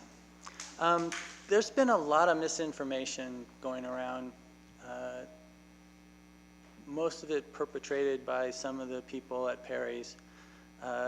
Once upon a time, about 2 months ago, I put a flyer up in the bathroom of my own building asking for signatures from people who might be disturbed by the noise from Perry's. 2 days later, that flyer was taken. The 10 or so signatures I'd collected had got scribbled all over.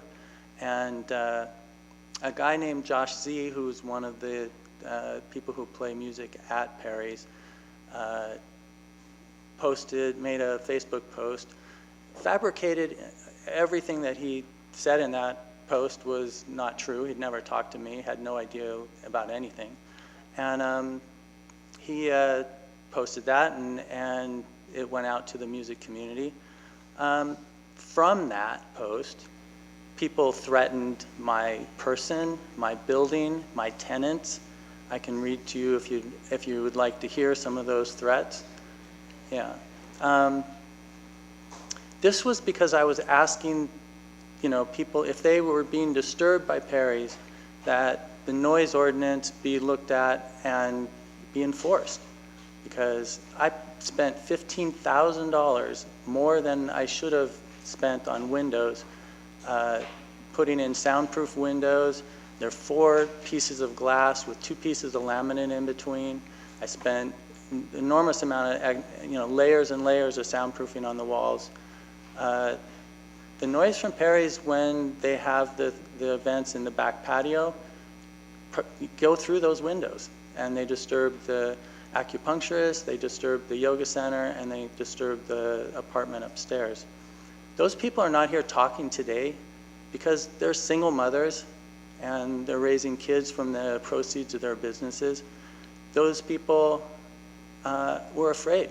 They can't afford to have somebody come by and break their windows. They can't afford to be, have the building vandalized in any way. So there's something to be said about all this. And this all happened from a flyer I put in my bathroom, period. Okay, that being said, California Cuisine is the restaurant that is going to go in. It's organic. They've got, the guy's got a really brilliant idea how to increase the nutritional value of corn. It goes back ancient times from Aztec stuff. 2 really great kids from just up north, and they're just graduating from chef school. And I think it's going to be a really wonderful restaurant to have here. The hours that you guys saying, the kind of music that would be played on the patio would be, a single guitar serenading diners, possibly a violin, something along those lines. If it's amplified at all, again, it would just be to bring into balance, not to really project the music anywhere.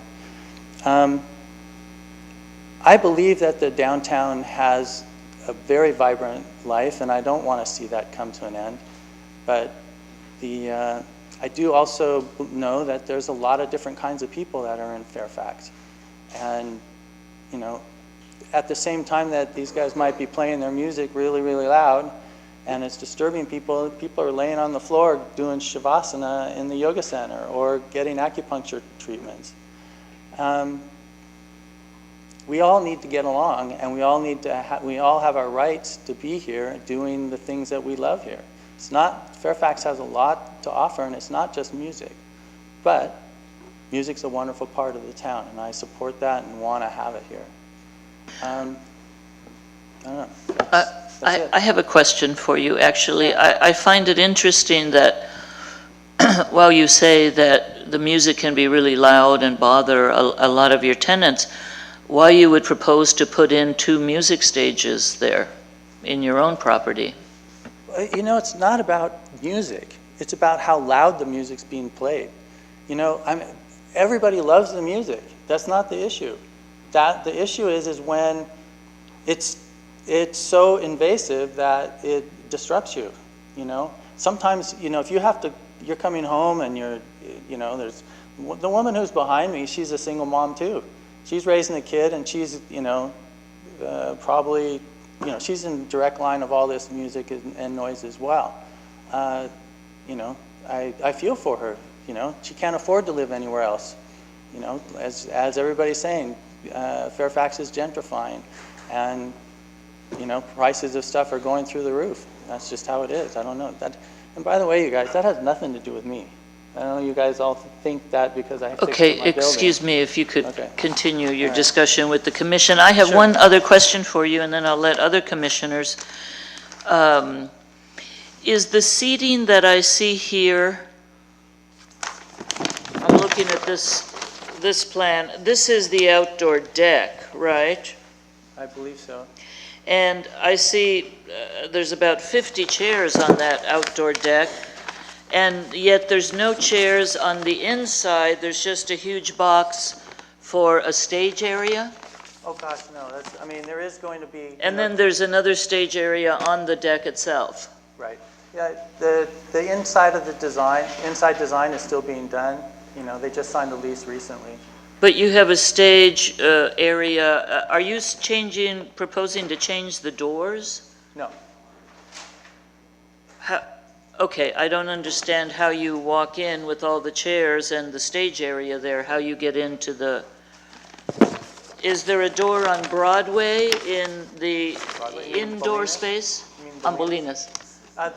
There's, as you come down the sidewalk, you'd have to turn in between the patio and the building. And jump over the stage? No, gosh, no.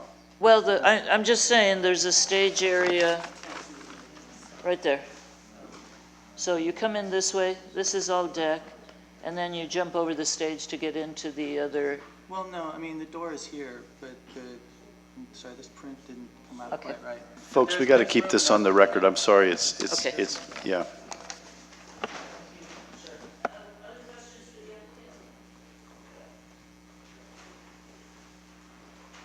Yeah, I'm real interested in the hours that you're proposing. I'm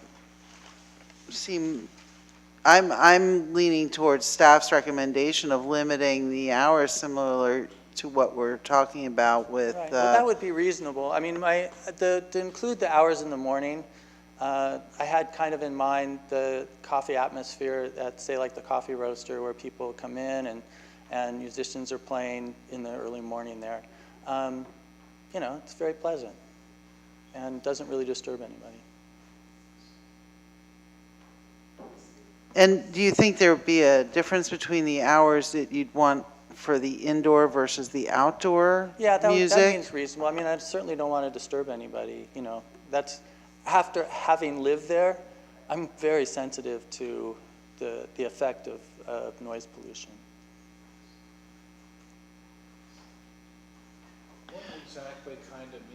What exactly kind of music do you anticipate? I mean, if this restaurant's going to be sort of an organic, grainy kind of thing, right. Looking forward to it. It sounds good. Wouldn't you? You're not going to have like rock music or? Probably not. More in line of what I remember. You know, the Sleeping Lady had. You know, where young, independent upstarts come to play, and you know, but low key, very low key. It's not a big space. Like the old Blue Moon Saloon?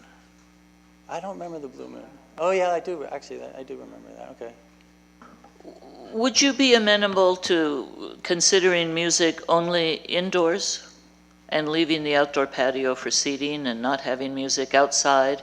Because you mentioned the Sleeping Lady, that was a great place, and it was not nearly the decimal levels of some of the bars. The bars are a very different situation, but that was completely indoors. True.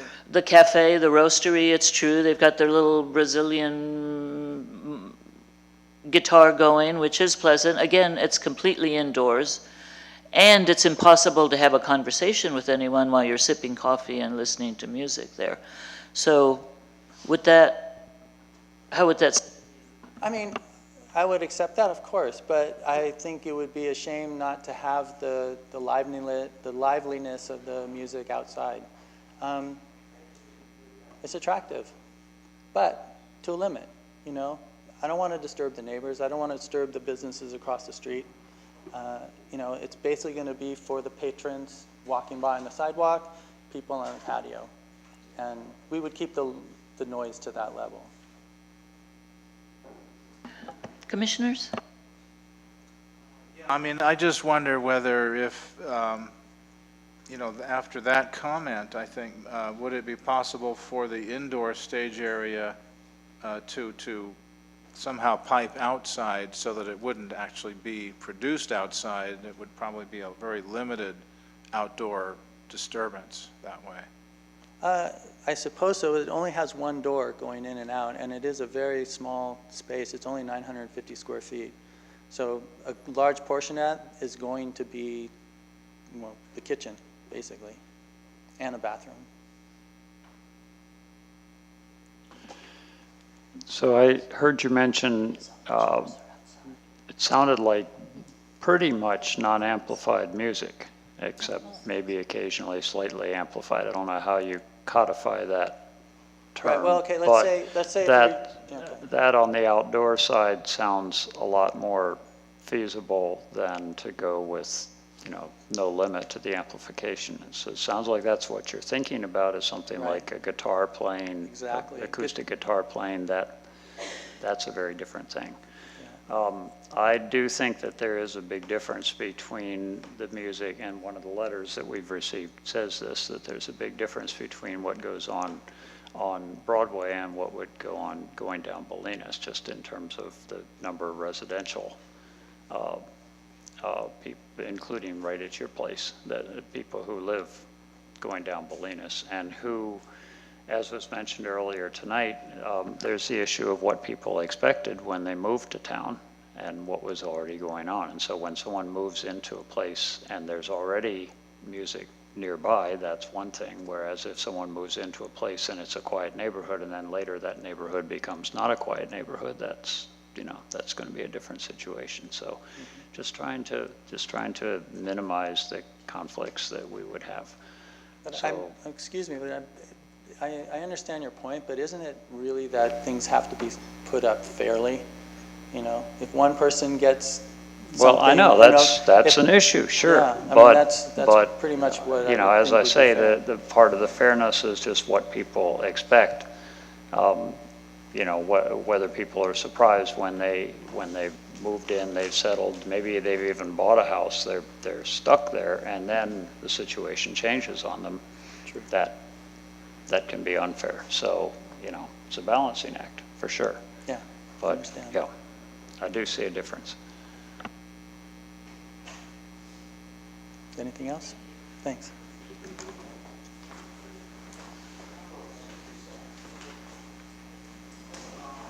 I just want to make sure, well, okay, can we add a condition to do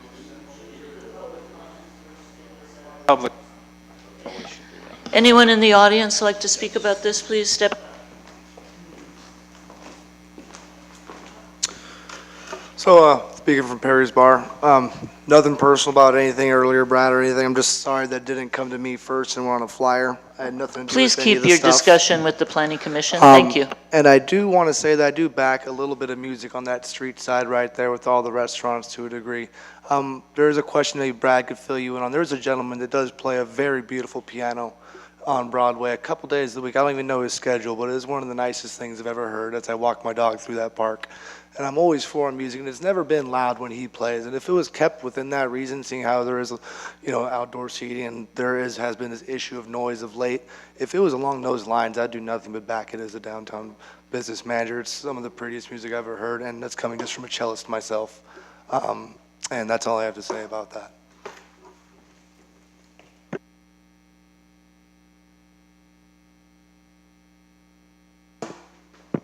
Mark Bell, 63 Dominga. I'll just relay part of what I told the woman who had to recuse herself.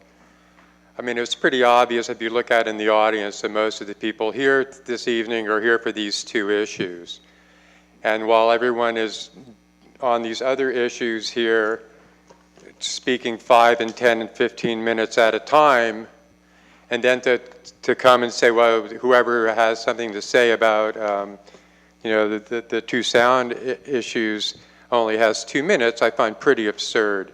I mean, it should have been pretty obvious that if you're going to cut anybody back, it would have been the first people. And I'm sure that the people who were in support of Perry's also had a lot of other good points that they could have made if they had an extra minute. And if you really wanted to hear from the community, then you would have let my wife finish, who was representing 12 people. So that's part of what I want to say. I mean, it's just totally absurd. Why you won't put a decibel reading in, I don't understand either. I know why the police don't want it, because the way it's set up for them is they spend 30 minutes taking a decibel reading. It's not like they come and they read what's on the meter and then leave. I know, because they were at our house for 30 minutes taking a decibel reading, and they started at 1:45 when Perry's was about to close, and then they stopped at 2:15. Right. The Excuse music me. already stopped. Excuse So me. I have a letter from a lady, I'll stop on my point, and this is for Brenda Lean of 52 Dominga Avenue. She did mention Perry's, but most of it is about 31 Bolinas. Firstly, apologies that I am not able to attend tonight's meeting in person to address this issue that has a profound effect on my neighborhood. That is the applications referred to above for the modifications of use permits to allow outdoor music in 2 downtown venues. I strongly oppose the allowance to allow outdoor live or pre-recorded music at 31 Bolinas or additional modifications to 29 Broadway venue. I own the residence of 52 Dominga, where I live with my husband and elementary school-aged daughter. 52 Dominga shares a property line with 31 Bolinas. The back of 31 Bolinas property abuts the 52 Dominga property. In the past, commercial venues occupying 31 Bolinas have put up outdoor tented employee break areas, which were ordered to be taken down as they were not allowed and unpermitted. During that time, employees of Lydia's Loving Foods played radio / pre-recorded music within feet of our house, essentially filling our home with loud music and leaving our living space unusable. Amplified music was played on ad hoc stages during commercial revenue building events at the 31 Bolinas parking lot, usually unpermitted, occasionally permitted, always without consulting residential neighbors. Lydia had people living in vans in the parking lot and building open fires in the lot. In all of these situations, our home became unlivable for the noise and other impact on our lives. In not a single instance did efforts to negotiate with commercial business owner or efforts to appeal to the building owner, Brad Schwann, who was often completely unavailable and unreachable, yield any result whatsoever. When the Planning Commission has gotten involved, the unpermitted break room was removed, thankfully, and the noise abated. The police, however, act impotent in the face of permit violations and complaints of disturbing the peace and noise ordinance violations. I have never once seen a citation issued for neighbors who consistently disturb the peace. You'll find numerous documented complaints on the 50 Dominga flop house, but I doubt a single citation has been issued or commercial interests who violate noise ordinances or prove to be bad neighbors. The police are not enforcing reasonable standards. Building owners are not responding to residential concerns as it is, adding more problems to the challenges of productivity. Coexisting in a mixed commercial / residential area of the community is unacceptable. For people who live here, outdoor music negatively impacts our quality of life and our property values. We are left with unacceptable recourse as it currently is when trying to navigate reasonable solutions to noise problems. The outdoor venue at 31 Bolinas is in direct line of windows of our property. It was our understanding that noise abating fences were supposed to be built by the property owner to decrease inconveniences to adjacent neighbors years ago, even before this proposal was put forward. This has never happened. In short, not a single good faith effort has been made by the property owner to ensure live music at 31 Bolinas would not disturb adjacent residential homes. Allowing outdoor music at this location only promises a dramatic negative impact on our family and individuals and families that live nearby. We love living in Fairfax. We love having a downtown area close to us and understand there are challenges living so close to a commercial zone, and the price is sometimes more noise. The Fairfax Festival weekend is a great example of that, and sometimes it's also more crime. There are also benefits, however, to being near the center of our community space. There are challenges for commercial enterprises, and compromise is a two-way street. Among the compromises commercial businesses need to make is to mitigate negative impacts on individuals and families living nearby. While the bars and music venues can't control who they attract to town, they can control how much noise their neighbors have to endure. Indoor venues are that wonderful compromise. Outdoor music venues are not. Yes, there are times when I can sit in my living room and hear the music from Perry's bar. There is just a single house between my property and them. I appreciate the bar manager who is diligent about closing the doors when it starts to get too loud. Similarly, there were times on hot days when Cafe Amsterdam or the Sleeping Lady had all its doors and windows open, the same type of deal. In closing, I implore you to vote no on outdoor music permits. Adding more problems isn't helping at all. I encourage you to embolden our local police to issue citations for noise ordinance violations and issue citations to those who are disturbing the peace, regardless of whether or not they are violating the noise ordinance. And finally, thank you for the work you have done in the past to help us by abating the unpermitted outdoor tented break rooms at 31 Bolinas. Thank you. Yeah, I just briefly wanted to make a comment about. I'm sorry, sir, could you just back up a little bit? Oh, sure. Right here. Sorry about that. How's this? I just want to make a couple comments about, well, first of all, the hypocrisy of Brad talking so much about noise pollution and trying to get the music, outdoor music shut down at Perry's, and then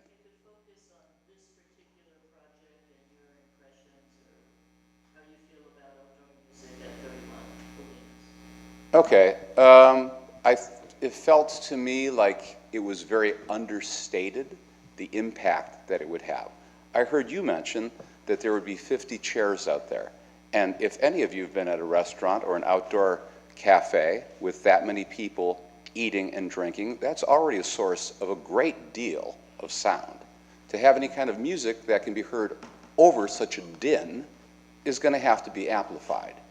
And that's going to add a lot of noise. There's not a prehistory to this particular location having outdoor music, unlike Perry's. And so I think Brad's right.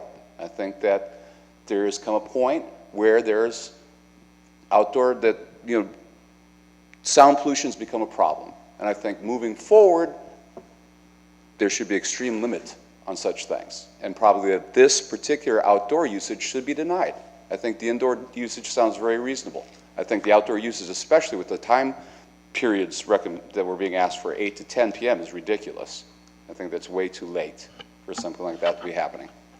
Also in regards to the comments that he made about the yoga studio and the acupuncture studio, he has a perfect right to build out his property, rent out his space. But again, you have to be reasonable to what you are moving in your place into, what already exists. And it's, in my point of view, it's ridiculous to open a yoga studio 40 feet behind a bar. If you want to do that, I think it's fine. It's your right as a property owner. But I think it's not right then to try to take action against other people that already exist previous. Thank you for your comments. Please. You've been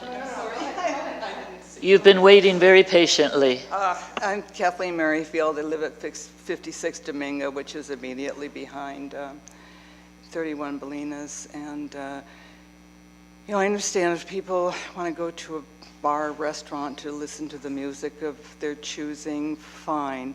But once that music moves outdoors, then, it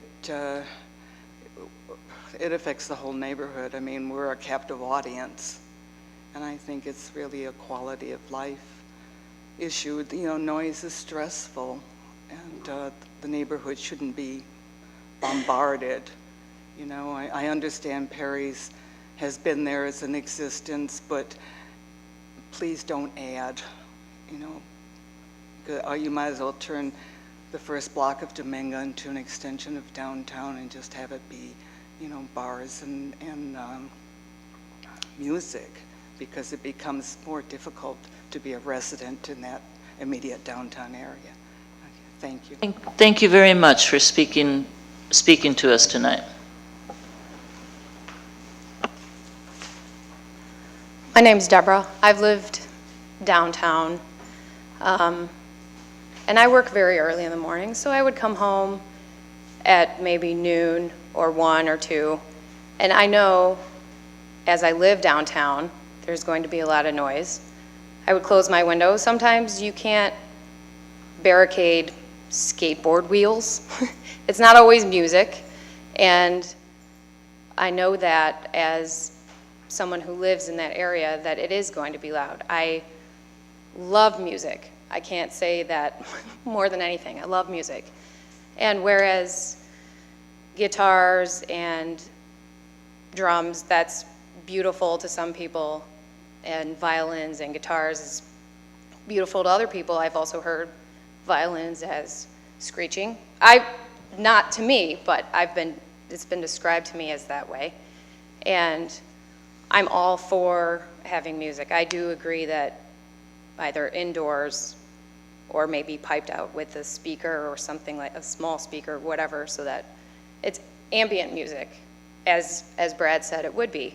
I find no problem with that. A time cap would be awesome too, but just as someone who has lived downtown, I understand that, it is an issue. And, Sorellas sometimes, they're enclosed, but you can hear them from the park, inside the park, where piano playing or, whatever's happening. So, and that's on Bolinas as well. So that's all.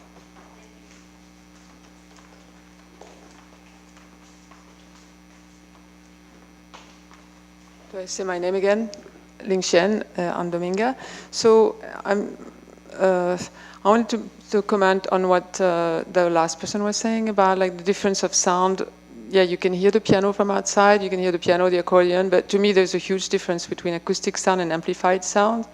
Like I never mind acoustic sound, like the sound of a piano, there's not many people who mind the sound of a piano. I'm tuned piano, so I'm around them all day, but anyway, it's a nice sound. To me, it's more beautiful. The sound when it's not amplified is more beautiful than when it's amplified, and I would really like to see that come back more, like just the sound of even people singing, just singing, not being amplified. Yeah, you might not hear it that much, but still it's really nice. Like when I was at the wine tasting, I was playing accordion and just singing and with no amplification. And so some people didn't hear it if they were at the other end, but I don't think it matters that much.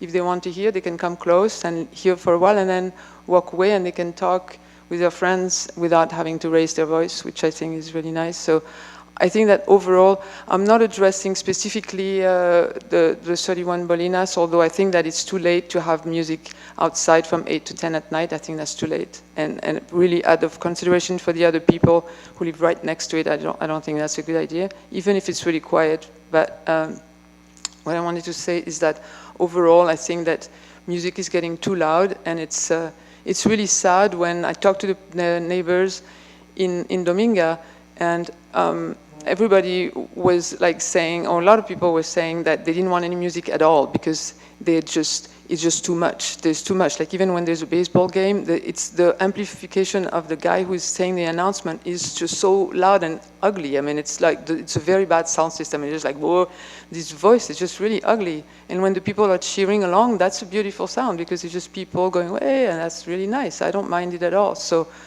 I think it's nice to make a difference of that. I think I'm done talking because it's 0. And anyway, right.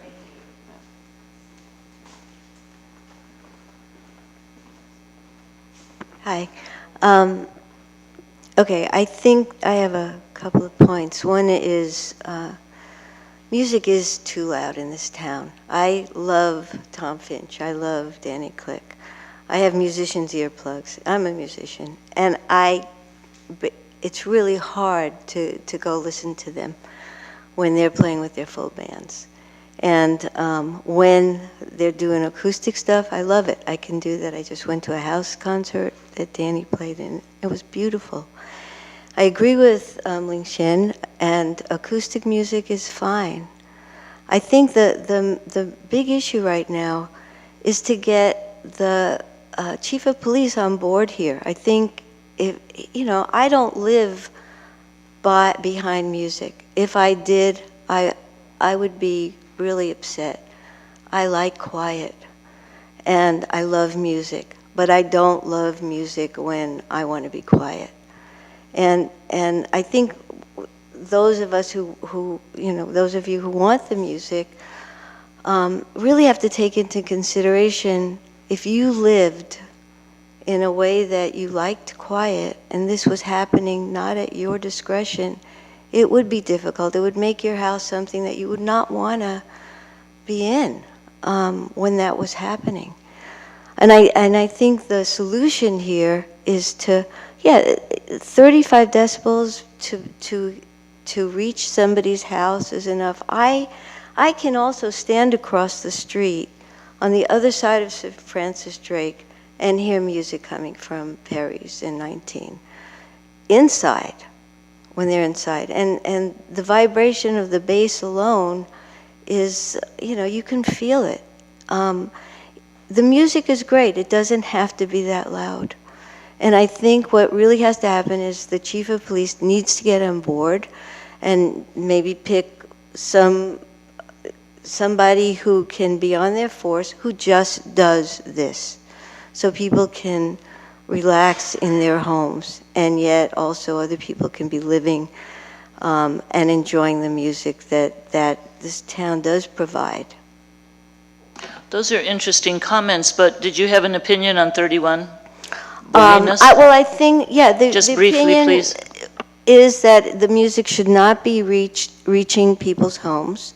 If it were just simply acoustic, I'm for it. I hear Steve Wolf play really lovely. Otis plays inside not when he's at Perry's, but when they're at the coffee roastery, morning music. If that just stays in that parameter for the Polinas place, I think, and it's not disturbing people, and they have a decent amount of decibels at their home that they can live with, which is probably around 35. And that, you know, that will reach, that's probably enough to keep the people on the patio hearing music and eating without having to yell over food or reaching other people's homes. Thank you, Mallory.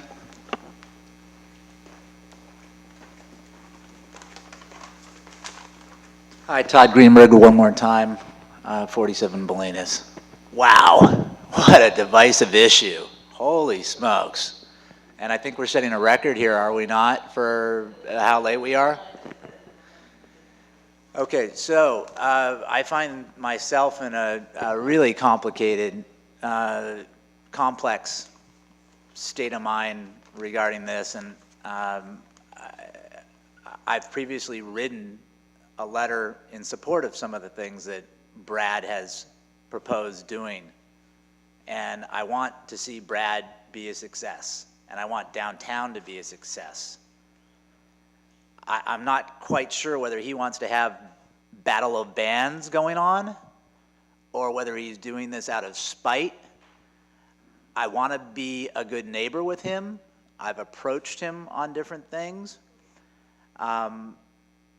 He hasn't approached me, and he didn't approach me on this, and I've spoken with other neighbors that he hasn't approached on this. And there was somebody that wanted to write a letter that didn't get a chance to write a letter, that had sort of a hybrid blend where he wanted music here. He's got a young daughter, and he's got another kid on the way, he and his wife. They're Morgan's tenants. And I believe there's a letter that I'd like to have one of the commissioners read that Morgan wrote that's his own opinion. It's different than my opinion. Can you tell us what your opinion is about music at 31 Bolinas? My opinion is I've only had 7 or fewer days notice, and I just tonight read the staff report. I don't think any of us have had sufficient time to fully digest it or prepare a response. I think the hours are preposterous. He's asking for the moon. I want to be a good neighbor with him, but he hasn't talked to, as far as anyone I know, no one's told me that he's taken the time to have a conversation with them. So I would like to ask for more time, maybe kick it all the way down to beyond when we find out what's happened with Perry's, which has historical history that we can analyze and, you know, measure that other people have some kind of comprehension for. Thank you. Really brief comment. I did see the flyer that went around on Facebook, and Brad seemed to say that he just put up one in the bathroom, but it had a website on it called Noise Free Fairfax, and the header on it was, "Are you being assaulted by Perry's Bar?" So I don't think that like the antagonistic spirit was only on Perry's side. I think the first shot was that flyer, and it was intense. When I saw it, I felt really shocked when I read it. And there was a website that he soon after took down. I hear you, sir, but So- can you tell me what your opinion is about music at 31 Bolinas? Let's go for it. Briefly. It would be fine to have music there, in my opinion. But I understand all the neighbors' concerns about it. But I just wanted to set the record straight about the flyer, that there was a public website attached to it. Briefly, sir, please. Yeah, absolutely. How are you? Yeah, I live right behind a Gestalt house, so I'm a neighbor of everyone, including Brad and his hippie place. But with you, Esther, I have a question. You mentioned something about getting an engineer for sound. I haven't heard that mentioned to Brad. I haven't spoken yet. Okay, but I haven't heard it. I'd be interested. Yeah, I mean, I'm for it. You know, Yes. however it goes, let's do the music. Let's do it outside.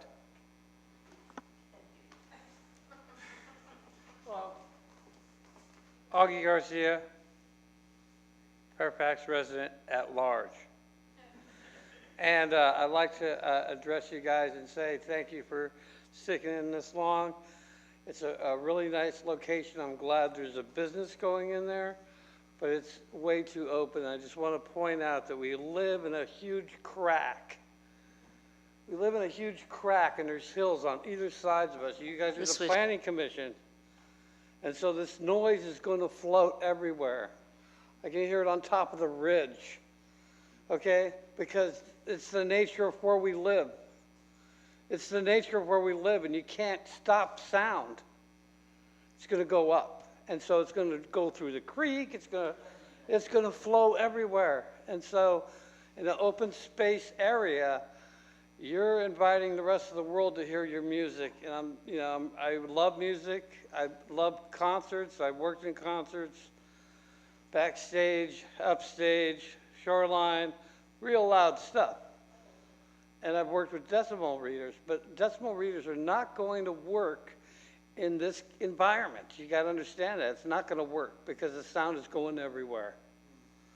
And so, limitation on sound may have to be done, but it only can be contained within 4 walls, and that's barely being done, as what I've witnessed tonight. So good luck, and I wish you all very much prosperity and continue to do good things.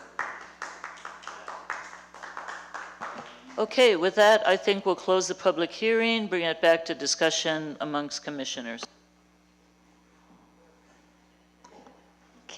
Can I start so I could address, I'm sorry, I missed your name. Chris. Okay, let's see, where do I start? Let me be clear first. I am for music and for music in Fairfax. However, I think this resolution, approving this resolution could be a slippery slope as it is, in that we may be creating a precedent saying, oh, well, so-and-so got approval for outdoor music, why, it's not fair. And I think our job is to look at the projects, look at it as a site-specific issue, because Perry's is not the same as California cuisine. It's not. Broadway's not the same. The physical characteristic of Broadway versus Bolinas is totally different. You have a duplex to the right. The street is very narrow. You have retail. It's just, you can't compare it. So I think it's a mistake to say, okay, we're going to make music, outdoor music, okay at Perry's, therefore it's okay to make it okay at Bolinas. So with that being said, I make the same recommendation to Brad regarding the acoustic engineer. I think it's in your best interest to spend a little bit of money, just like I think it's in Perry's best interest to spend money. They can do their own fundraising for their own acoustician. They're very generous with the community. They should do it for themselves. But I think we can all learn a lot from these experts who really can change, the way music is delivered, sound, not just instruments, but people cheering and, baseball games or things like that. So I think we have to look at this as a site-specific issue. And, fair is not equal, in my opinion. It doesn't have to be, equal all the time. So my recommendation would be to approve music indoors, but I think outdoors right now, the way the trellis is laid out, I think it's just a totally different animal. And, if you want to have a piano out there, I would actually go for non-amplified music out there. Or maybe piping through, but I don't think amplified music outdoors is a good idea in that area, in that physical location. Just, the public hearing is closed unless No, that's just my opinion. I think I cannot approve this resolution as it is written right now. Those are good suggestions. Having indoor music that can be amplified, outdoor music that should not be, and limiting the hours similar to how we did with Perry's. And we're all very tired, but that's my idea here, is we can approve it on that basis. So.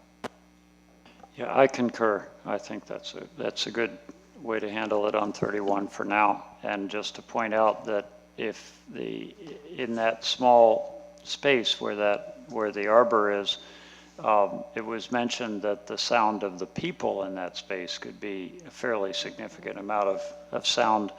And the sound that people make is dependent on the music. So if you put amplified music out there, people are going to talk a lot louder. And so I would really stay with the non-amplified. Well, the way you guys are thinking this would play out, would you bring it back again 6 months after the music had been starting, or you just say that's the way it is? I wouldn't see any reason not to. I think there's probably going to be people who have things to say about it, about the music in that part of town are going to, they're going to both be, they're going to be comments about both, so we should just include them both in the review. It's in the resolution to revisit it in 6 months after the music starts. So I think, in that sense, I think we do need to collect data, hard data. Right now, it's all hypothetical, and I do know noise is an issue, but I think we'll have hard data to work with. And if you were going to set hours, what hours would you be setting? The resolution is, must have an error in that. Number 6 says, currently, the indoor music shall occur 7 days a week between 1 p.m. and 1 a.m. Outdoor music, that would be outdoor non-amplified music, shall occur only Thursday through Sunday between the hours of 4 p.m. and surely you mean 8 p.m., not 8 a.m. What I was trying to recommend, but I'm so tired now, I can't even find the staff report in my pile, was the same hours for outdoors as Perry's, 4 to 8. So I don't know what it Right, but it says. says 8 a.m. in the resolution, so I'm just. No. Okay, no, that's not correct. It's supposed to be PM. Can I recommend that we change the indoor times, maybe cut it off at 9 o'clock, just because there is a residence next door? Maybe cut it off at 8, yeah. Right now it says 1 p.m. to 1 a.m. I would say 1 p.m. to, are you guys okay with 9 or 8? 8? I think 8. I mean, you just, we have testimony, people have. Children, yeah. Have to go to bed.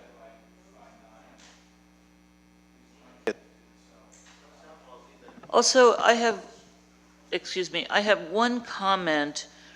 In the staff report, staff say that there are several businesses that have available outdoor areas large enough to accommodate music.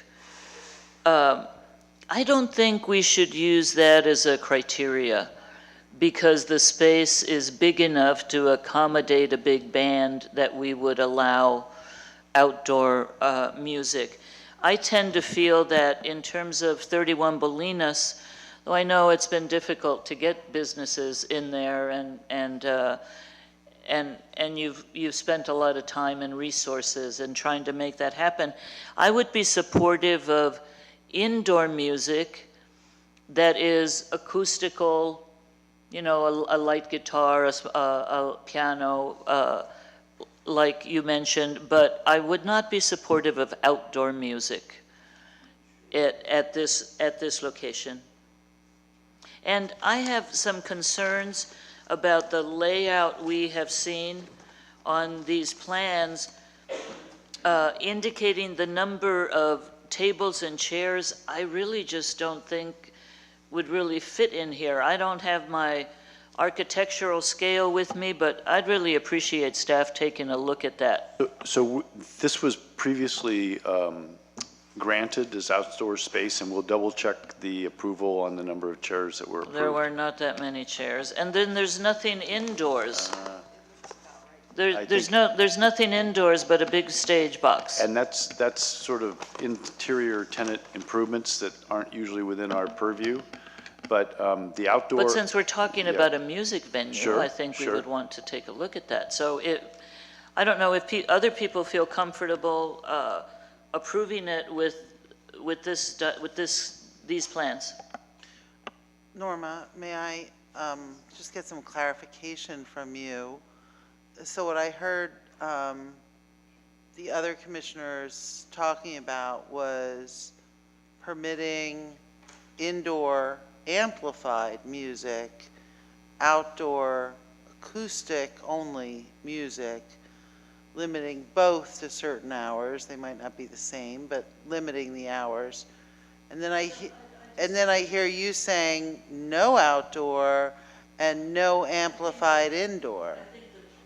I think the music could be indoor. I'm supportive of indoor music, and it would flow to the deck. People would hear it. People would hear it across the street. People would hear it on the corner.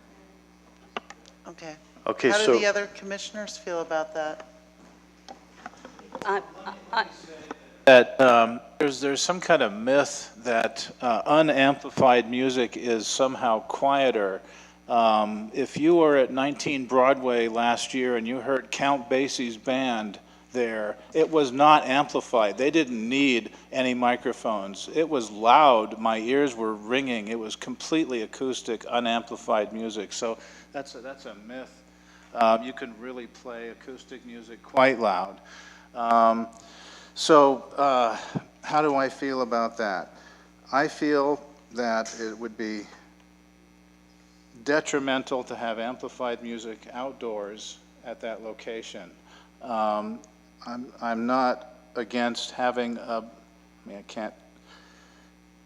don't want to regulate music, and I don't want to regulate art. This is the First Amendment, et cetera. But we want to make sure the neighbors aren't disturbed, so I would definitely limit the hours to 8 p.m. indoors and out, and that might help a lot with neighbor disturbance. That's kind of my take on it. Okay. Do we have a motion? I'm sorry, it's late. What are we moving on again? The hours are limited to 8 o'clock. And time. I don't know what's going on. Okay, the change I would make here would be on number 4 under whereas on the resolution, that be replaced by the new indemnity clause. And under number 6, that it be read, the indoor music shall occur 7 days a week between the hours of 1 p.m. and 8 p.m. And the outdoor music shall only occur Thursday through Sunday between the hours of 4 p.m. and 8 p.m. and be non-amplified. That would be. Okay. Sep. That would be my motion, yes, that's my motion. Is there a second? Second. All in favor, say aye. Aye. Aye. No. Motion carries. 4-1, and there's a 10-day appeal period. 4-1, there's a 10-day appeal period of $500. The motion carries. There is a 10-day appeal period, though, and a $500 fee for such an appeal. Great. Thank you, and good night. Madam Chair, given the hour, can I make a recommendation on the minutes? Let's postpone them. Send us any comments you have, so maybe we can breeze through them, because we're going to have quite a log to go through next time. And then my report is simply, we got the application in for the Christ Lutheran Church Senior Housing Project today. Oh, wow. Very exciting step. And with that, if you have any comments or questions, requests, have at it. Otherwise, I move we adjourn. Second. All in favor? Aye. Aye. Whoa. thank you all.